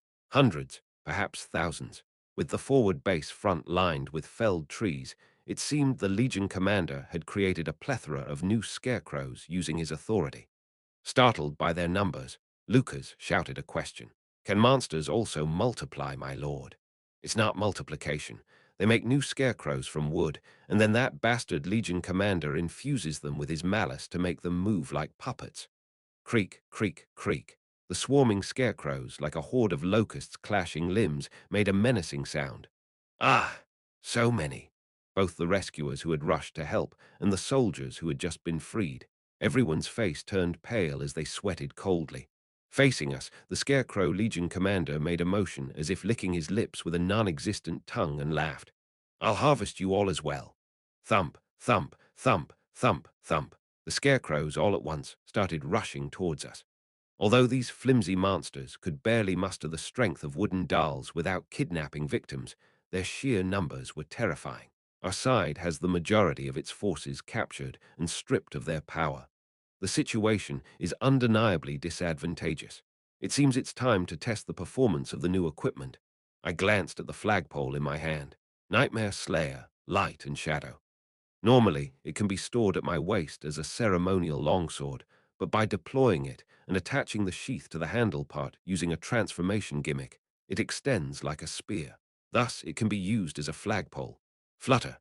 Then I equipped the Great Commander's flag, my exclusive gear on this flagpole. Flag and flagpole. When these two are combined, they finally form one Grand Commander's flag. "This place," I shouted, planting the Commander's flag into the ground, "is the front line of the world." My ultimate skill, the foremost flag, was activated. SSSSHHHHHH.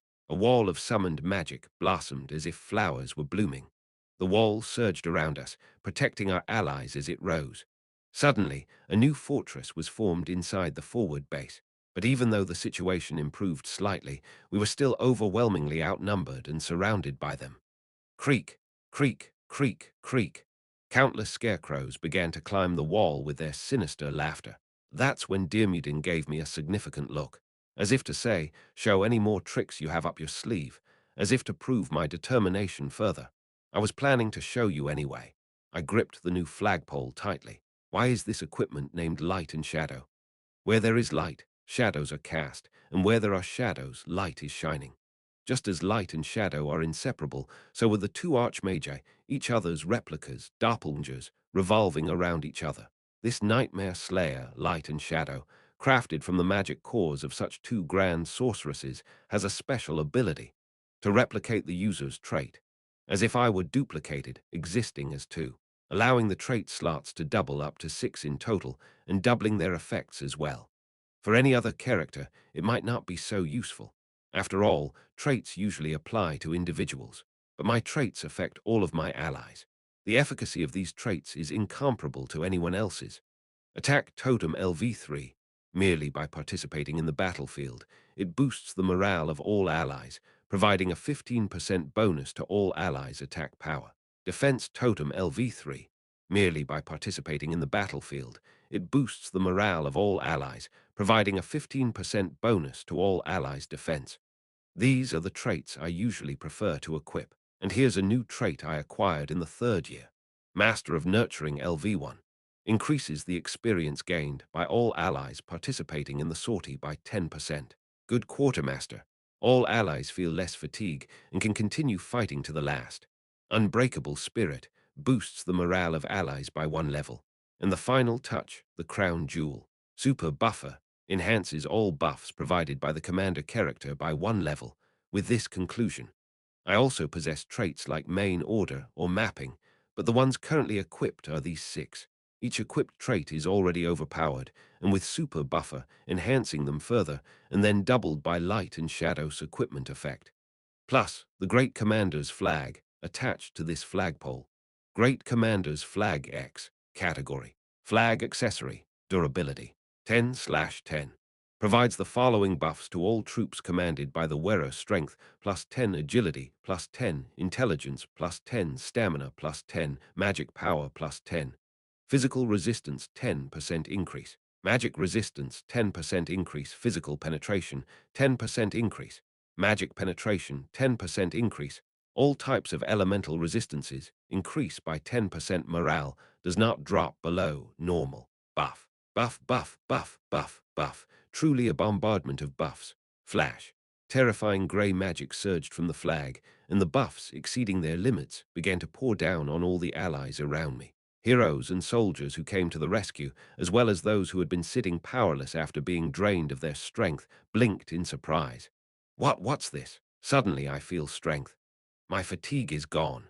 What's happening? I was trembling just a moment ago. I feel like I can take on anything. Soldiers, previously daunted by the number of scarecrows, regained their fighting spirit. Picking up fallen weapons, donning stripped armor, one by one they started to stand by our side. What's this? The armor feels lighter. Gasp. Is it my imagination? I can see ahead. Rejuvenation, rejuvenation. Ah, Lord, this power. Torkel, nobody chain. Lucas also looked at me, astonished. What is this? Diarmuidin watched the scene, mouth agape. How can an individual, moreover, distribute such karma to his subordinates? What is this? I smirked. Diarmuidin, you said to sacrifice those who are not elite to preserve the elite, to maintain the front line. This is my answer, turning all my heroes and soldiers into elites by force, slathering them with equipment bought with money, leveling them up, and finally pouring my abilities into them as buffs. If everyone becomes elite, there's no need to accumulate fatigue on certain heroes, nor is there a need to sacrifice anyone in particular. Watching me as if astounded, Diarmuidin shook his head. This is an expedient. I know. It's not a structural, fundamental solution. I know. You're depending entirely on one commander, creating an abnormal form of frontline. I know. Truly. Can you handle it? I will handle it. Swinging the flag once, I also stretched out my hand forward. There's less than a year left until the monster's final onslaught. There's no reason we can't endure it. Simultaneously, automatic defense turrets formed around the magic fortress, tujujujujudang, spraying magic cannonballs in all directions. The scarecrows climbing the walls shattered and scattered in all directions. I called out to the soldiers. Has everyone regained their senses? The soldiers unanimously responded. Yes, don't be overwhelmed by their numbers. They're nothing but weak straw puppets. The monsters are worthless except for their ability to instill fear, and their fear has no effect in front of my passive, unyielding commander. Numbers. What do numbers matter? Right here, the soldiers are all bathed in the top-grade special buffs, each worth 100 in battle. Strike them down. Don't let a single one escape. Annihilate them all. Where? The soldiers roared and charged towards the edge of the walls. And then they engaged with the hundreds, thousands of climbing scarecrows.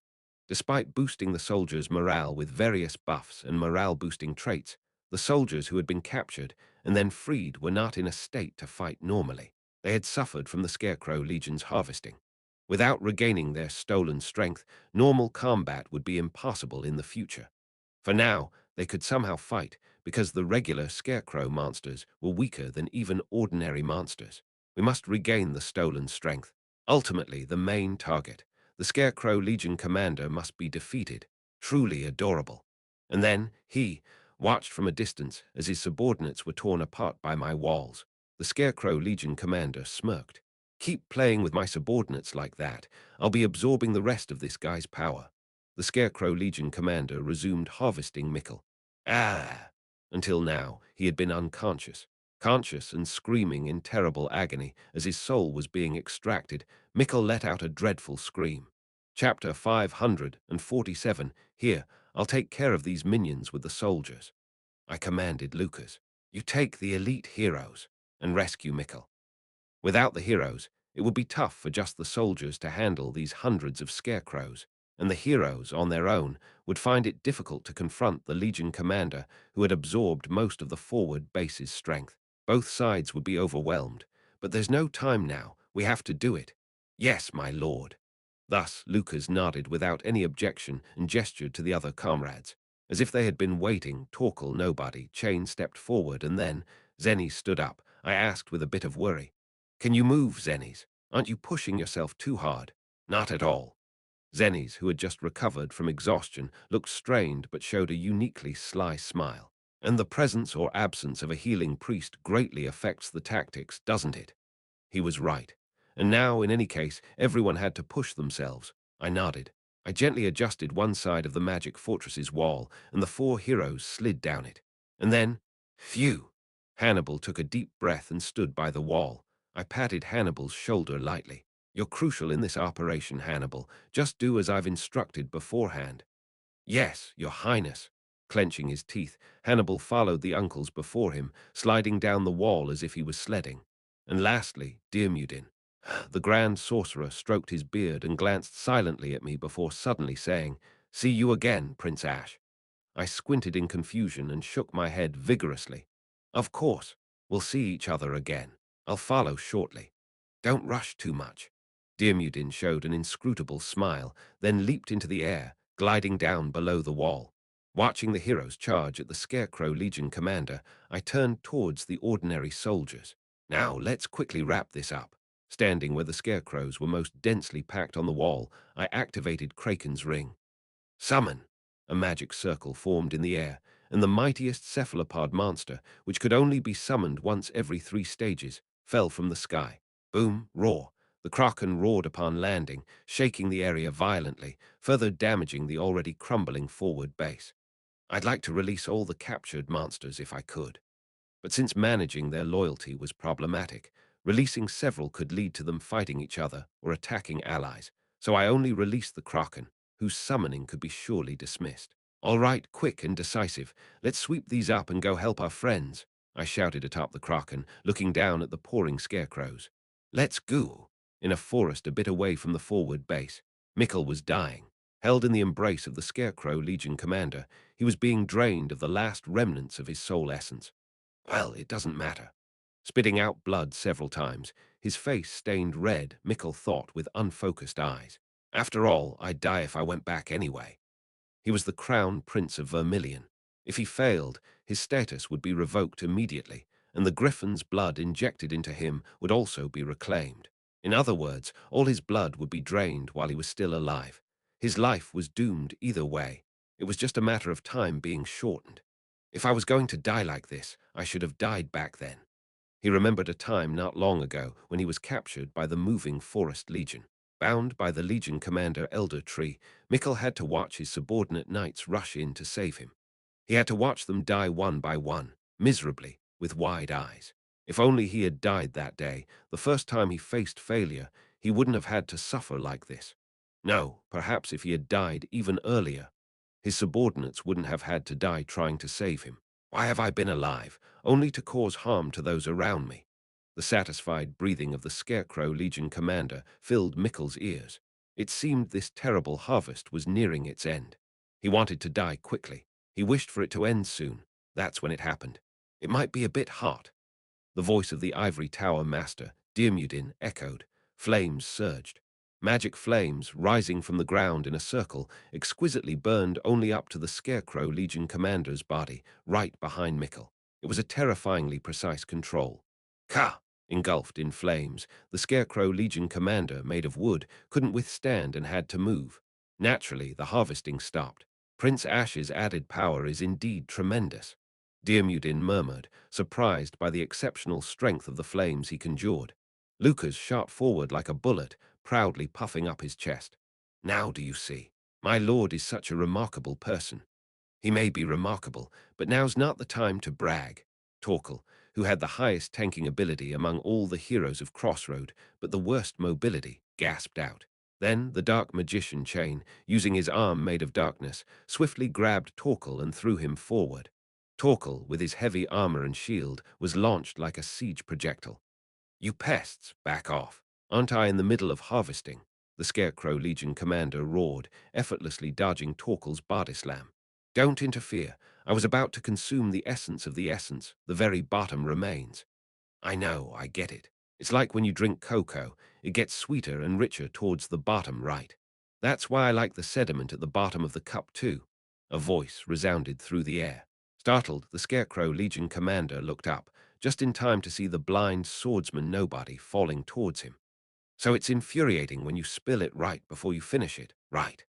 Chain had deliberately thrown Torkel with a bang to then sneakily launch Nobody in a follow-up. Nobody grinned, showing his yellow teeth. My condition is top-notch today. It's almost like I have both eyes open. Be prepared. His long sword flashed as it was drawn from the sheath. Slash. A cutting strike that could slice through anything was swung.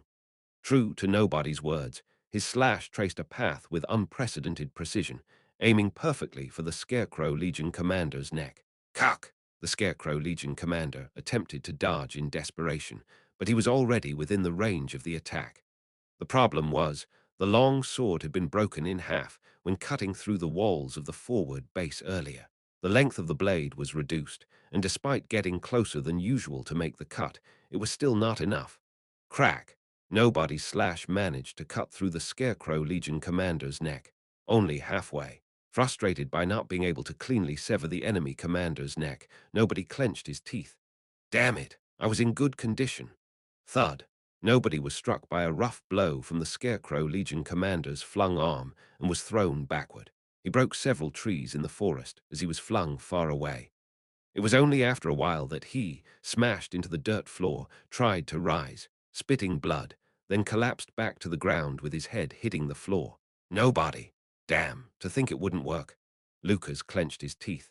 It was a crucial surprise attack, and while it succeeded in landing a significant blow, it failed to kill the enemy commander in one strike. We must finish this now. Whoosh. Lucas, using Step of Persistence, was launched like a bullet. The knight's hand formed a blade of light with bestowed sword, and Strike of Will shone dazzlingly, ready to end the enemy commander in a single blow.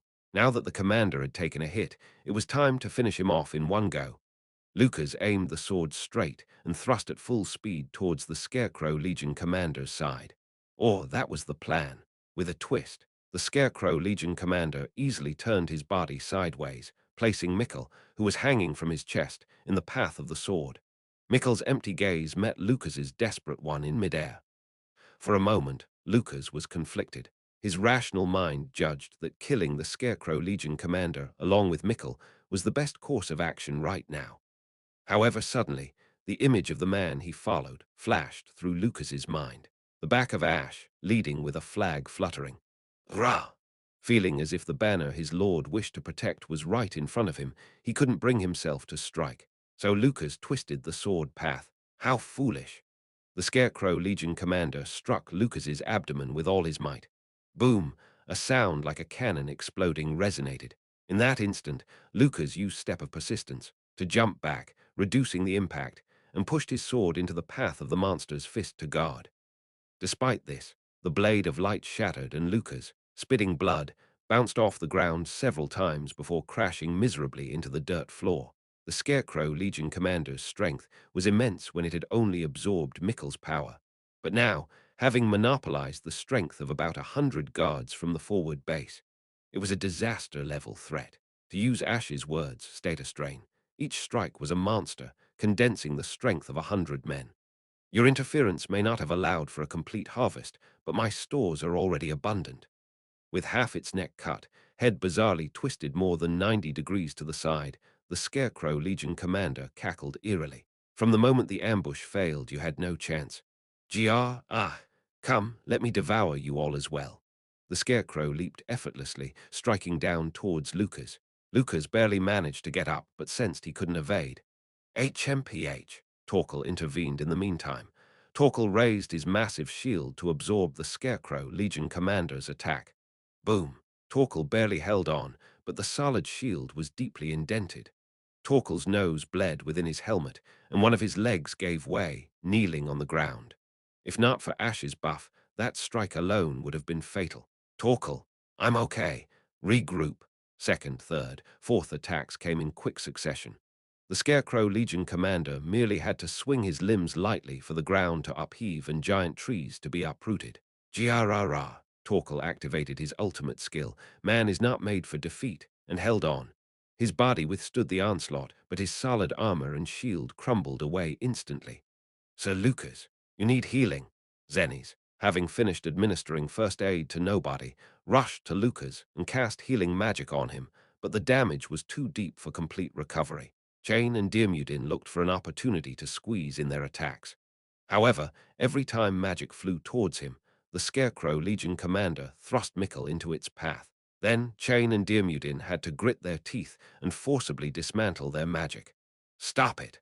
Watching the rescue team crumble miserably before him, Mikkel murmured.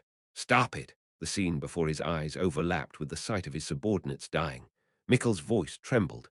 Don't die for someone like me. The Scarecrow Legion commander now stood in place, swinging his arms wildly with a bizarre, joyful laughter. Torkel, holding the shield, had his legs almost buried in the ground. You all have nothing to do with me. Unable to watch any longer, Mikkel closed his eyes tightly. Why are you throwing away your lives to save me? As Mikkel cried out, why did we try to save you, you ask? Just. A young voice sounded from the side. Surprised, Mikkel turned to look, and there was a shaggy-haired boy with a small stature, using the earth spirits for ground camouflage. It was Hannibal, who had finally managed to sneak up amidst the distraction provided by everyone. Hannibal placed his hand on the branches binding Mikkel, showing an awkward smile. Because, crack, the tree spirits swiftly unraveled the Scarecrow Legion commander's tight bind, and Mikkel was finally freed. Chapter 548 Elementalists, being able to blend with nature, could move more stealthily than any other magic class. Thus, it took the Scarecrow Legion commander a while to realize that the hostages had vanished. As the Scarecrow Legion commander, feeling his empty chest, turned his eyes in haste, Mikkel and Hannibal, two boys, were seen escaping through the power of an earth spirit, their figures growing distant. That damned crow, stealing grains before the harvest is even over. A furious murmur escaped the Scarecrow Legion commander, and suddenly a fierce heat surged from behind him. Turning slowly, the Scarecrow Legion commander saw a giant pillar of flame summoned behind Diarmuidin, and Chain, having shed all his chains and merged with darkness, and Lucas using the ultimate skill Divine Descent, emitting golden radiance, his eyes flashing menacingly. Lucas, wiping his bloodied lips with the back of his hand, gritted his teeth and spat out, "Without hostages, someone like you is just a punch away." Ho! Creak, creak, creak. With his neck half-sliced, tilting his head to the side, and his burlap sack head torn to the very top, the scarecrow asked with a smile, "Really, you think so?" "Ha, ha, ha!" Hannibal gasped for breath. Hannibal was closer to an enchanter, someone more talented in imbuing items or people with spirits, rather than directly summoning and fighting with spirits. With little combat experience, and facing a monstrous Legion commander head-on for the first time, the energy drained from moving stealthily while managing such immense malevolent energy was no small feat. The speed of the Earth spirit carrying Mikkel began to slow. "It's useless anyway." Despite this, Hannibal did not stop running forward, to which Mikkel murmured sadly, "Even if you save me like this, I'm bound to die once I return home. I'm a failure. There's no reason to risk your life to save me. You should leave me behind now." Then a hand suddenly lifted Hannibal and Mikkel. Looking up in surprise, it was Zenny's. Zenny's, holding a boy under each arm, tucked them into his sides and started sprinting forward. "So you think it's useless to try saving you because you're going to die anyway?" Zenny's chuckled. "Hey, Your Highness, have you ever seen someone who doesn't die? Of course, as long as someone is human, they'll die someday. But does that mean we shouldn't live?" While carrying and healing the two boys with healing magic, Zenny's continued, "Defeat is bitter. The death of comrades is sad. You might die if you go back home. I understand your situation, but saving people is our job here." "I am." Unable to continue, Mikkel saw Zenny's give a sly smile. "You're too young to die. Then you should live." That's when it happened. SSSSSS. A sound of something falling came from above. Zenny's didn't look back. The pale faces of the two boys he was holding were enough to guess what was flying down from above. "Damn!" Throwing the two boys forward, Zenny's gathered all his divine power to create armor around him. Crash! The scarecrow that had flown above Zenny's plunged down, swinging its arm to strike. With a dismissive gesture as if swatting a fly, the force was terrifying. With a single blow, Zenny's was smashed into the ground and then bounced up. Convinced of Zenny's downfall, the Scarecrow Legion commander, creaking and twisting his neck, approached Mikkel. "Don't leave anything uneaten. Think about the hard work of the farmers. Okay. KRI. You should scrape and eat every last bit of what you started. Got it?" Laughing with a creak, the Scarecrow Legion commander's steps suddenly halted. Looking down, he saw a hand grasping his leg. It was Zenny's. Fallen to the ground, he had reached out his hand to stop the Legion commander. "Stubborn to the core. Looks like I'll have to completely annihilate you, you seaweed-like creatures." "Heh, have you ever farmed? Harmful birds are naturally tough." As he realigned his broken bones and stitched his torn muscles with healing magic, Zenny's forcibly stood up. And then he sensed it. "Ah, yes, this is it." Flash. Pouring all his divine power into it, Zenny's formed armor that covered his entire body and created a long spear in his hand, saying, "Hannibal, go. Now." The Scarecrow Legion commander charged with a sneer. Barely dodging the attack, Zenny's pierced the Legion commander's wrist with his divine power spear, pinning it to the ground. "Just a little further and His Highness will save you, so hurry." "But," "I told you, you're too young to die." For the first time, Zenny's looked straight into Hannibal's eyes and carefully observed him. Inheriting from his parents clear golden eyes and light brown hair, a son who looked nothing like him. "I'm sorry I never got to be a proper father. Go now, I can't hold on for long." At that moment, the Scarecrow Legion commander roared, pulled out his hand pinned to the ground and swung it. Zenny's divine power armor was blown away by just a graze. The divine power helmet shattered, leaving a long cut on Zenny's face.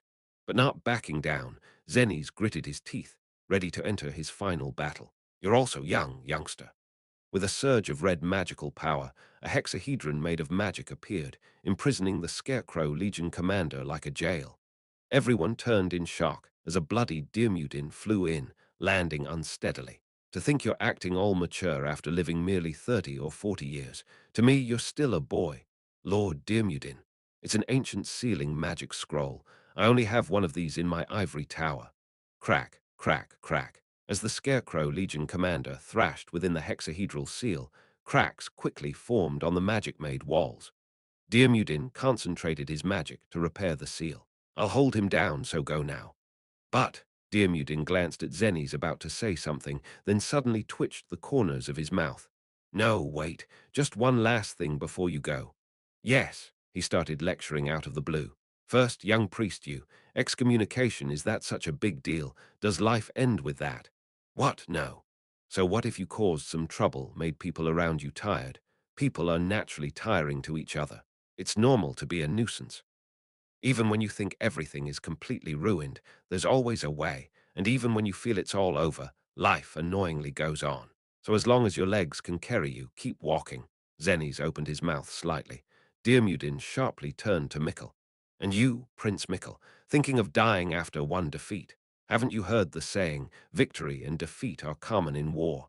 Do you know how many defeats I've survived to still be alive today? Mikkel also looked stunned. Diarmuid continued with a stern expression. It hurts to face failure for the first time, but more failures will come your way in life. The world will knock you down over and over. Diarmuid nodded firmly. Get up shamelessly. Mikkel clenched his fist, his hand trembling. Finally, Diarmuid gently said to Hannibal, "Don't fear failure, boys, don't be ashamed. Just learn one lesson from each failure and move on." The old man grinned. That failure is your life. Crack, crack, crack. The ceiling magic began to collapse. Diarmuid poured all his remaining magic into it. Thanks for listening to my last rant. Now I feel relieved. Go now, Lord Diarmuid. You're all too young to die here. As if refusing to listen any further, Diarmuid shook his head. Let the old make the sacrifices. And at that moment, "No, Lord Diarmuid," I intervened. "Lord Diarmuid, you're young too." "What? In the life that remains for us, today is the youngest we'll ever be." Everyone turned to look at me, carrying a flagpole on my shoulder, gasping for breath from running hastily. I, wiping the sweat from my chin, grinned. We're all too young to die today. The click of blocking the retreat and sending off the troops before dying heroically is a cool role everyone wants to play at least once, but it's not to my taste.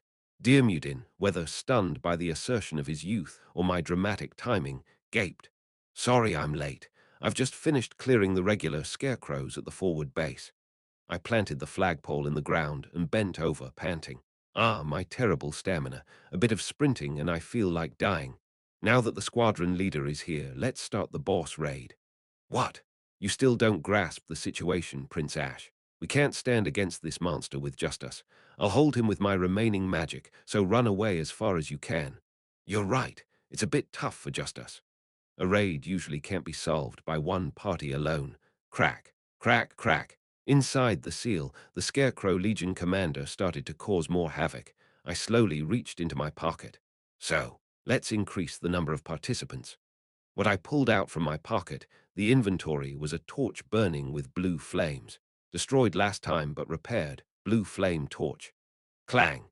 Just then, breaking through the seal, the Scarecrow Legion commander burst out.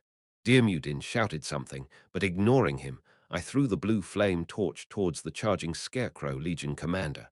Whoosh, this thing! The Scarecrow Legion commander swatted it away irritably. The blue flame torch, hit by the monster's arm, spun in the air, making a circle. And the next moment, boom! A shot was fired from afar, thwack. A magic bullet pierced the Scarecrow Legion commander's chest right in the center. The Scarecrow Legion commander, charging at us, was blown backward as if flung away. Rolling on the ground, the monster looked around, confused about what had happened. My companions were just as clueless about the situation. I simply smiled silently in front of them. It takes 3 days on horseback from Crossroad to here, the forward base. From the nearest teleport gate to here, it's a day's ride. But if it's an airship, from Crossroad to here, it's a blink of an eye. The sound of propellers grew closer, and then, slicing through the wind, our World Guardian Front's flagship Geronimo soared towards us. "Your Highness," Damien, sitting at the open hatch in a sniper position, shouted. "Sorry, Your Highness. We came as soon as the gate was destroyed, but Geronimo was under repair, so it took some time."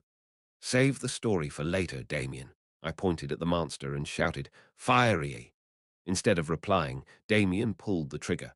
Boom! Chapter 549. Damien's sniper fire surged towards the Scarecrow Legion commander.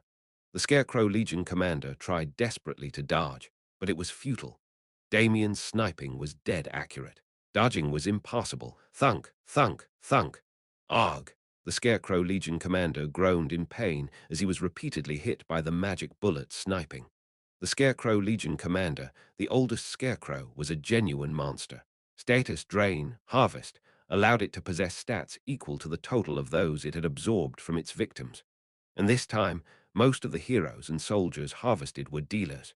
Mikkel the Magic Swordsman was a prime example. Thus, the current Scarecrow Legion commander had exceptional attack power, but its tanking ability was not particularly remarkable. It had plenty of stamina, but lacked any defensive traits or skills, meaning every hit that landed did damage. This, damn. True to being a commander, it didn't just take the hits. Even as its body was covered in magic bullets, the Scarecrow Legion commander dashed across the ground, used the hill for a boost, and leaped up soaring towards the airship. "I'll bring you down." Apparently not expecting the monster on the ground to leap up so suddenly, the low-flying airship Geronimo hurriedly increased its altitude. But the Scarecrow Legion commander had absorbed Mikkel's aerial cavalry ability. With wings like a griffin deployed on its legs, the Scarecrow Legion commander was launched like a surfaced-air missile. Click, clack. Damien calmly switched his guns. He stowed away the sniper rifle and drew a new gun that resembled an assault rifle, the SSR-grade magic gun, Venom Fang. Each shot was weak, but the gun had a 60-round magazine, and its rapid fire, stopping power, and suppression were tremendous. Rat-a-tat-a-tata. Aiming was unnecessary. Damien pulled the trigger as soon as he shouldered the gun, and the Venom Fang's muzzle spat fire. A barrage of magic bullets rained down on the Scarecrow Legion commander, embedding into its body. The unique poisoning effect of Venom Fang quickly stacked. "It doesn't even tickle." Yet, the Scarecrow Legion commander managed to withstand it and reached the open hatch of Geronimo. Its long arms stretched out. Damien stared down the bizarrely long fingers flying towards him without dodging. At that moment, whoosh! Grazing past Damien, someone burst out of the airship like a cannonball. A giant knightess with a lance and shield. The commander of the Monster Front's melee unit, Evangeline. "Here I come, heir to the 100 battles." Evangeline charged with her shield up front, colliding with the Scarecrow Legion commander's body. Bang! She struck the Scarecrow Legion commander's head with a resounding noise. Her reckless charge, along with her trait Unstoppable, pushed the Scarecrow Legion commander back helplessly. Screech! Making a strange noise, the Scarecrow Legion commander regained its posture in midair and swung down its arm. A powerful attack that would knock down most heroes in one hit was hurled at Evangeline. Crack! But she withstood it. Evangeline blocked it with her shield, which had damage save activated, brilliantly absorbing most of the damage. The shield dented from the remaining damage, and Evangeline squinted her eyes. "It's been a while since I've been fully charged in one go. You hit pretty hard." The next moment, the burning white light moved from the left arm's shield to the right hand's lance, and Evangeline thrust it powerfully forward. "I'll return it straight back." Boom! Damage payback exploded with a bang. Unaware that its own attack would be returned in kind, the Scarecrow Legion commander was hit squarely. Evangeline, even amidst this, aimed for the wings sprouting from its legs with the tip of her lance, and the grotesquely spread wings were utterly destroyed. Ugh! Ultimately, losing its ability to fly, it crashed. Thud! The Scarecrow Legion commander landed unceremoniously on the ground. Evangeline landed gracefully next to it with a heroic landing. Phew! After composing herself, Evangeline gave me a thumbs up. "How about that, Senior?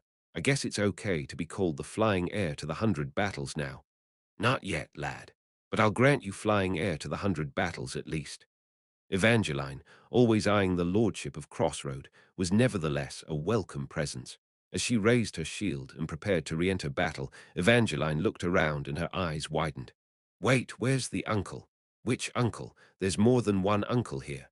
"Our uncle. Uncle Lucas." No sooner had she finished speaking than Lucas and the rest of the heroes emerged from the forest. Lucas was helping nobody, and Torkel was limping along, supporting Chain. Upon seeing me, Lucas ran up and knelt on one knee, bowing his head. "I am ashamed, my lord. I tried to block the enemy leader's attack with my body to protect the other mages and I ended up getting knocked off a cliff." "So you're saying you fell off a cliff and had to climb back up?" "I was delayed in joining up. Moreover, I failed to properly stop the enemy leader. Please take my life." Man, it's been a while since I've heard that one. It was my fault for pushing through with a reckless strategy in the first place. Seeing that everyone was still breathing was a relief. I patted Lucas on the shoulder and helped him up. Get up, lad. We're all too young to die. As soon as I said that, Evangeline raised both arms and shouted, Right, now everyone follow after me. Yungai, that's taking it a bit too far. Lucas and Torkel, still able to fight, gripped their weapons and joined the front line. I gestured with my chin to Evangeline. Who else came? With the situation being a surprise attack, many haven't returned from their dungeon explorations. I brought only those who were immediately available. As Evangeline spoke, the airship Geronimo descended close to the ground, and rumble. Our forces began to pour out through the open hatch. Watching our troops quickly form ranks upon landing, Evangeline turned to me and counted on her fingers, humming. About 200, maybe a bit less. Can the airship even carry that many? People were coming out from where the cargo was stored. How did they all fit? We didn't know the exact situation, so as many as possible. Packed tight. It was clearly an overpacked operation, but in the current situation, it was nothing short of a blessing. The heroes and soldiers who had landed naturally formed up behind me without being asked. Grasping the flag, I turned towards the Scarecrow Legion commander. Seems like the tide is turning, monster. Aren't you going to run? Squeak, squeak. The Scarecrow Legion commander let out its characteristic laugh and exuded an intimidating morale all around. Would I do such a thing, you see, rats? I can easily devour all of you by myself. You're being reckless, I smiled wryly. You're making a mistake, you.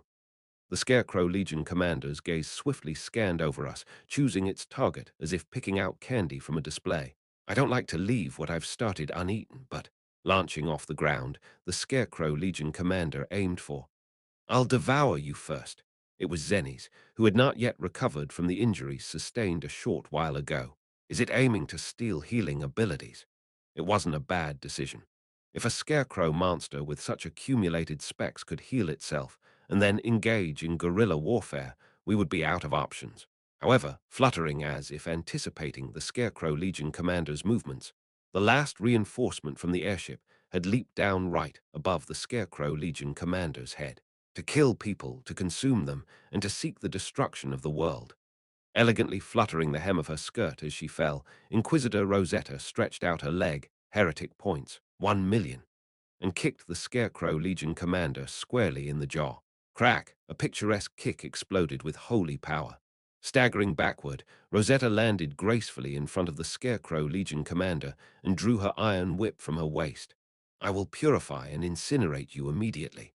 Snap, snap, snap. Following her, 4 Inquisitors from the powerful Holy Knight division positioned themselves to Rosetta's sides in front of Zenni's. Even with former comrades in front and behind, the Red Priest said not a word. They focused solely on the enemy before them. Ah! The Scarecrow Legion commander stumbled back. It might have absorbed the power of 100 people, but on this side there were 200 well-organized troops. Moreover, I had completely neutralized the Scarecrow Legion's specialty in fear, and there were no hostages left. Don't make me laugh. Despite all these adverse conditions, the Scarecrow Legion commander charged at us. All of you. I will harvest you all. And then, just as it reached right in front of us, ha! The Scarecrow Legion commander made a mistake. Its step, hindered by the previously damaged leg, twisted, and it embarrassingly rolled on the ground, unable to withstand its momentum. As it desperately tried to rise, 200 weapons from our side were pointed at it in an instant. The Scarecrow Legion commander muttered in disbelief. What is this? How could I make such a mistake? I was wondering when it would happen. But I knew the Scarecrow Legion commander would make a mistake. I lowered my body and whispered lowly towards it. You absorbed Mikkel's power. Harvest is a status drain skill that absorbs the power of its victims. From basic stats to skills and even traits, it indiscriminately devours everything. Meaning Mikkel's recklessness and error-prone, you absorbed those along with everything else. Even negative traits were absorbed. Recklessness leads to engaging in battles that cannot be won, and error-prone means tripping over one's feet right in front of the enemy. I had expected this error-prone to happen sooner, and its delay meant my heroes struggled more than they should have. But better late than never. With a laugh filled with resignation, the Scarecrow Legion commander muttered, This is why I should have been selective before harvesting. You're full of it. As I swung the flag, buffing all the newly arrived heroes and soldiers, I growled. You're not harvesting. You're plundering. Everyone gripped their weapons with a murderous look. I coldly declared, Die, you bandit pretending to be a farmer. The Scarecrow Legion commander roared as it rose to its feet. Simultaneously, my surrounding heroes and soldiers charged at it. The battle was over. The Scarecrow Legion commander, having stolen the power of 100 people, was undoubtedly strong, but here were 200 of us, in full condition and under the effect of my buff barrage. It goes without saying, but my buffs become more potent as the number of allies increases. With around 200 people, the increase in stats and their synergy from my buffs alone was enough to overwhelm the Scarecrow Legion commander. 200 heroes and soldiers coordinated their defense and attack, and the Scarecrow Legion commander, who recklessly chose a head-on confrontation, quickly fell. With a slash, Lucas's final blow, strike of will, cleanly severed the dangling neck of the creature.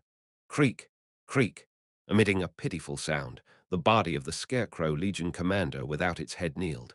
The straw sack-covered head that rolled away muttered to me with a rustling laugh. It was quite fun, but, alas, not being able to devour the world remains my regret. Who asked? I blew off its jaw with the magic pistol agate I drew. Bang! The monster's head exploded, scattering like straw. A fittingly vain end for a monster. Chapter 550, a pale mist emerged from the body of the fallen Scarecrow Legion commander. Soon after, the mist seeped into the bodies of the heroes and soldiers who had been drained of their strength. It was the force being expelled upon his death. Those who regained their strength showed a variety of reactions.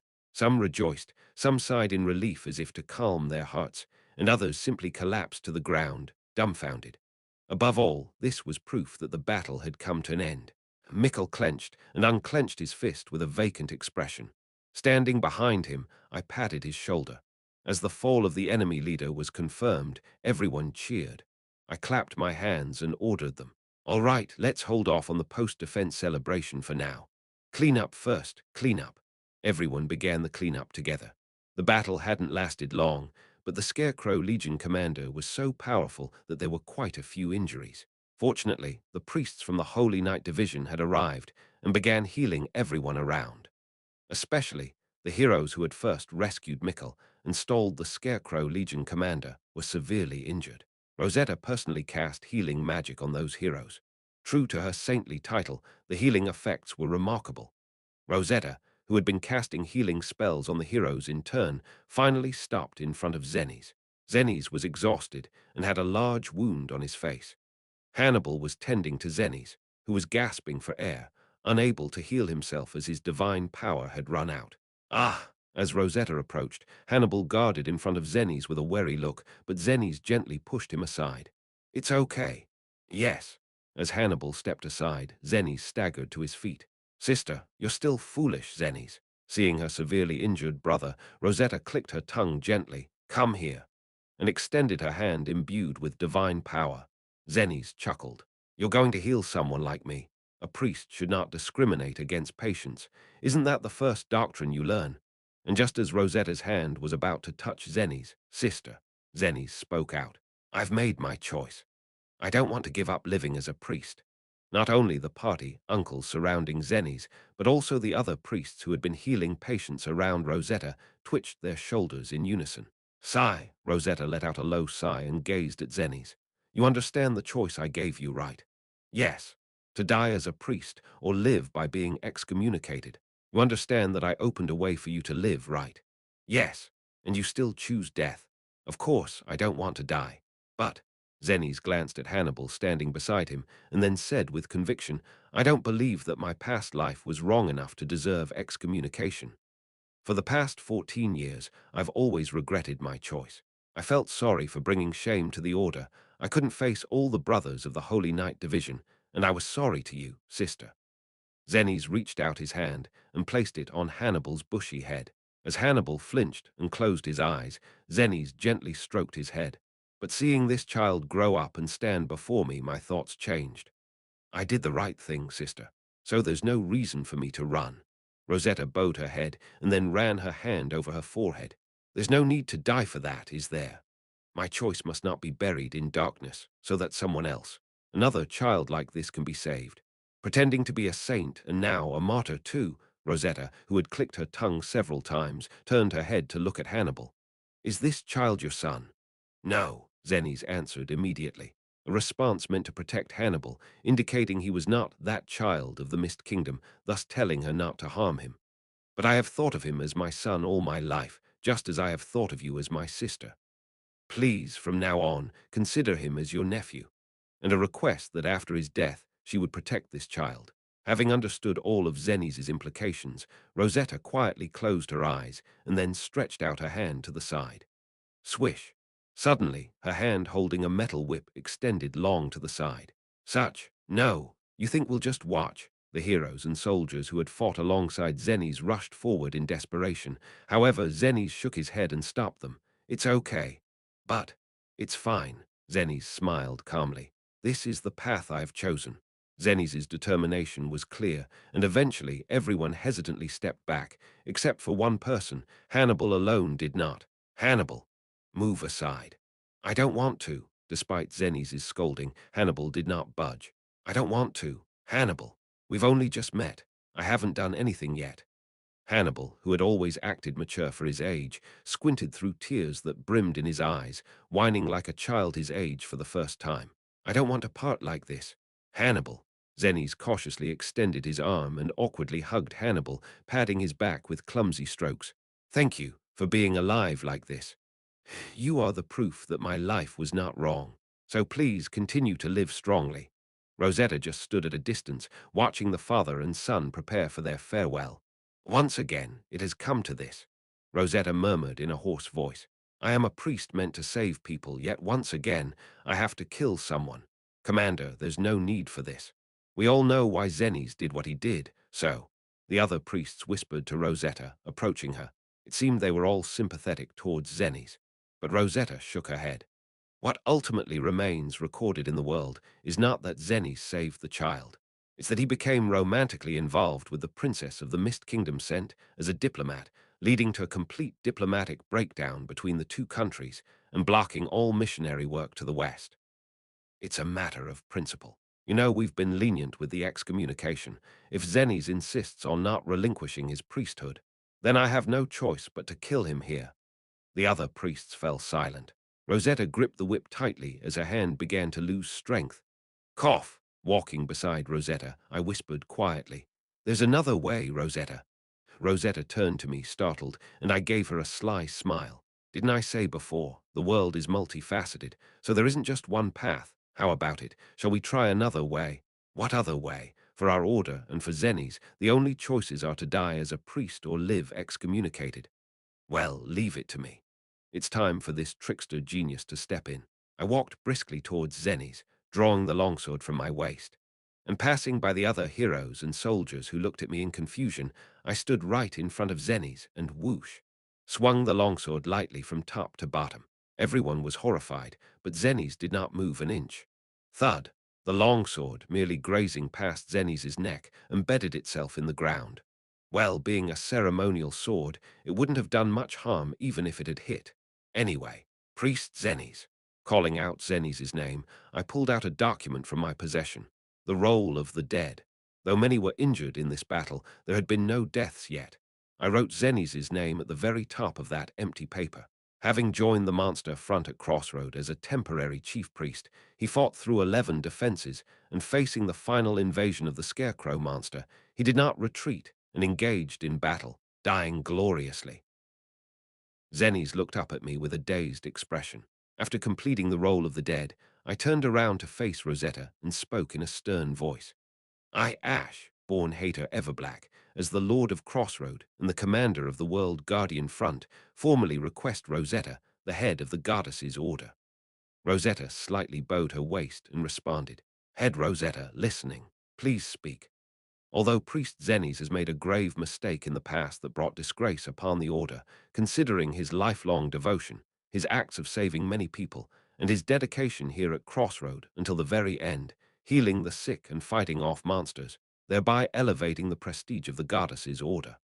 I smirked. I request that he be posthumously promoted, his past sins pardoned, his dishonorable discharge revoked, and his position restored." Rosetta looked at me incredulously. The idea of declaring Zenes, who was very much alive, as dead must have seemed absurd to her. "But I played along with your shallow tricks. I wish you'd play along with mine too." And then, eventually, although priest Zenes committed a sin 14 years ago that warranted excommunication, Rosetta began. Considering his dedication to the order throughout his life, his care for the unfortunate, and most importantly, his leadership in fighting monsters at Crossroad to the extent that he earned the Lord's recognition. Rosetta slowly retracted the metal whip and tied it around her waist. "His merits are recognized, and he is posthumously promoted. The dishonorable discharge is revoked, and he is acknowledged as having died a martyr as a member of the Holy Knight Division." Then Rosetta slowly approached Zenes and gently caressed his cheek. Rosetta's hand, filled with the light of healing divine power, glowed white. The scar that the Scarecrow Legion commander had inflicted on Zenes's face healed, leaving a large scar. Large enough to make him look like a different person. A significant scar. "Zenes, you have died here now. My mischievous younger brother, you have already paid enough for a sin you did not commit over the past 14 years. Rosetta took a moment to catch her breath, then smiled affectionately. "Now I absolve you of all your sins. May you have a peaceful and happy life in the next world." As if blessing the deceased for the afterlife at a funeral, Rosetta whispered to Zenes, "In the life that follows, may you walk the path you believe is right, without hesitation or turmoil, just as you have in this life. And at the end of that path, may you be proud of the life you have led." Rosetta's hand slowly fell away from Zenes's face. "This sister will pray and pray for that." Turning sharply, Rosetta moved away from Zenes. Zenes stared blankly at his sisters, retreating back. As Rosetta approached me, she turned her head away with a sigh when our eyes met. "A petty trick, Your Highness." "I know," I smiled wryly. "But it worked, didn't it?" Priest Zenes, who had committed sins worthy of excommunication by the goddess's order, died here on this battlefield. And having died honorably, he was posthumously promoted, pardoned of his past sins as a priest.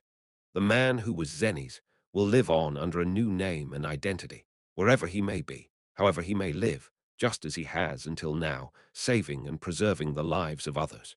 Even under a different name and identity, I firmly believe that man will continue to live in such a manner. Rosetta, tasting my strategy for the first time, seemed incredulous, but eventually nodded slowly. "How long has it been since a conclusion didn't end with someone dying by my hand?" Rosetta, after staring quietly at her own hand, clenched it tightly and then faced me again. "So, Your Highness, yes, I will acknowledge it." A refreshing smile hung on the lips of the woman who would be the Red Priest's leader, a smile she had never shown before. "I am very fond of Your Highness's trickery." Chapter 551, and then a few days quickly passed. A funeral was held in the cemetery on the west side of the city. The choir sang, the citizens wept, and cannons fired into the sky. 2 new graves received empty coffins. The announced casualties were 2, Zenes and Mikkel. Mikkel had been declared a casualty at his own request. Given that returning home meant certain death, he intended to use a feigned death to escape the eyes of his homeland. Standing on a distant hill, Mikkel gazed quietly at the grave bearing his name. In front of the young knight's grave, soldiers from the Vermilion Kingdom who had come with him were sobbing. "What will you do now, Mikkel?" Standing next to him, I quietly asked as we both looked upon the scene. Mikkel grimaced and lowered his head. "As you said before." "Eh, what had I said before?" "Anger." Mikkel looked at his own grave with steady, unflinching eyes. "All this time, I have been angry at myself for making mistakes, for causing the deaths of my subordinates, for missing the one chance I had as a crown prince. I still despise and find myself pathetic for failing. But now I've realized." Mikkel clenched his fist and lifted it to his chest. "Mistakes are not the target of anger, they are subjects of learning, and the direction of anger should not be at myself. That would only devour me from within." "Then what will you direct your anger towards?" "Monsters." Mikkel's scarlet eyes turned northward with an immediate response. "And the system of my homeland that has driven me to act so desperately." "Prince Ash, I intend to return to my homeland." I widened my eyes in surprise. Mikkel nodded. "With this funeral, they'll think I'm dead back home, so I can sneak in unnoticed. Isn't that dangerous?" The Vermilion Kingdom does not forgive failed royalty. If Mikkel's survival is discovered, he will be stripped of all Griffin blood flowing in his veins and killed. That's why this fake funeral was arranged. But Mikkel's resolve was firm. The only chance to change my country is now. To stop using people for live experiments, not administering magic forcibly, not breeding them against their will.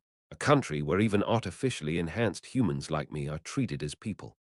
Mikkel's face, though haggard, showed a determined smile. A country that gives even the failed ones a chance to rise again. The only chance to change is now. Right. In the face of his strong will, I finally nodded quietly. It would be good to fight together on the monster front from now on. But that's not something I can force. This boy before me is also a prince, the master of his fate and the captain of his soul. He has the right to live as he wishes, whatever awaits him at the end. And I have as many as 5 fiancées waiting for me. What?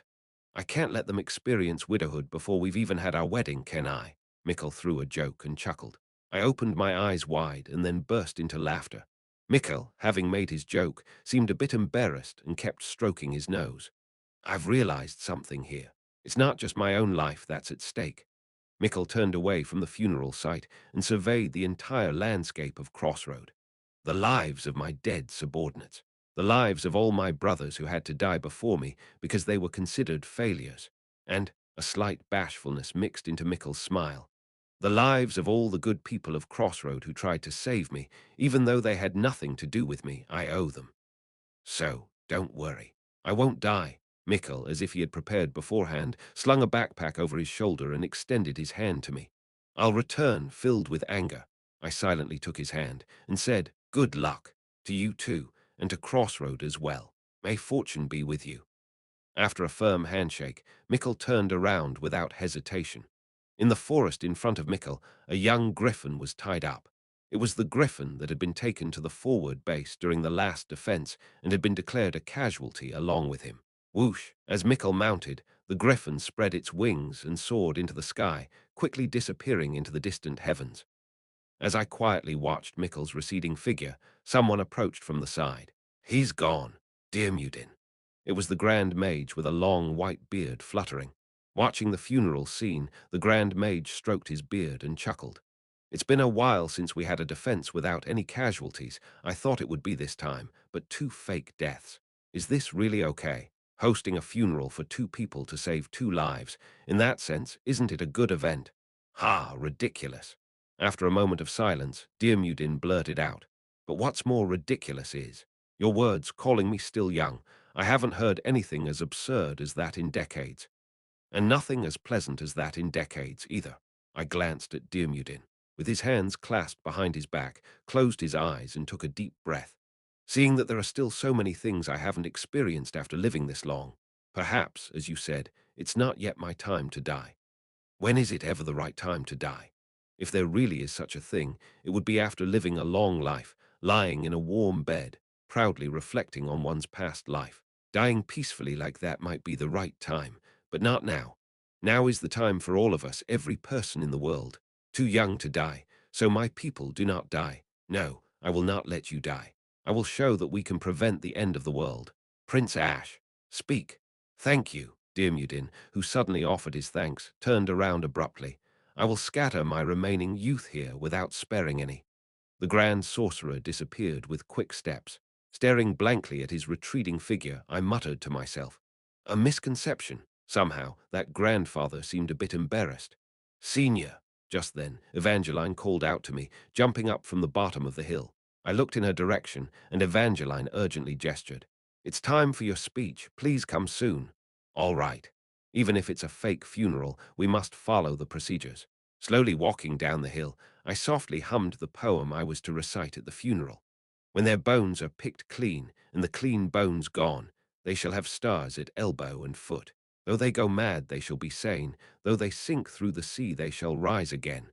Though lovers be lost, love shall not, and death shall have no dominion." From the gravesite further west, at the entrance of a shallow forest, Zennies and Hannibal, squatting on a stump, quietly observed the funeral. As Ash recited the poem, gave a speech, and Evangeline waved her arm, gunfire resounded in the air, and the funeral ended. As the crowd gradually dispersed, Zennies quietly watched, and Hannibal asked cautiously, "How does it feel?" Watching your own funeral." Zennies looked down at the bandages still wrapped around his body. "I don't know. Having died and come back to life several times over these few days, I can't really feel whether I'm actually dead or alive." "What about you?" Zennies turned to Hannibal, who widened his eyes in surprise.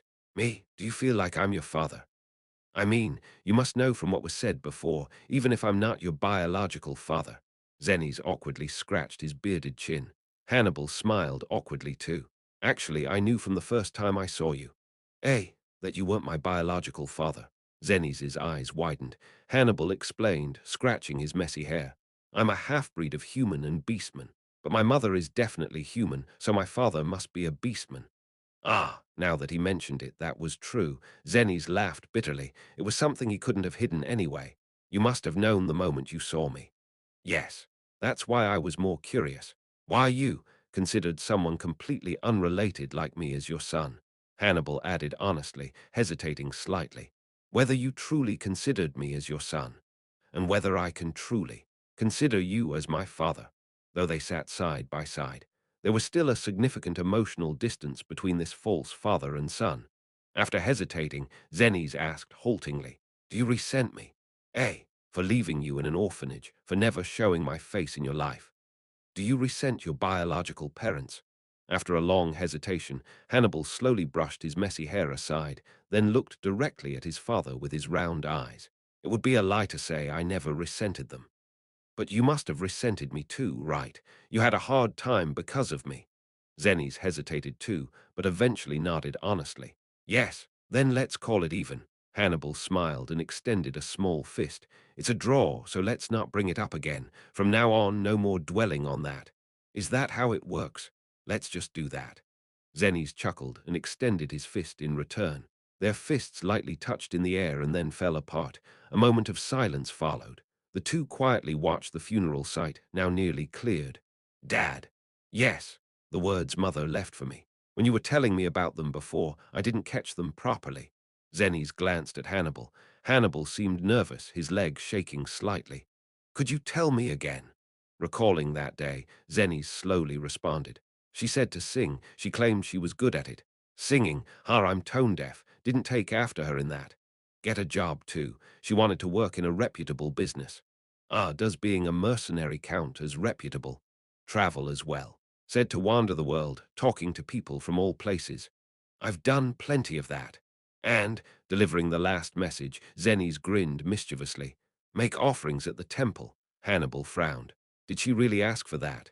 "Ha ha ha." Zennies burst into laughter. Looking at Zennies with narrowed eyes, Hannibal cautiously asked, "Dad." "Yes. What do you want to do with your life now?" "You can do anything now." Zennies, or rather, the man who was Zennies, looked towards the gravesite, where a tombstone with his name stood. Priest Zennies had died. Recognized posthumously for his valor, he was reinstated and his lost honor restored. The incident from 14 years ago was completely buried, and no more assassins from the Mist Kingdom would come seeking him. And nothing remained. Even if it was said that a priest's life begins and ends with nothing, starting over from scratch, burying everything beneath the grave, was a hard task. Thus, Zennies didn't know where he should go. Then, let's find it together. Suddenly, warmth was felt. Startled, Zennies saw Hannibal's small hand carefully holding onto Zennies' pinky. "We're still young. Let's sing together, find jobs, travel, and make offerings too." Hannibal smiled shyly yet brightly. "Let's live that way." After a long silence, "Yeah, let's live." Slowly, Zennies bowed his head, touching his forehead to Hannibal's, and whispered with all the warmth he could muster, "Let's live together, my son." The still awkward father and son sat there for a long time, facing the harsh sunlight, listening to the cicadas in the distance, feeling the hot wind, talking about the future they would share. Indeed, summer was beginning. Stage 31 clear. Stage MVP Ash X. Level up characters. Ash X. Plus 50 others expand list deceased characters. None injured characters. Mikkel SSR. Plus 30 others expand list acquired items. The oldest Scarecrow Magic Core SSR. 1 Scarecrow Core Magic Stones. 211 stage clear rewards have been distributed. Please check your inventory. SSR grade reward box. 1 Get ready for the next stage. Next stage. Impregnable, Chapter 552 Lake Kingdom. In the deepest darkness of Sector 10, and especially in its core, where evil rises like clouds of darkness, the center of malice, the place where the Demon King resides, King's Castle. However, the usually quietly seething Demon Palace was now noisy and chaotic. And for good reason, it was under invasion. Boom, thud. The forces densely surrounding the castle relentlessly bombarded it. The barrier encircling the castle held but vibrated violently. Og! Cromwell, the second in command of the Nightmare Legion and the leader of the Demon Guards, trembled with rage as he repaired the barrier. That damned dragon dares. The ones attacking the castle were none other than the Black Dragon Legion. Led by the commander of the Nightmare Legion, the king of the Black Dragons, Nightbringer. The Black Dragons, cloaked in tight black scales, circled the castle, spreading their wings and pouring down black flames. With her disheveled black hair fluttering and his golden dragon eyes gleaming, Nightbringer was commanding his kin from afar as they fiercely attacked. Cromwell, from inside the castle, glared at Nightbringer.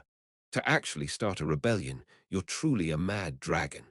The other commanders of the Nightmare Legion, who had only talked about rebellion, did not compare in action.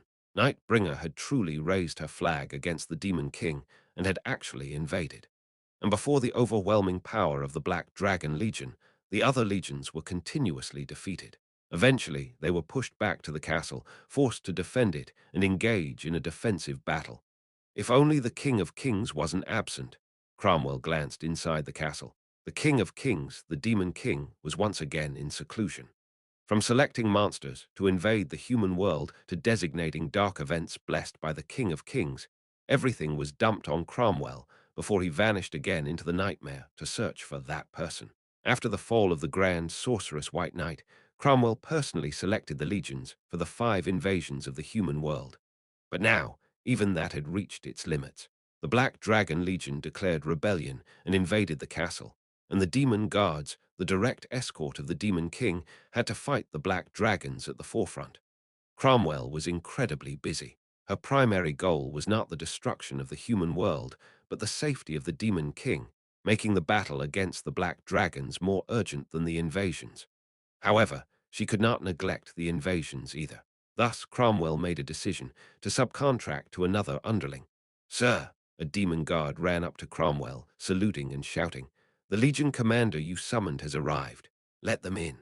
Shortly after, a small demon scurried into the audience chamber of the castle. The nervous demon, swallowing dryly, was small and frail. Its body was red, and 2 horns protruded from its head, with a pair of small wings on its back and a long tail characteristic of demons protruding from its buttocks. An imp, among the demon kind, the smallest, most insignificant, and also the most cruel legion. It was the Imp Lord Lowe who led the Imp Legion. Did you call for me, sir?" Imp Legion Commander Lowe saluted Cromwell with a tense face. Cromwell was the strongest demon commanding all demon legions lurking in the Lake Kingdom. The power of a demon kind is shown by the size of their horns, and Cromwell, possessing large and beautiful antler-like horns, was an absolute powerhouse. As an imp subordinate to Cromwell, it was only natural for Lowe to hold both respect and fear for her. "Yes, Lowe." And then Cromwell issued an utterly nonsensical order. "From now on, until the King of Kings returns, I entrust you with full authority over the invasions of the human world." "What?"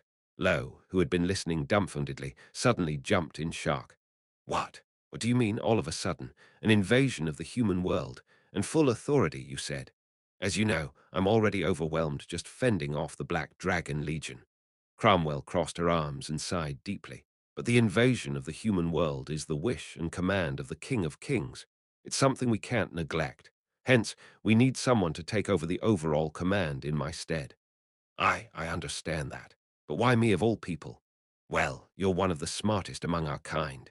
The praise was appreciated, but regardless, this was a separate issue. Lowe tried to refuse in any way possible, but Cromwell didn't listen further and approached Lowe, handing him something: the royal scepter, an object symbolizing the royal authority used by the king of the Lake Kingdom. Cromwell just handed it over to Lowe. Standing there dumbfoundedly with the scepter in hand, Cromwell turned around sharply. "The related materials have been organized. Just pick them up on your way out." Now I'm too busy with the battle against the black dragons to stay. Wait, just a moment. Please wait. Cromwell, sir, don't leave me like this. Cromwell, seer. As Cromwell waved her hand dismissively, the gatekeeper demons approached from both sides, lifting Lowe and carrying him outside. Standing at the entrance to the audience chamber, Lowe stood dumbfounded. It was a basic rule here to follow orders without question. But even so, was it really okay to hand over such a heavy responsibility so casually? Creak, creak. Then Cromwell's adjutant carelessly dragged something over.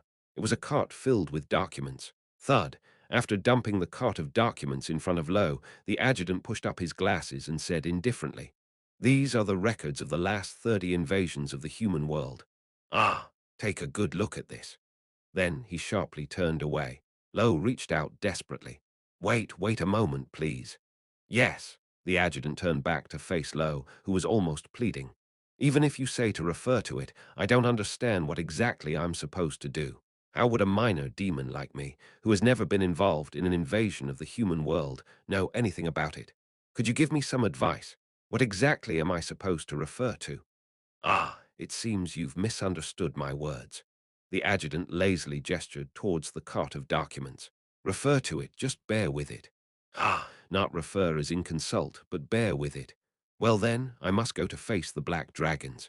And with that, the adjutant walked away with an air of importance. As the adjutant disappeared, and Lowe alternated his gaze between him and the heavy cart of documents, he unwittingly began to wipe away tears that sprang up, muttering to himself, "This damned life of a demon is truly sorrowful. But what can he do? Whether it's a sloppy job or a mess, if he's told to do it, he must." Sniffling, Lowe started dragging the cart, which was bigger than himself, and began crawling back to his lair.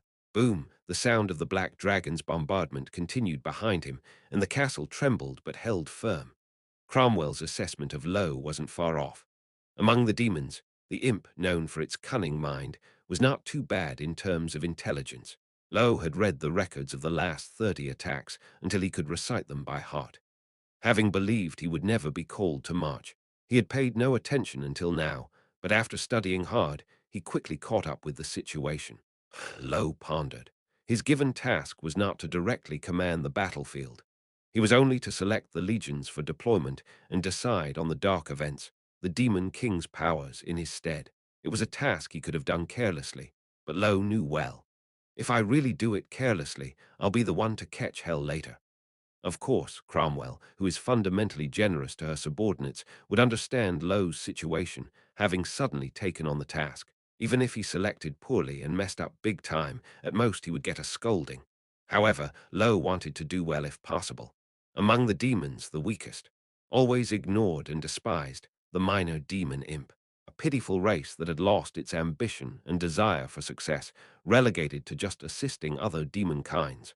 Wasn't this the perfect opportunity to change their circumstances? Lowe deliberated. He deliberated again and again. Which legion could catch the humans off guard? Which dark event would effectively set the human world ablaze? And so, a few days before the 31st attack was to commence, Lowe cautiously entered the base of the Scarecrow Legion. The Scarecrow Legion was currently using a farm that had become ruins as their base. This place, once the base of the plague-bringer Raven, was now utterly devastated by disease and exuded an eerily ominous atmosphere. "Hey, it's scary." As Lowe trembled in the ominous atmosphere, suddenly a face covered with a burlap sack popped in front of him. What's this, a little bug?" It was the Scarecrow Legion's commander, the oldest Scarecrow.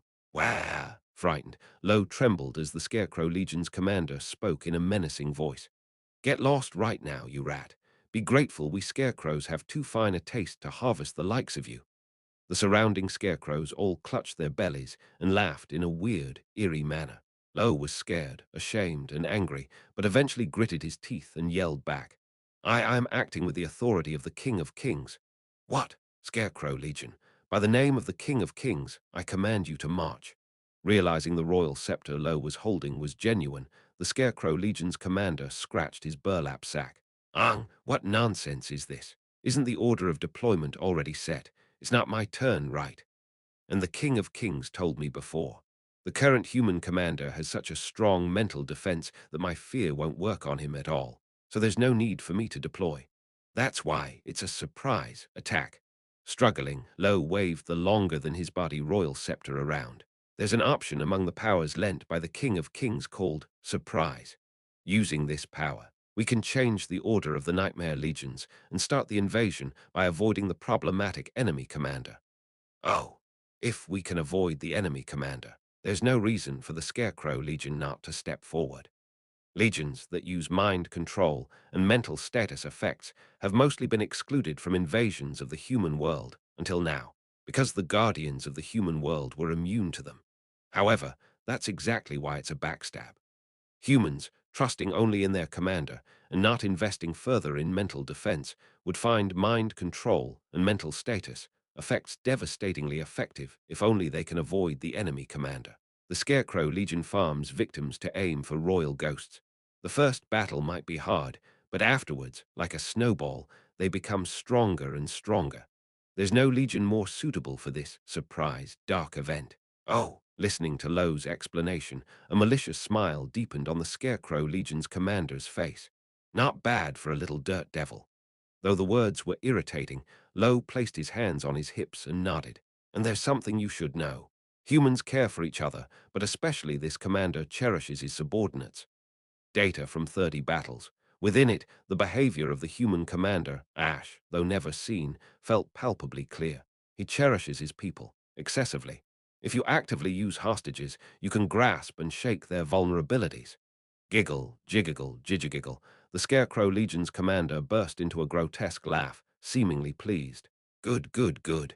I shall gladly march forth, little dirt delegate. And the Scarecrow Legion's commander pointed at Lo with his long finger. If I end up bringing destruction to the world, I'll make sure to reserve a high place for you too.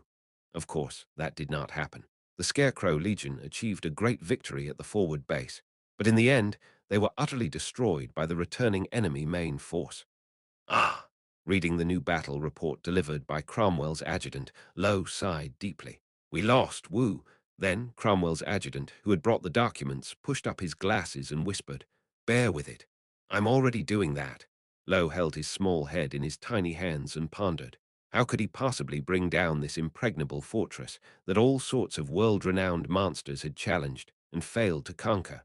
Chapter 553, a few days before the 32nd assault.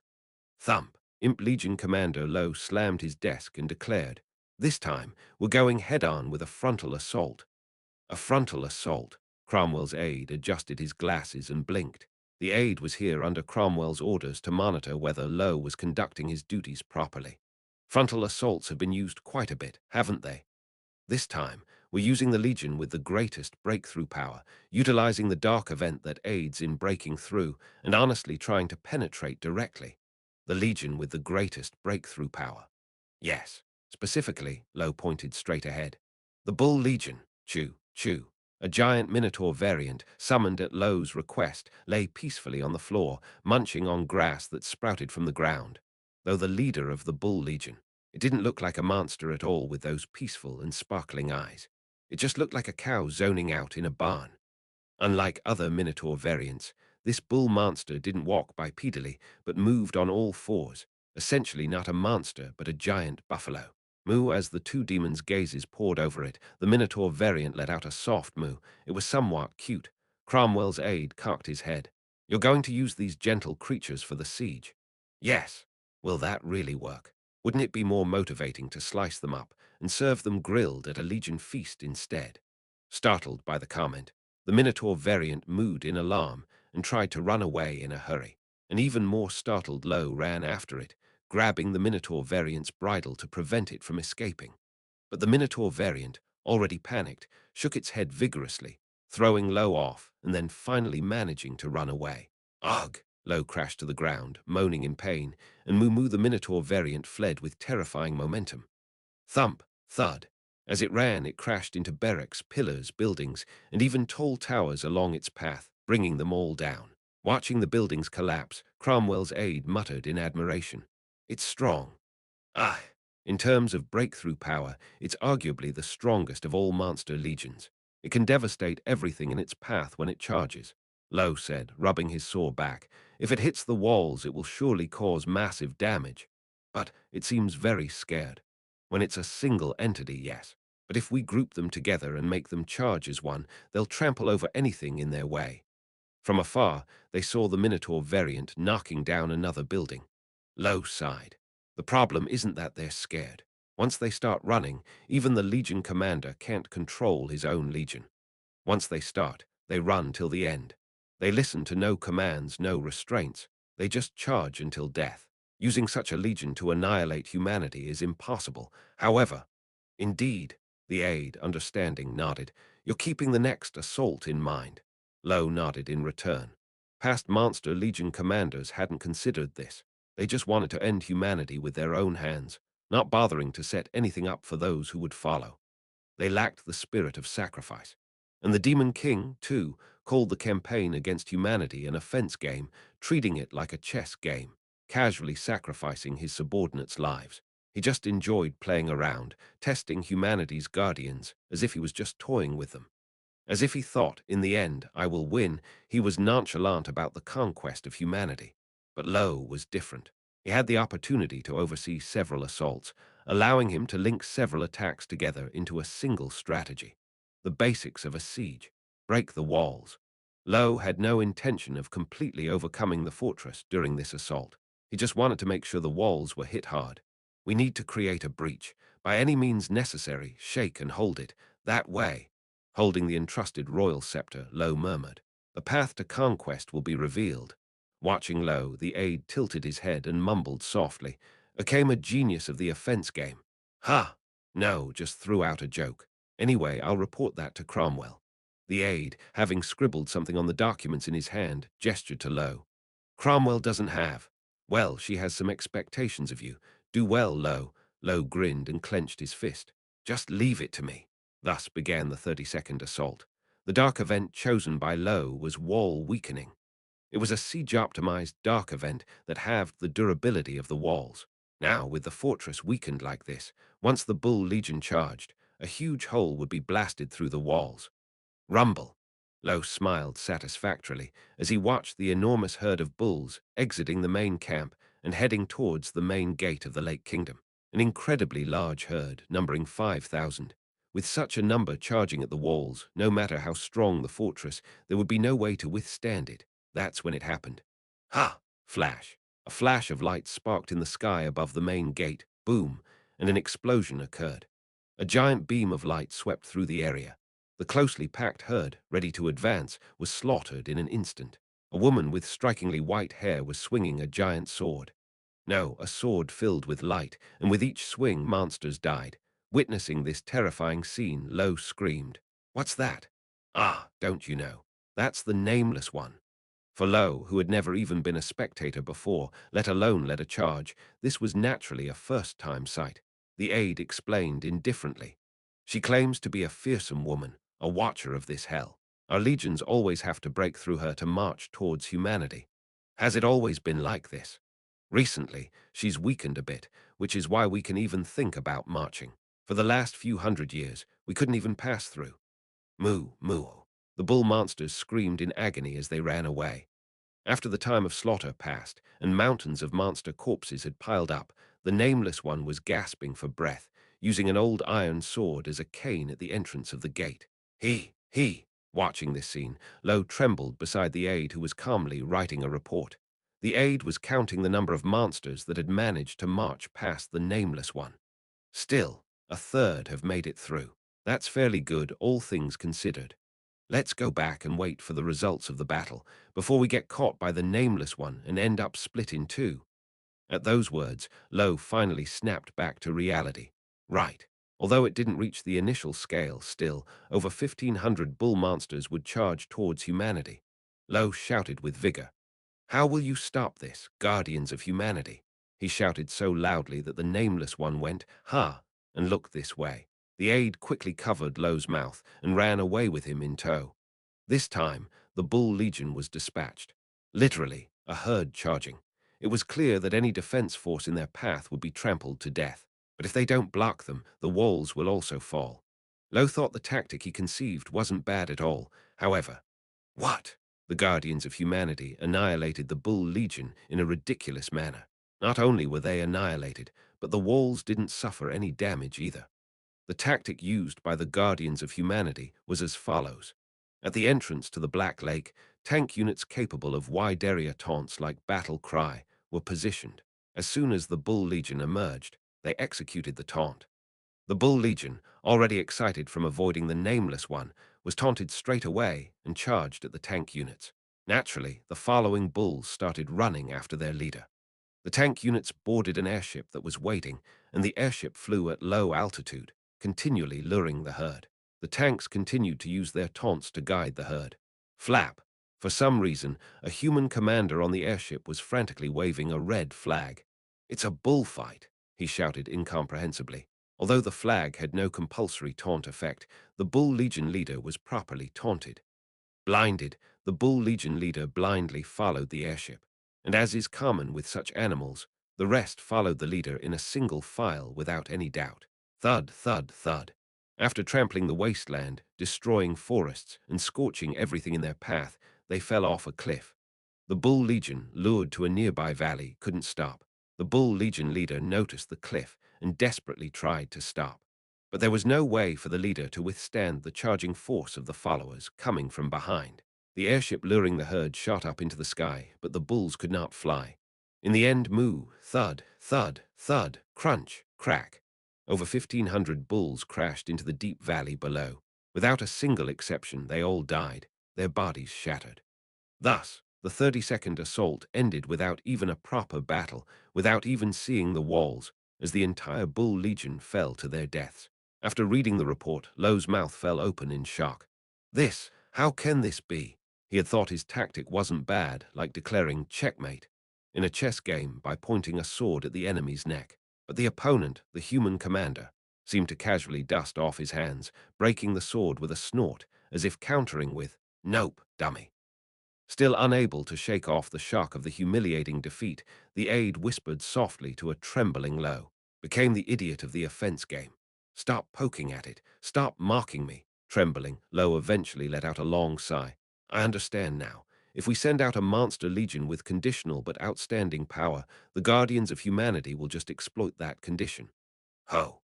We need to send out a legion with a consistently high average power, not dependent on conditions." Lowe had an intuition. Even if it was a bit of a stretch, it was time to make a bold move. For the next assault, the 13th ranked Legion, a top-tier legion he had been eyeing from the beginning, will send the Fallen Knights. At that, the aide looked a bit surprised. "Can you handle it? As you know, that legion is too brutal, they might not listen to you." "Well, somehow with the authority of this royal scepter," Lowe asked, sweating, "won't it work?" Lowe swallowed dryly. The aide behind him also lacked his usual carefree demeanor, looking slightly tense. The base of the Fallen Knights, a crumbling chapel. Inside the chapel, at a round table, sat 13 individuals, or rather what used to be individuals, monsters now enveloped in tentacles, blood, mist, and slime, who had once been knights of high renown. At the head of the table, the corrupted king Pendragon, sitting on a throne made of skulls, with a giant greatsword planted in front of him, spoke through the slit of his helmet. A voice so evil and terrible it felt like it could corrupt the mind just by listening. "It's finally our turn, you say." Chapter 554. "Do you know why we are ranked as the 13th Legion?" Pendragon, the leader of the Fallen Knights, asked. A natural eeriness emanated from the giant knight seated on the skull throne. The imp, Lowe, involuntarily gulped down his saliva. I do not know. I like the number 13. Pendragon brushed his helmet-covered face with his hand, giving an odd reason. "I'm insanely fond of the number 13. 13 is the best. 13 rocks. 13 is awesome. That's why my knight order is exactly 13 members strong. Even the number of steps leading up to this chapel is 13. The day my knight order was established was also Friday the 13th. Pendragon went on praising the number 13 for a while with a wicked voice. "That's why I intentionally remained at the 13th rank. We could have climbed higher if we wanted." Is that so? Do you understand why I'm telling you this?" "Not at all." Lowe shook his head. Pendragon chuckled. "Those self-proclaimed Nightmare Legion commanders, those monsters ranked up to 10th, all acting like kings. I could tear those bastards apart with one swing of my sword." If I had wanted, the internal order of the Monster Legion in this Lake Kingdom could have been completely overturned. Then why stay put here, just flapping your gums? Though he thought this, Lo simply nodded along for now. Pendragon continued. My fallen knights are strong enough to stand on their own. We have our pride, our dignity, and our ideals. Just because you come now and say, go fight, doesn't mean we'll wag our tails and leap to it out of desperation. The speech was long, but in essence, you think we would just go into battle because someone shakes the king's scepter and orders it. If it's not a direct command from the King of Kings himself, sending just a lone imp like you to order us out won't do. Pendragon disliked the situation where a mere imp like Lo was sent to command their deployment instead of the demon king himself. I refuse to deploy. If you wish us to deploy, you should at least send the captain of the guard. Pendragon waved his hand dismissively, indicating they were dismissed. Lo's deputy turned around first with a look of I thought as much. However, Lo took a breath and then, are you scared, fallen king? He provocatively threw out the challenge. The deputy flinched and looked back at Lo, and then Pendragon finally glared at Lo properly. What? What did you just say? You're afraid of the guardian of humanity, Ash, that man. Lo crossed his arms arrogantly. His tail was shaking unseen, but his voice was calm. Otherwise, there's no reason for you to refuse the goal that everyone wants, the destruction of humanity. And Pendragon was particularly weak to such provocations. Bang! Predictably, Pendragon kicked his chair and shouted, Don't make me laugh. I am the fallen king. I fear nothing in this world. Don't make excuses. You're actually afraid of the guardian of humanity. That guardian's fortified city, aren't you? Lo continued to taunt mockingly. You've heard the rumors about the high and mighty walls that many monsters and their kings have crashed against and shattered. You're just making excuses to refuse because you're scared. Ching! Pendragon's greatsword was unsheathed in an instant. The evil blade, brimming with malevolent energy, pointed directly at Lo's throat. Do you really want to die, imp? You don't have the courage to attack humanity, but you have the courage to kill me, the deputy of the King of Kings. I didn't know the fallen king's sword suffered from a rage disorder that targets the weak. Pendragon's thrown greatsword flew towards Lo. Teskarak, the flying greatsword, grazed Lo's cheek before embedding itself in the wall behind him. Lo didn't blink an eye and stood still. Fuck, I almost pissed myself. Of course, he was just frozen and couldn't move. The provocation was successful. Pendragon was screaming at the top of his lungs. All right, fine, deploy us. I will show you. I, the fallen king, will prove that the 13 fallen knights are the strongest of all. Then Lo simply shook his head. I refuse. What? I said no. You've already refused the king's command once. There won't be a second chance. Lo turned swiftly to leave. As you wished, there will be no deployment, and there won't be in the future either. Now, if you'll excuse me. As Lo started to briskly walk away from the chapel, thump, thud, the bulky fallen knights moved like lightning to block Lo's path. Lo looked back in annoyance, and Pendragon, slowly sitting back on his throne, spoke in a composed voice. I underestimated you for being so small. Deputy, you're stronger than you look. I apologize, so please grant us permission to deploy, and don't try to bend me to your will anymore. Click. Pendragon sheathed his greatsword, growling. Next time, deputy or not, I'll slice you up.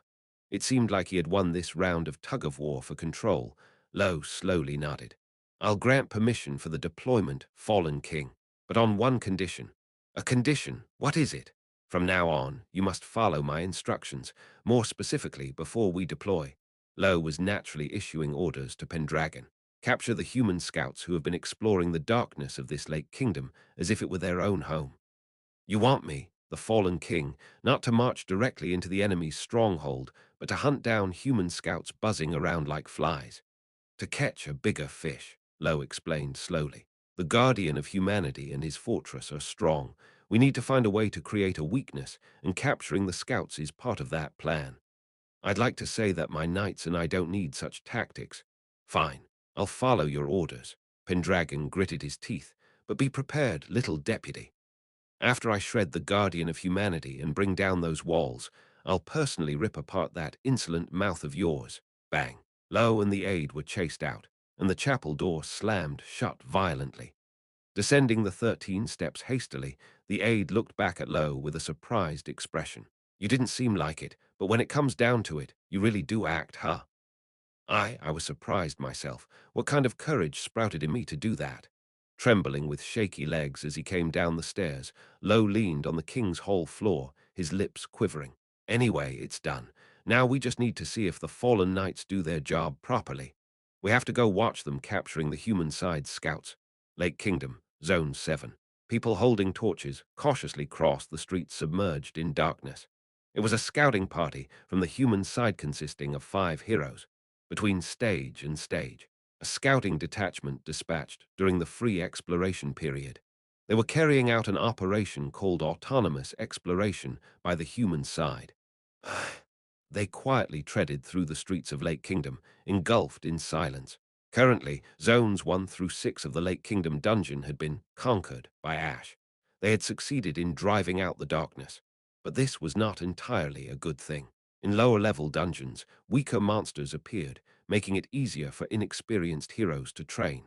However, now they had to start from Zone 7, a high-level area.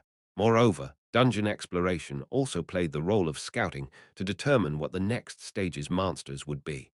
The difficulty of this scouting had significantly increased now that they had to start from Zone 7. Thus, the role of those venturing into their first autonomous exploration between stages was crucial. These were veterans honed on the monster front. From one elf archer of the Fairy Queen's Royal Scout Corps to one dwarf warrior, one beastman warrior, and 2 human mages. Though their races and affiliations were different, having suffered together on the battlefield had made them indifferent to such things, becoming a seasoned team of 5 for scouting missions. And there was another who walked ahead of this party of 5, a muscular man wearing an animal mask jackal. The owner of the Blazing Colosseum dungeon in Zone 5, and once known as the Gladiator King, a dungeon boss. And now he was leading an independently organized taming monster corps, a direct subordinate of Ash. Jackal, with his long experience living in dungeons, was assisting the scouting teams dispatched from Crossroad, helping with the first reconnaissance mission in each stage. This team of 6, having scouted this hell several times before, now adeptly navigated through the darkness of the dungeon. It's quiet. Yeah, it feels quieter than usual. By now, we should have encountered a monster or 2. Maybe we need to enter the dungeon. The 6 nodded to each other. No monsters were visible on the dark streets of the Lake Kingdom. It seemed they would have to enter a nearby dungeon since scouting was not proving fruitful. Jackal led the way, torch held high. The monsters in this defense battle might be few, leaving the dungeon empty, but let's go check. The 6 entered a narrow alleyway, heading towards the nearest dungeon. Clink, and not a few steps into the alleyway, Jackal felt something catch on his foot. Hum! Looking down curiously, he saw some metal object rolling at his feet. No, it wasn't just any piece of metal. It was a scythe, its blade gleaming sharply, and in the darkness ahead, something with a massive body. Lying flat on the ground, it extended its scythe forward like an antenna, waiting for its prey to come closer. Tuskarak, the giant scythe swung across the ground.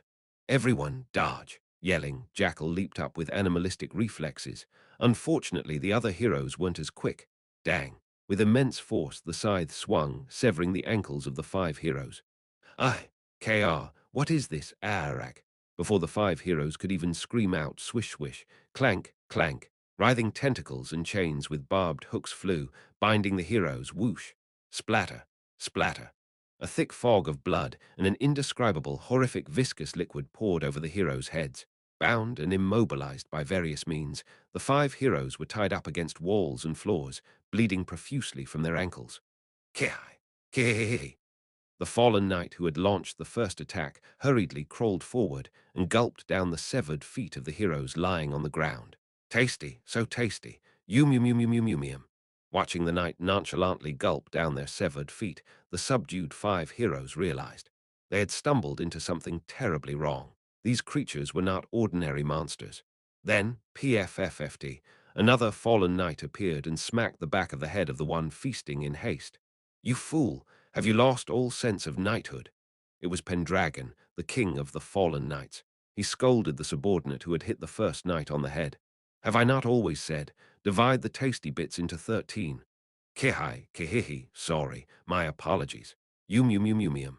The knight, despite being hit on the head, continued to gobble down greedily without stopping. Pendragon sighed, then drew his greatsword, shouting, "Share fairly, share fairly. My knight order is all about equality." Then he placed his greatsword over the severed feet, as if the greatsword were a butcher's knife cutting meat. Assuming the stance of a chef, the king of what were once knights delivered a speech. "Do you understand, my men? I like the number 13. Let's always divide humans into 13 parts before we eat them." Chapter 555. From every shadowy corner of the alley, the fallen knights began to reveal themselves one by one. Surrounding their prey completely, these corrupted and deranged knights all gulped down their saliva in unison. Pendragon, the fallen king, murmured in a tainted voice, "Now, it's time for the 13th division." He then plunged his greatsword into the chest of the closest bound human mage. "Arog, arar." The mage, stabbed in the chest while still alive, shook violently in all directions. But soon his movements gradually ceased. Another fallen knight with a slurred speech asked Pendragon as he was about to further mutilate the dead mage's body, "But great king, did you not say we were to capture them alive?" "Eh, oh right, yes, that was the plan indeed." Covered in blood, Pendragon nodded while holding up his greatsword. "Let's finish slicing this one up and capture the rest alive."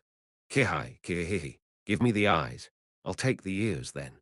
"Fingers, fingers, fingers, fingers, fingers." "Hey, you disrespectful ones. I said 13 parts, didn't I? 13th parts." Listening to the mad conversation of the monsters that were no longer human, the color drained from the faces of the subdued heroes. Then suddenly, swoosh, whir, a dagger flew like lightning, thud, thud, thud, and accurately impaled itself in the necks of the remaining 4 heroes. "I'm sorry. Once captured by these creatures, a peaceful end is too much to hope for." The one who had thrown the dagger was Jackal, who had been leading the party. He, the only one not subdued, had thrown his dagger to kill his comrades. "Better I send you off. May you rest in peace." The 4 heroes, in pain yet grateful, breathed their last. Jackal, who had killed his own comrades, bit his lip till it bled. However, there was no time to be lost in sentiment. "Oh ho, who do we have here?" Pendragon, with his greatsword dripping with blood, gestured with his chin. "The so-called gladiator King Jackal, prancing around in the outskirts Colosseum." "Now that the Colosseum is destroyed, what do you call yourself?" "It doesn't matter." Jackal gripped the dagger in his hand tighter. "Right now I am but a follower of the one I serve, His Highness Prince Ash." How preposterous. Once a king, now crawling under someone else's legs like a dog. "Ramble on, monster. It's you who's also a monster. Don't pretend to be human now." Pendragon scoffed coldly and looked around. "Now then, having killed them all, how do you plan to take responsibility, Jackal?" "Responsibility?" Jackal sneered. "I'm pleased to ruin your plans." "Not really, that's not it." Pendragon chuckled. "I'm saying perhaps I should capture you instead. Your decision to grant your comrades freedom by killing them was commendable. But now, what to do?" Pendragon's helmet tilted sideways, revealing his face. "Who will kill you now that you're alone?" Jackal scanned his surroundings with alert eyes. 13 monsters had completely surrounded him. Jackal knew well. Alone, he stood no chance against these 13 fallen knights. They were all specialists in combat against humans, crazed by human flesh. Meanwhile, he had lost most of his strength as the gladiator king. Rather than being captured and used for their purposes, it's better. Jackal intended to take his own life.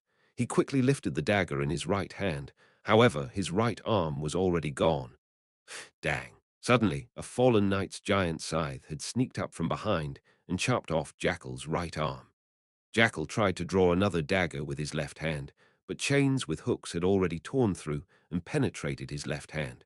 Crack! The hook that penetrated Jackal's left hand embedded itself in the ground, and Jackal, skewered by chains, could no longer move. GHK. Jackal desperately sought another way to end his life. "My tongue!" As he attempted to bite his tongue, tentacles swiftly wrapped around him, tightly strangling Jackal's neck. He gasped for air. Pendragon clicked his tongue in front of him.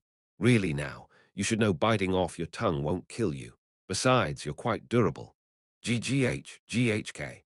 Jackal's intended method was to concentrate magic in his tongue and then bite it to explode, thereby destroying his brain from the shock. But the tentacles blocked his mouth like a gag, making that method impossible. Suspended in the air, bound by chains and tentacles, Jackal floated helplessly. "You've weakened, Gladiator King. Even in death, you should have worn a crown." Pendragon sighed, examining the struggling jackal. But about capturing. As long as you're still breathing, that's what counts, right? Effortlessly lifting his greatsword, Pendragon then thrust, pierced Jackal's chest. Blood spurted like a fountain. Jackal couldn't even scream, writhing in agony. Endure the pain. It's been a while since my sword tasted blood. Pendragon's greatsword vibrated like a living creature, beginning to drink Jackal's blood. Only then did Pendragon smile satisfactorily. After all, you were once a king. Try to hang on. It was just a few hours later when reinforcements from Crossroad arrived. Zone 8, the crumbling chapel. Arriving right in front of the fallen knight's base were Crossroad's elite heroes. And Tap, the standard-bearer, carrying a worn and tattered flag, was Commander Ash himself, the guardian of humanity. Ash didn't enter the chapel. He just stood at the entrance, gazing into the interior from afar. On the high altar inside, the bodies of the 5 scouting party heroes were left, reduced to bones, while the fallen knights burped, patting their full bellies, and Jackal suspended in midair.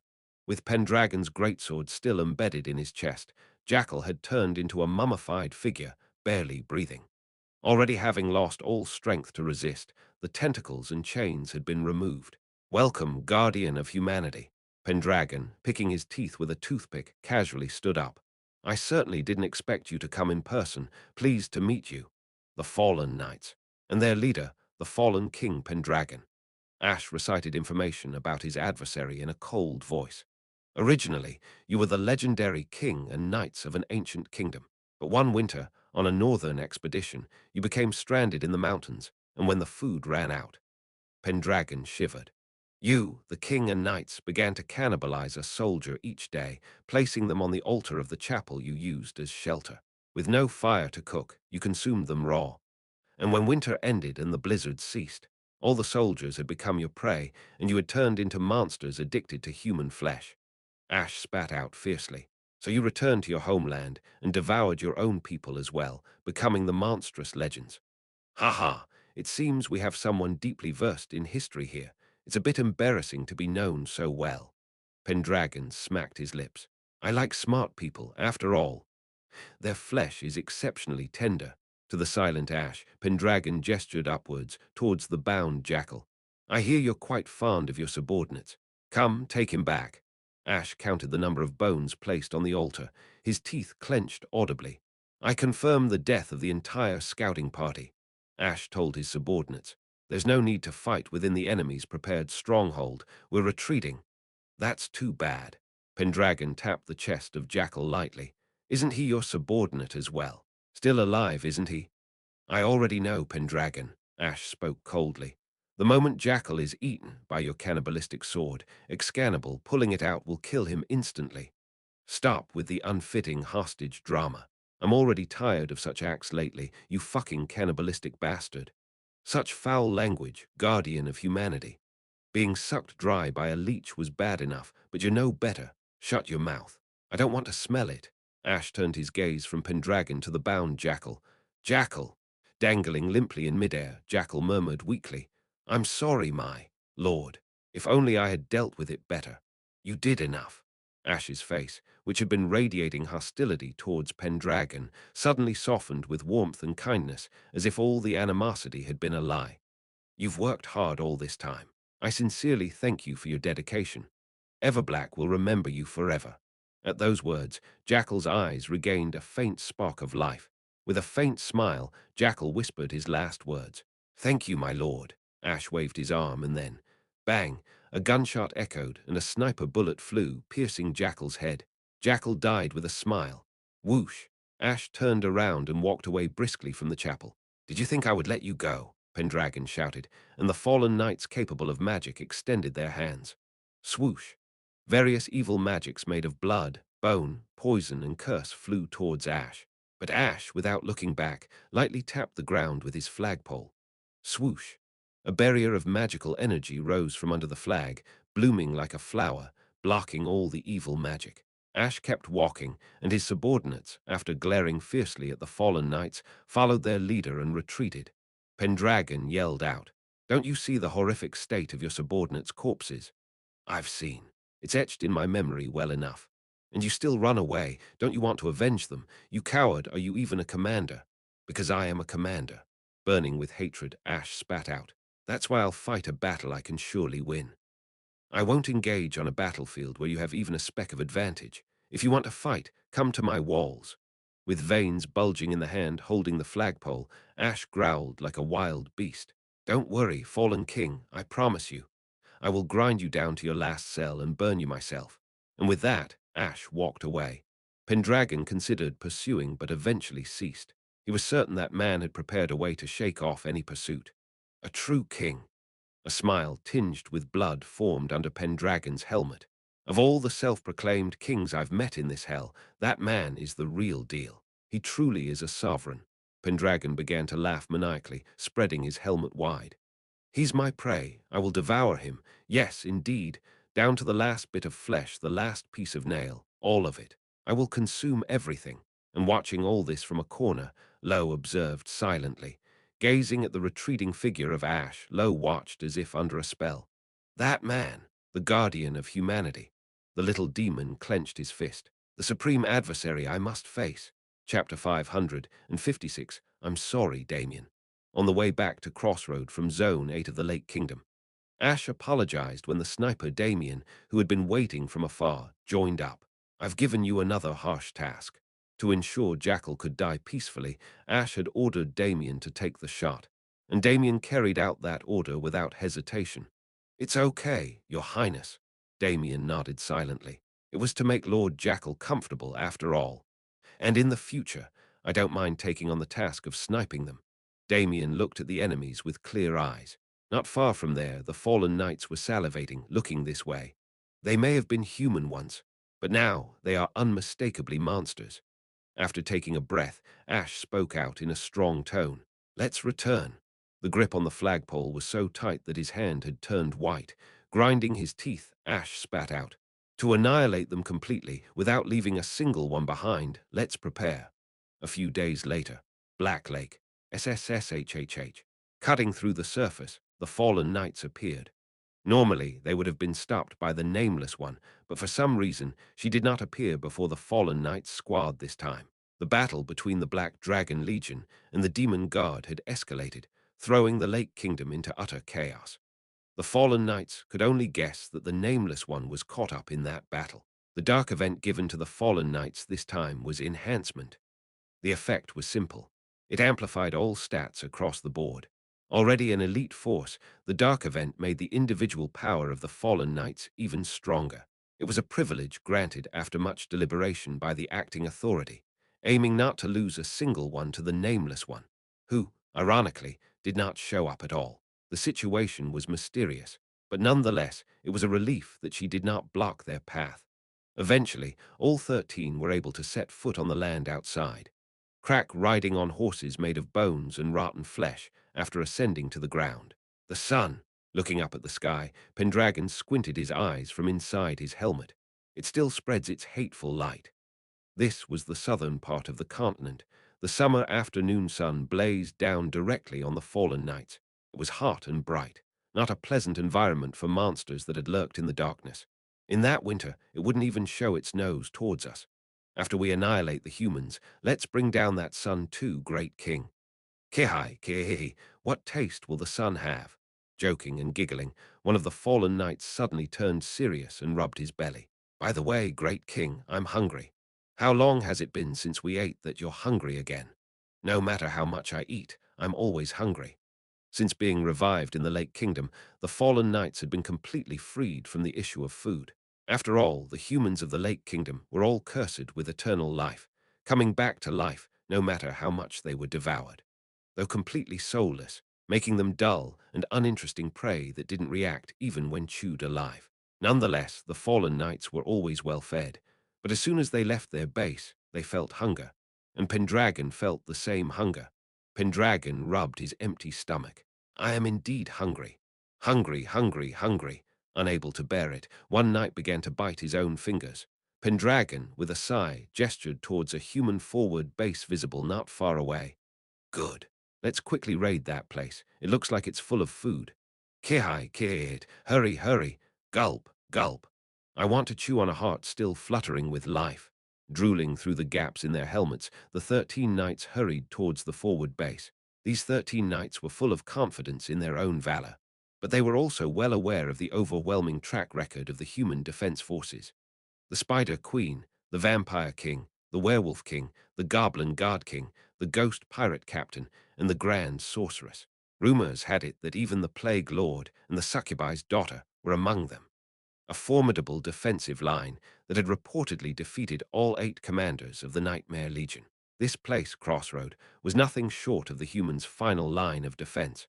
Pendragon had dismissed all those in the Lake Kingdom who called themselves kings, except himself. However, he did not consider them weak. These monsters were all defeated by the human commanders and defense forces.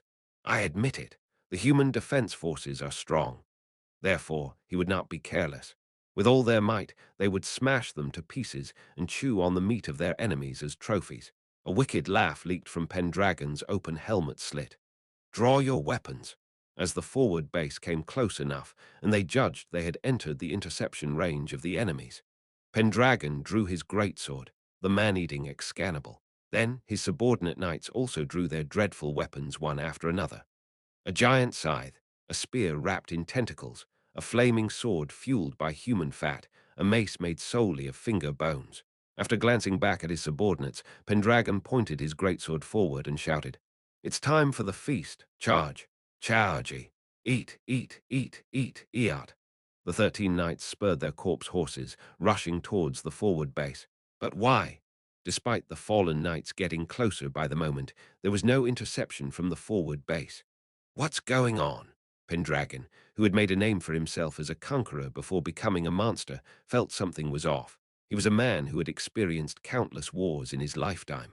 Why is there no interception coming? Could it be a trap, luring them in to wipe them out all at once? No, but there's not even a sign of life. There was no interception, nor anything else coming from the forward base. It was as if it was completely empty. Soon, the other fallen knights also noticed something was amiss. All the knights gradually slowed down and came to a stop in front of the forward base's gate. Great King! At that moment, a long-haired fallen knight who had approached the gate called out to Pendragon in a flustered tone. "The gate is open, Great King." What? Surprised, Pendragon saw that it was true. The thick gate of the forward base was not locked but slightly ajar, as if inviting them in. "I'll go in first." The long-haired fallen knight took the lead, opening the gate, and the rest of the fallen knights followed closely, ready to unleash an attack at any moment. However, there was nothing. No interception, no enemy. In fact, nothing at all. Realizing there were no enemies, the fallen knights poured into the forward base and were bewildered as they surveyed the empty interior. The clean and perfectly maintained forward base was empty. Pendragon grunted. To not use such a facility for defense, just leave it empty. Great King, there's no one here. After scouting the entire interior of the forward base, the fallen knights eventually returned and reported. It looks like it was used until just yesterday, given the signs of life. It seems they pulled out knowing we were coming. Pendragon found it dubious, but he couldn't kill enemies that weren't there. Understood. First, raid the stores for food. Let's have a meal. Great King, I don't want to eat anything but human flesh. We haven't eaten anything but human flesh since we were resurrected. Don't whine, you fools. Isn't it wartime now? Pendragon tried to appease his grumbling subordinates, but the long-haired fallen knight who checked the storage came back sweating. Ah, Great King, the thing is, there's no food to be seen. What? The storage is completely empty, not a speck of dust. Silence fell. Pendragon frowned as if incredulous. What are you saying? For a base of this size, used until yesterday, the storage is completely empty. But it was true. When Pendragon checked, indeed, all the storages of the forward base were clean and empty. Did they remove everything through a teleport gate? Kicking a pile of broken magic stones, Pendragon clicked his tongue. Annoyed as he was, he couldn't fill an empty storage. That's when the other fallen knights began to whine. Great King, I'm so hungry, I feel like I'm going insane. Pendragon gestured towards the nearby forest. Let's go hunting then. There must be animals in that forest. Let's go. Thus, the fallen knights left the forward base and entered the forest. However, only after a few hours into the hunt did the fallen knights notice another anomaly. Something's wrong, great king. Not a single animal, let alone a human, is to be seen. SSSHHH, only the hot wind blew through the silent forest. It's a lamentable situation. How can there not be a single squirrel in the forest? The long-haired fallen knight, following Pendragon, answered. Do you remember when we invaded the elf kingdom in a previous life, great king? Back then, the elf bastards played tricks, so all the animals in the forest ran away, leaving it completely empty. Wasn't that a tale from the era when the elf kingdom was overflowing with spirit mages? Are you saying now that the human defenses have elves and spirit mages all among them? Pendragon gritted his teeth. Could it be that they're using a scorched earth tactic? The fallen knights brought back mushrooms and fruits, but even after gobbling them down, their hunger was not sated in the slightest. Great king, this stuff doesn't fill us up. Hungry, hungry, hungry. Give us something to eat, great king. Shut up and bear with it for a bit, you fools. When they returned to the forward base, night had already fallen. After setting up camp, Pendragon scolded his subordinates. In 3 days' journey north, there's the human defense line, isn't there? Let's feast on meat to our heart's content there. Ah, I feel like I'm going to die of hunger. The hunger of the fallen knights was almost like a curse. For hundreds of years in the darkness of the Lake Kingdom, feasting on the people who died and came back to life over and over, they lived in abundance, a fact unknown to them. Even a slight state of fasting caused severe madness. And so that night, crunch, crunch, crunch, crack, gnaw, gnaw. In the middle of the night, as Pendragon pondered over the supply issue, he heard strange sounds, the sounds of something being torn and eaten. Startled, Pendragon ran to see. These crazy bastards. The hungry, fallen knights, unable to bear their hunger, were tearing into the corpse horses they had ridden on. The fallen knights, hastily swallowing the rotten meat, knelt before their king upon realizing he had arrived. Great king, this won't fill us up, great king. Give us something to eat. Watching the fallen knights grovel at his feet, clutching their starving bellies, Pendragon suddenly realized. He was hungry, insanely, unbearably hungry. Ha! A wide smile spread across Pendragon's face inside the helmet. I really do like the number 13. But my knights, for you I can break even that. With eyes sparkling with madness, Pendragon turned around. Why do we need supplies? We've already brought them. Don't do this, great king. The long-haired fallen knight, cornered in the forward base, steadied his breathing with his longsword pointed forward. You shouldn't do this to me. The remaining 12 fallen knights pointed their weapons at the long-haired knight, saliva dripping from their mouths. It's truly sad that our number of 13 has to decrease by 1. Pendragon whispered, flicking his greatsword. To safely advance to the enemy's walls, it's unavoidable. Just like in those winter mountains, we have to eat one a day. Please, great king, how loyally I have served you. Thank you, my friend. Eat well. Don't do this. The remaining fallen knights rushed in like beasts. The long-haired fallen knight swung his sword, screaming. Ah. That night, the fallen knights had a plentiful dinner. Chapter 557. It takes 3 days to ride from Black Lake to Crossroad. However, on the first day of their expedition, the fallen knights ended up eating most of the horses they brought with them. As a result, they had to move on foot, and since the fallen knights themselves weren't particularly fast, their progress was significantly slower. In the end, it took them 5 days to move northward on foot, and still, Crossroad was not in sight, even though they had walked day and night.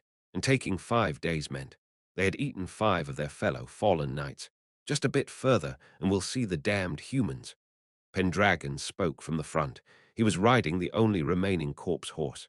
Behind him followed 7 fallen knights on foot, including Pendragon. That made 8.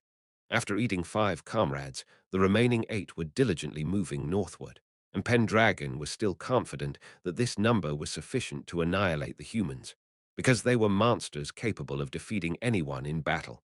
Almost there, just a little more and we'll be feasting on their flesh. Spurred on by Pendragon's encouragement, the fallen knights drooled. Even though they had feasted on the flesh of a comrade just a few hours ago, they quickly felt hungry again, and Pendragon felt the same. The fallen king ground his teeth. Quickly, quickly, quickly, let the walls appear.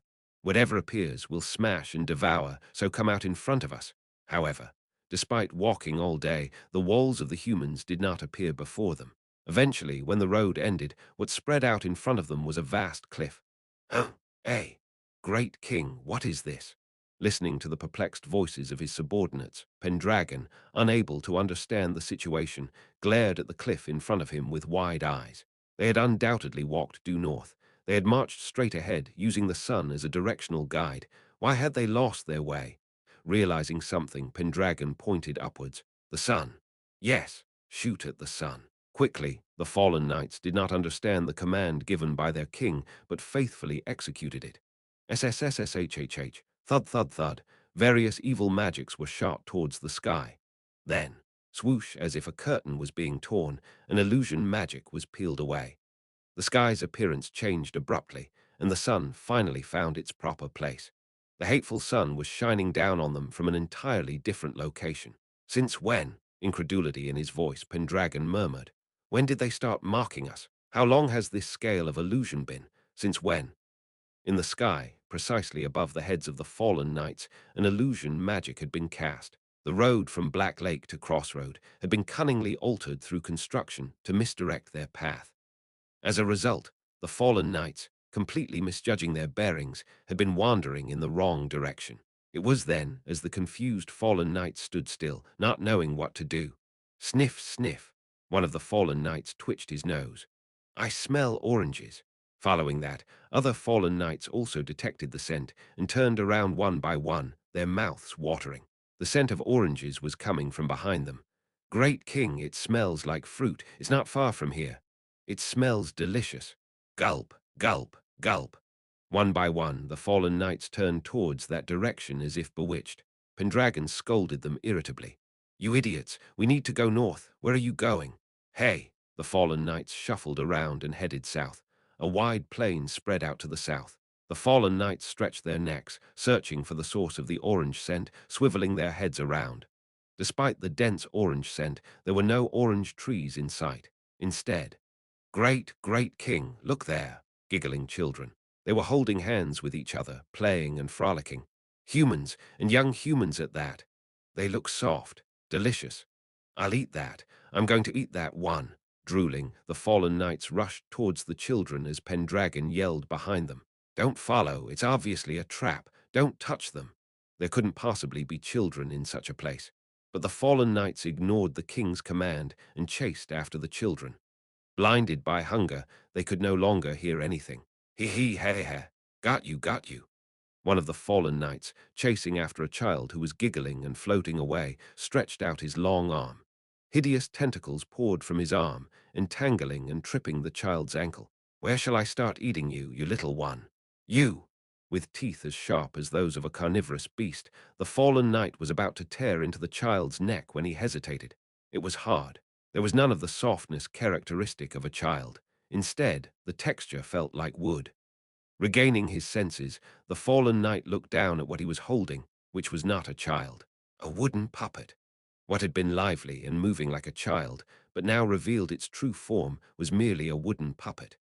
Giggling ha ha ha ha, innocent laughter scattered as the children, or rather, the figures pretending to be children, ran off in all directions.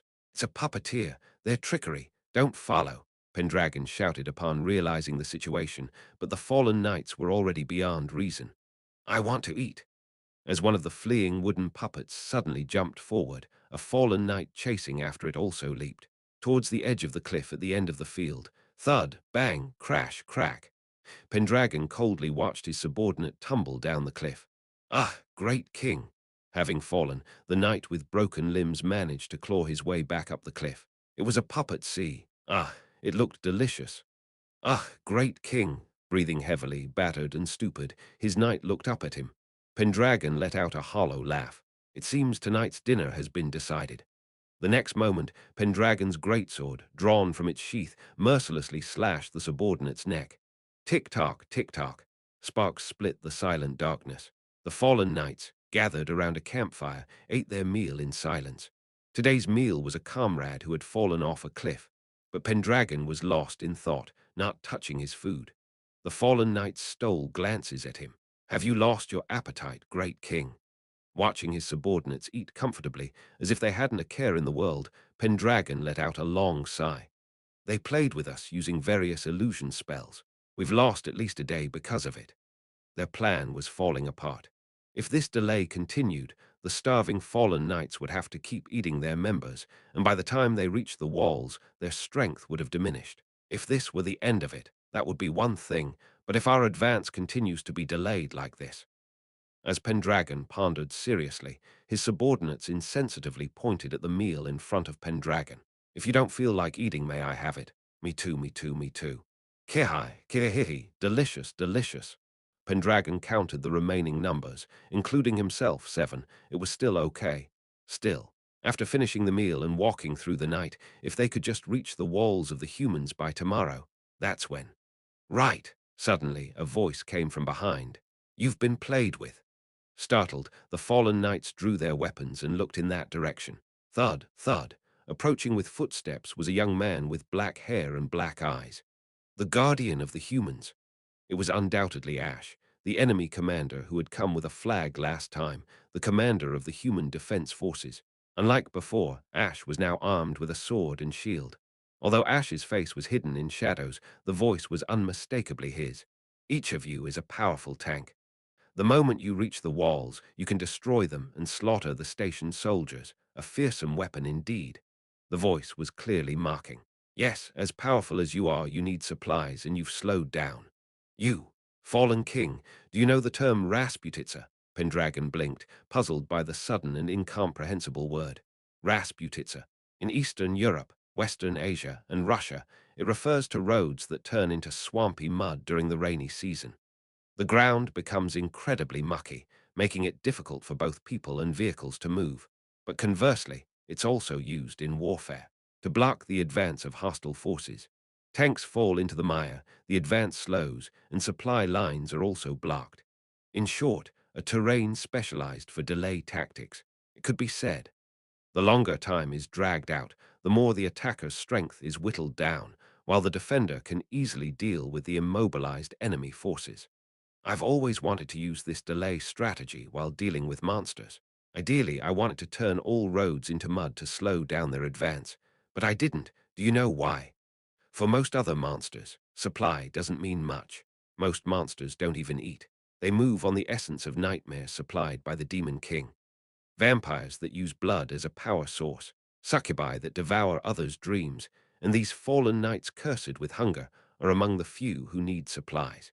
Unless it's a concentrated firepower section, just slowing down the entire road. It's not efficient. It means nothing to other small, agile, or flying monsters.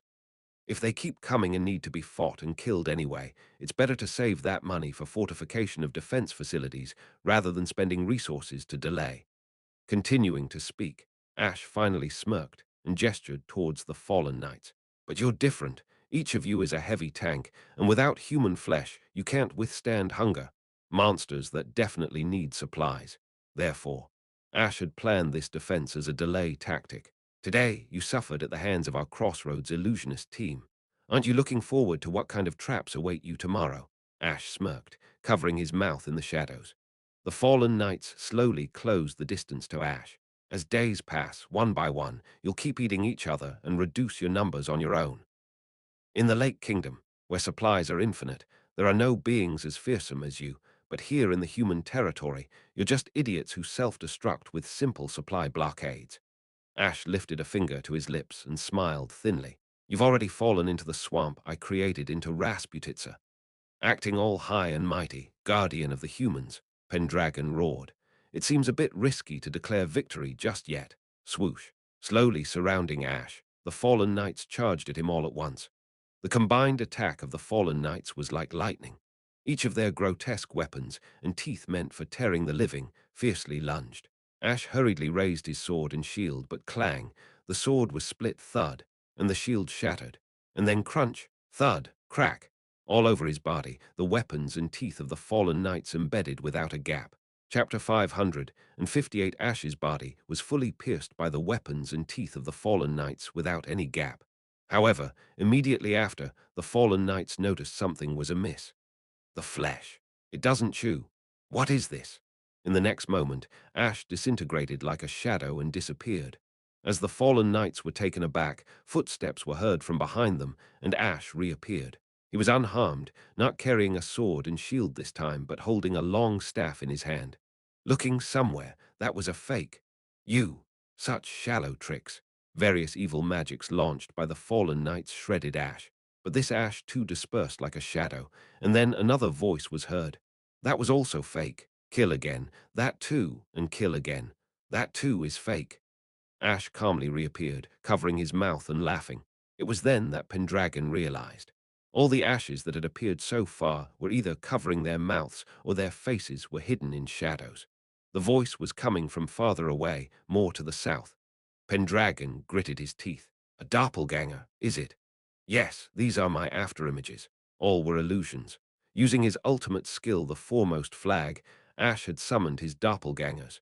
They had substance and could engage in battle, but were completely independent of the body. The fallen knights, undeterred, tried to attack the newly appeared doppelganger, but Pendragon stopped them. There was no reason to dance to the tune of the enemy commander's tricks, especially with the already severe exhaustion due to hunger. Ash's voice faded away with a chuckle. Now I'll be waiting. Let's see if you can crawl all the way to my walls. Cannibals. Well, if you still have the sense to do so, that is. Another doppelganger of Ash, who had been covering his mouth and laughing, also disappeared into the shadows. The fallen knights glanced at Pendragon, as if asking why they were not pursuing the voice to the south. But Pendragon believed that too was a trap laid by Ash. They needed to reach the north as soon as possible, with no need to wander south into the enemy's strategies. Pendragon rallied his discontented subordinates. Everyone, gather your belongings. We head north immediately. And Pendragon led his knights in the opposite direction of where Ash had appeared. We will not rest any more. We eat while we walk. Let's go to the humans as soon as possible. The desolate wilderness stretched on. After walking along the barren plain for who knows how long, hunger struck the fallen knights again, their eyes turning bloodshot as they began to glare at each other. Who among them would be killed and eaten next? Who would taste better? That's when a fallen knight walking at the front of the group suddenly pointed ahead in surprise. There. What? The walls. Finally, the humans. Rushing to see it was true. A grey fortress wall shimmered atop the desolate land, and atop the grey fortress walls, robed forces were waiting. It looked smaller than I thought. Both the fortress and the stationed forces were smaller than Pendragon had anticipated, but it didn't matter. Finally, they had found foes to kill and consume. Without Pendragon's command, the fallen knights drew their weapons. Pendragon yelled, "Let's go, feast on their corpses." The 7 fallen knights charged with a terrifying momentum. Thump! The ground burst as they kicked off, and the 7 fallen knights shot forward like lightning. Though their long-distance movement was slow, their ability to charge explosively over short distances was unmatched by any monster. Like enraged rhinos, the fallen knights charged towards the fortress. Tat-a-tat-a-tat. Defensive turrets on the wall spewed fire. Simultaneously, the forces atop the wall unleashed various magics, arrows, and bullets fiercely. Ha-ha-ha! Pendragon laughed off the attacks. As his man-eating sword, Excalibur, cut through the air, the onslaught aimed at him was swallowed up. The other fallen knights, too, swiped away arrows with their tentacles and absorbed bullets into their mucous skin as they continued their charge. The crossfire from the fortress was powerful, but utterly failed to stop the fallen knights. Eventually, the fallen knights easily reached the fortress gate, and the king has arrived. Open the way, Pendragon roared, plunging his greatsword into the gate. Ting! Evil magic swirled, and the thick gate was effortlessly split open, revealing the interior. The power was not something a human could wield with a sword. The 7 fallen knights entered the fortress, laughing uproariously. The thought of freely slaughtering and devouring the terrified soldiers was already exhilarating. However, something was off. Inside the walls, there was no city, no fortification, not even the fortress's buildings. Only the same wilderness stretched inside as outside, as if a single line of walls had been erected on an empty wilderness. Ha! Facing an incomprehensible situation, Pendragon and the fallen knights looked around when a familiar voice was heard. Sorry, but... Looking up, the soldiers on the wall removed their robes all at once. This is also fake. They're all the same faces. Ash's doppelgangers stood. The doppelgangers all covered their mouths and laughed in unison. Do you know exactly where you are now? Probably not. Have you ever been to this southernmost place in your life, lost your way, and wandered for days? Just heading north blindly won't lead you to Crossroad, will it? Pendragon clenched his teeth. Then the reason you bothered to appear last night and provoke us? Yes, to further confuse you, to make you lose your way even more. Immediately after, Ash's doppelgangers transformed into shadows and disappeared, and the walls too began to disintegrate into magical particles. Pendragon, if you had hidden in the darkness of hell, receiving an infinite supply, tormenting me, you and your knights would have been one of the most feared enemies. No monster is as specialized in killing humans as you. But you charged blindly into battle without properly understanding the strengths and weaknesses of your legion.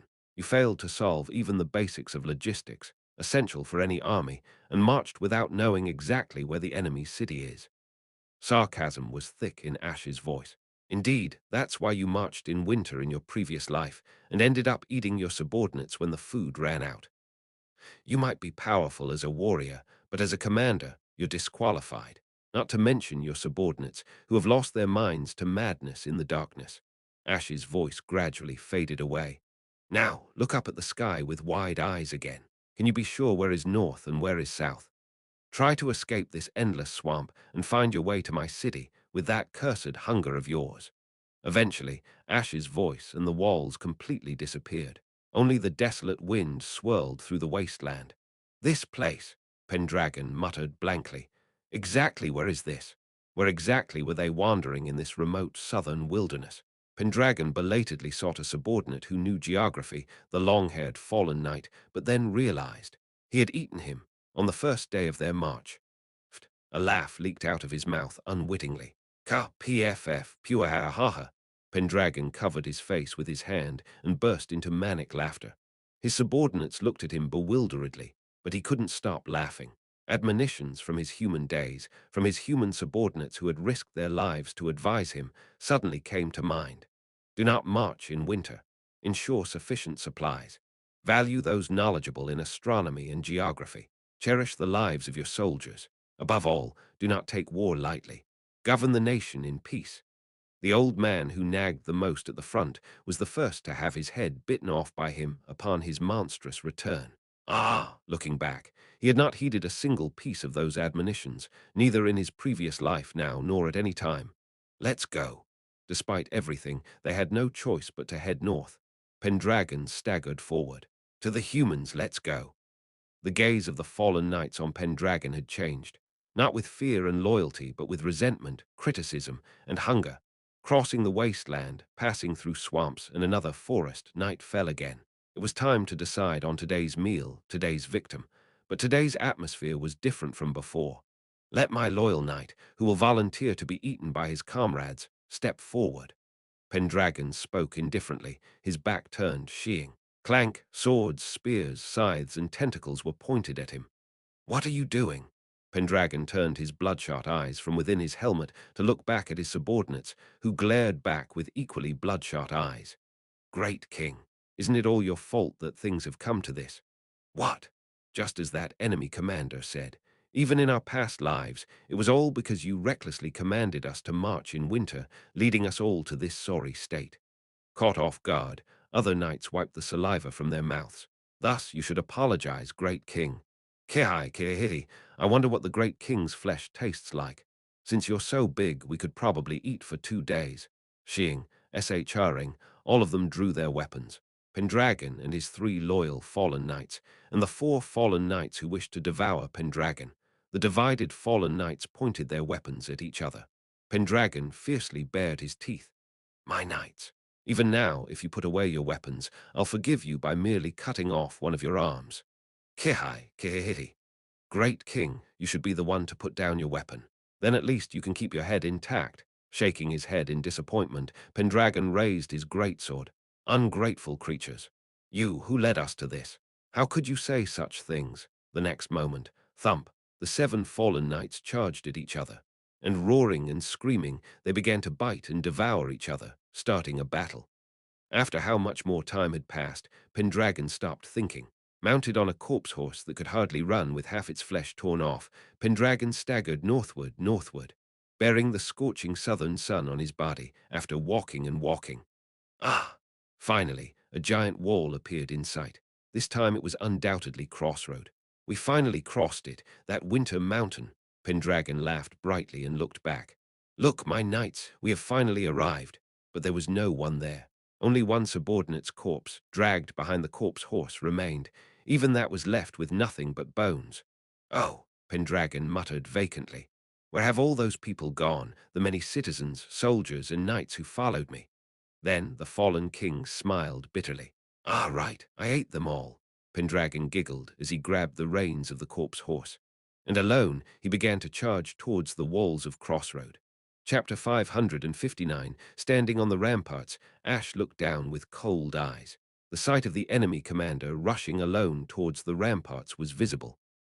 A faint sigh escaped from Ash's lips, arms crossed. In fact, Ash had not chosen to delay the battle. There was no choice but to delay. Choosing any method other than delaying would inevitably result in significant damage. The fallen knights, like the vampire legion they encountered in their first year, were a monstrous legion that benefited from combat. In battle, the human side would suffer casualties, and the fallen knights would resupply. The same was true in the game. Engaging in battle only ended up feeding the hunger gauge of the fallen knights. In the game, there was no way to avoid combat, so you had to fight in a form of a quick decision, crying while eating mustard. Even then, the damage snowballed. But this is reality. As soon as Ash encountered the fallen knights, he switched tactics to a delaying action. If we don't fight and just drag out time, they'll destroy themselves due to the curse of hunger. Avoiding battle, if possible, was the best strategy.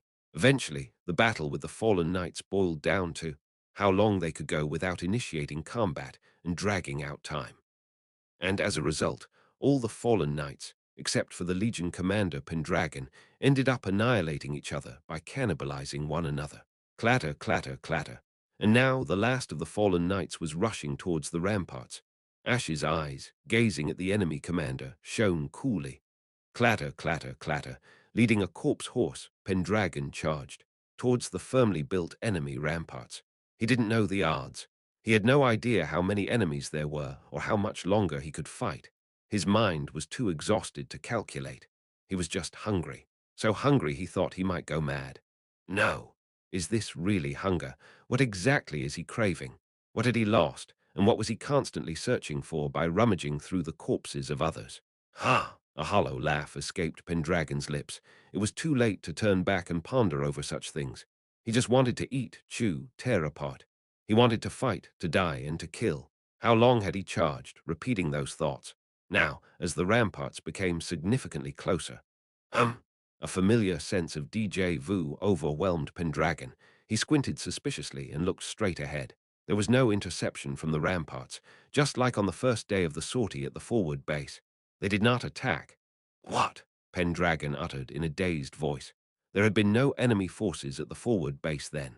They had all fled and run away long before. So naturally, there was no interception. But now there should be an enemy city beyond this point. There should be people. And the ramparts were densely packed with armed soldiers. Yet the atmosphere was eerily calm. As if they didn't care whether Pendragon invaded or not, it was utterly silent. "Why aren't they intercepting?"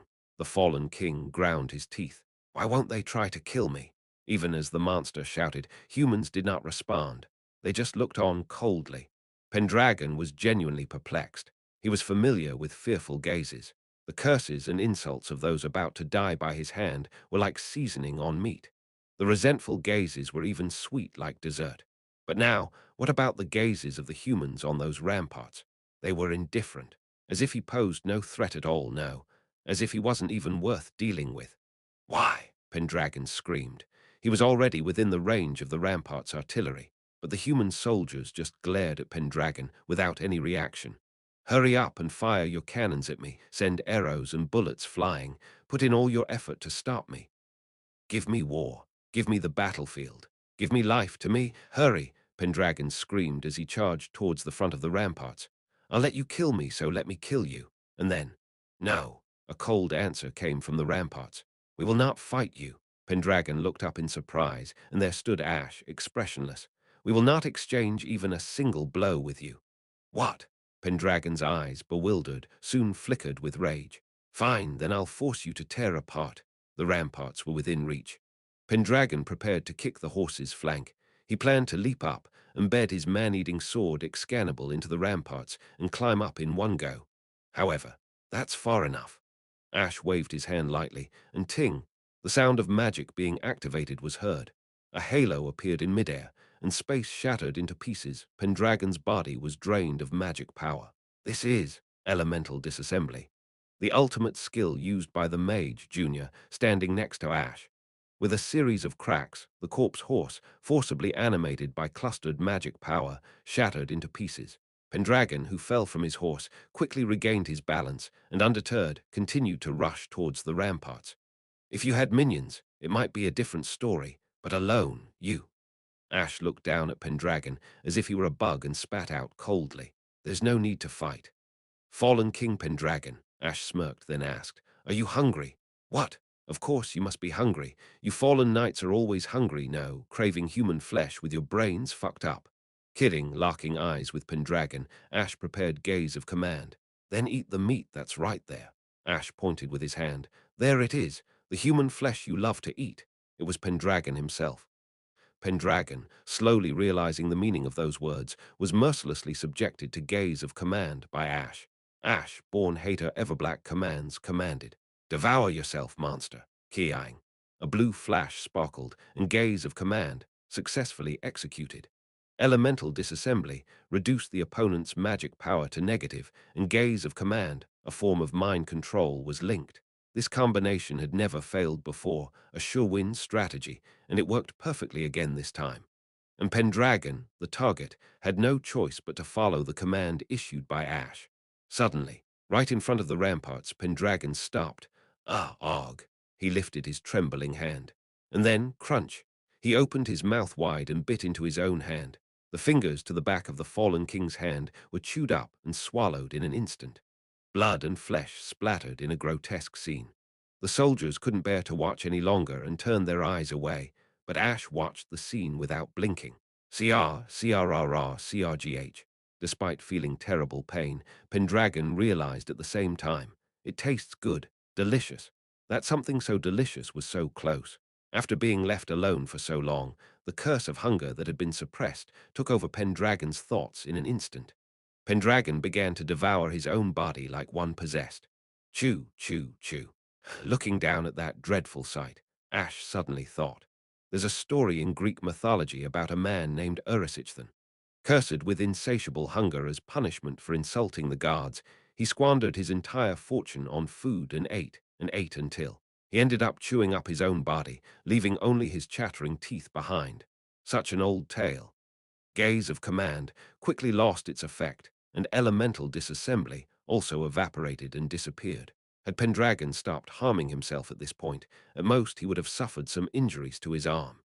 However, Pendragon, already mad with a craving for human flesh, continued to tear and eat his own body. If one covets the flesh of others, they should be prepared to lose their own flesh as well. Ash remarked quietly, enjoy your last supper, monster. How much time had passed? Only after Pendragon had eaten all the flesh within reach of his teeth did he stop. By then, he was no longer able to maintain even the appearance of a human. So this is how it felt.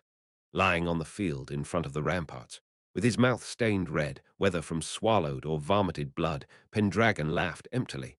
This is how those devoured by me felt. It's strange, so strange, truly strange. In the sea of blood he had swallowed and spilled, Pendragon murmured in a dazed voice. No matter how much is torn away, it still hurts. No matter how much I eat, I'm still hungry. Come here, let's all. The corrupted voice of the fallen king gradually faded away. Let's all sit down and eat dinner. Pendragon could no longer speak. The end of monsters who boasted of destroying the world was always vain and miserable, and Pendragon was no exception. Sigh. After looking down at the deceased enemy legion commander for a while, Ash waved his hand. End of situation. Disband the soldiers. Yes, my lord. Dispose of the enemy's corpse according to the monster disposal manual. Burn everything without leaving a trace, and retrieve anything useful. And, Ash's hand climbed up on the ramparts, clenched firmly. Dispatch a party to the chapel in Lake Kingdom's Zone 8. Retrieve the bodies of the 6 who fell first, so they can be given a proper funeral. By your command, Lucas bowed his head. I will follow your command, my lord. Imp Legion Commander Lowe was reading the report of this attack. To think that the fallen knights were defeated without a single battle being fought. The eyes of the lesser demon were utterly serious. No, rather the opposite, because engaging in battle would have been disadvantageous. All means were employed to avoid combat. Thump. Closing the report, Lowe stroked his chin with his small hand. And they knew the fatal weakness of the fallen knights beforehand. The fact that the fallen knights suffered from this curse of hunger was unknown even to other monsters in the Lake Kingdom. But Ash, as if he obviously knew this weakness, based his tactics on the premise of the curse borne by the fallen knights. Had Ash not known about this curse, he would have spread a defensive line at the forward base, as he had done before, and the fallen knights would have marched north without supply issues, the most crucial element of war: information. In this regard, Ash was overwhelmingly ahead. Looking at the records of past battles, it was clear he understood all the strengths and weaknesses of every monster legion. At this rate, sending any legion would make no difference. The Guardian of Humanity would dismantle the strengths of the monsters, amplify their weaknesses, and find a way to defeat them somehow. So far, the Guardian of Humanity had never allowed monsters to pass beyond their front lines. Continuing in the same manner would only lead to failure. Lowe realized this after 3 attempts. "So what will you do next?" A subordinate, peering from the side, tilted his head and asked. Lowe sighed deeply before responding. "We just need to cover our weaknesses and amplify our strengths." "How?" "It's simple." Lowe snatched up the royal scepter lying next to his desk. Then he grinned. "Send 2 legions out at once." Chapter 560, Lake Kingdom, somewhere in the depths of darkness. The court jester, the Pied Piper Crown, stood quietly on these darkened streets. Before him, Nameless leaned against a stone wall, dozing off as if exhausted. It seemed she hadn't slept properly for a while, not noticing the presence right in front of her. Crown observed his younger sister quietly. The darkness swirling around Nameless was growing denser. Crown gripped the flute in his hand tightly. That's when it happened. Nameless, who had been nodding off, suddenly jerked her shoulders and frantically drew the sword on her back, pointing it forward. "Ha ha ha. Calm down. It's me." Crown raised his hands to show he meant no hostility. Struggling to catch her breath, Nameless rubbed her eyes several times with the back of her hand, as if she couldn't see well. After a moment she recognized Crown and smiled wearily. "Brother." "No, Crown, it's been a while." "I'm sorry, I'm just a bit tired. Seems I dozed off for a bit." Crown, looking sadly at his gasping sister, cautiously asked, "Did you have a nightmare?" "Always, always. Every day." "When was the last time you had a proper sleep?" Struggling to her feet, Nameless sheathed her old iron sword on her back. "In this hell, a good night's sleep is a luxury, Crown." "It's okay. I can still bear it, just like the last few 100 years." Crown quietly observed his sister trying to act strong. He knew that the end was approaching, that his sister's act of endurance was also reaching its limit. Soon, everything will perish. It doesn't matter who fights, how they resist. The impending doom is inevitable. Crown's lips pressed tightly together behind his mask. Then, still, Nameless, her face sweaty from the aftermath of the nightmare, suddenly smiled. He, still, there have been enjoyable moments lately." Crown stared blankly at his sister. Swearingly, since this country had come to such a state, Crown had never seen his sister smile like this. A smile that had worn away over hundreds of years in this hell. Enjoyable moments. Like what? "I went up to the surface to party." "Party?" Crown's face froze. Party. He knew what the word meant, but it had been so long since he'd experienced one. His sister's words felt unreal. Knowing this herself, Nameless awkwardly cleared her throat. "Yes, sounds like a dream, right?" "Yes, I want to ask if you saw an illusion." He, but it's true," Nameless excitedly chattered, like a girl who had gone to a party for the first time in her life. "I met people from the surface, ate food I'd never seen before, joined a strange-named gathering and drank, listened to a band play music, and then—" Nameless paused for a moment, then slowly looked down. "I danced. With a man whose presence made my heart ache, I danced with him." Recalling that night, Nameless eventually laughed awkwardly, fanning herself. "I told you, but it's really strange. Was it all just a dream of one night?" "No, certainly. You must have experienced it yourself." After all, the only dreams Nameless could have now were nightmares. If she had a happy memory, it must be from reality. Whether it's a dream or a memory, both are fleeting dust that will disappear anyway. Regaining her composure with repeated coughs, Nameless returned to her expressionless face and faced Crown. I've spoken nonsense for too long. So what brings you here today, Crown? I heard that monsters were dispatched for an attack, but this time you didn't stop them at all. I was worried and came to look for you. For hundreds of years, Nameless had never failed to halt the advance of monsters, but this time she didn't even show her face. Crown couldn't help but worry about his sister's condition, even if her end was predetermined. She was still his sister. Ah, this time, Nameless awkwardly responded. Ash came to me, telling me to rest this time. He said he had a plan, and though I offered to reduce their numbers, Ash was so stubborn. He begged me not to interfere for the sake of his strategy, so I did as he asked. I feel a bit better having rested a bit, Nameless stretched, indicating she felt somewhat improved. Crown chuckled. Did you trust what he said? Ash is an undefeated commander on that front. If not him, then who should I trust? He will eventually know defeat. He won't, Nameless asserted firmly, because I will protect him. No, you're not there to protect Ash. Not me, nor even the people of this country. You must protect yourself, my sister. Yet the words swirling in his throat never formed and dissipated inside him. Crown sighed. Right. Anyway, the end will come soon. Whether your choice to resist until the end was right, or my choice to give up and surrender was right. Or perhaps neither had any meaning. Watching Crown bitterly reflect, Nameless calmly said, Crown, no, brother. Even if our paths differ, I always respect you. Don't forget that. Nameless awkwardly raised the corners of her mouth in a smile. Thank you for worrying about me and for coming to see me. See you again, brother. Nameless bowed lightly and disappeared into the darkness ahead. See you, ha! Crown couldn't be sure whether he would indeed meet Nameless again. And even if they did meet, whether Nameless would completely changed into a different entity.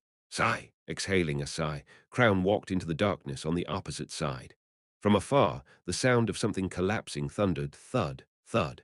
Looking in that direction, he could see a battle unfolding at the king's castle. The second-ranked Demon Guard Legion, the top-ranked Black Dragon Legion. It was a bloody civil war between two of the strongest Nightmare Legions fighting over the castle. Watching the pillars of the castle collapse amidst billowing smoke, Crown muttered, monsters fighting amongst themselves in someone else's country. Without a king of kings, they think of nothing but killing each other. Crown continued walking forward aimlessly. That's when it happened. Court Jester Crown. Suddenly, a small imp popped out in front of him. Surveying the lesser demon who called his name, Crown was taken aback. And what are you? I am Imp Legion Commander Lo, acting on behalf of the King of Kings for this attack on humanity. I request your cooperation. Holding up the royal scepter in his hand, Lo cut straight to the chase. You, with that flute, you can control monsters, right? And I need your ability for this attack. Lo explained the plan for the 34th attack. The strategy involved selecting two monster legions that could complement each other's weaknesses and deploying them together. And he was asking for Crown's help in this endeavor. Well, I understand the intention. Crown nodded. Seeing you with that scepter, it seems I don't have much choice in the matter. But deploying two legions at once could cause several problems. Traditionally, only one legion would invade humanity at a time. This was a rule established by the Demon King. Violating this rule was possible, but orchestrating such an event would result in penalties. Just as the Wolf King Lunard had been punished by having one of his hearts torn out, did this little demon understand the consequences? Minor issues do not concern me. In Lo's eyes swirled an indiscernible desire. If we can win this battle, no matter the cost. After a moment of silence, Crown gestured. What exactly do you need me to do? The monsters don't get along with each other. Getting two different legions to cooperate is challenging. Lo pointed at Crown. So with your flute make the two legions work together, ensuring they cooperate. Indeed. Crown trailed off, lost in thought for a moment, then smirked. Fine, let's see how your plan unfolds, Imp Legion Commander. Really, thank you for your assistance. But just to be clear, twirling the flute in his hand, Crown whispered, whatever happens later, don't blame me. A few days later, on the day of the 34th attack, at the gates of Lake Kingdom, the two monster legions selected by Lo were the Armor Lion Legion and the Dandelion Legion. The Armor Lion Legion boasted overwhelming defensive power and agility, but lacked significant offensive strength. They were monsters ill-suited for an offensive. Conversely, the Dandelion Legion could root itself and bombard from a distance with seed-shaped magic projectiles. A siege monster with immense attacking power, but virtually no defense and incapable of moving on its own. Once approached, they were finished.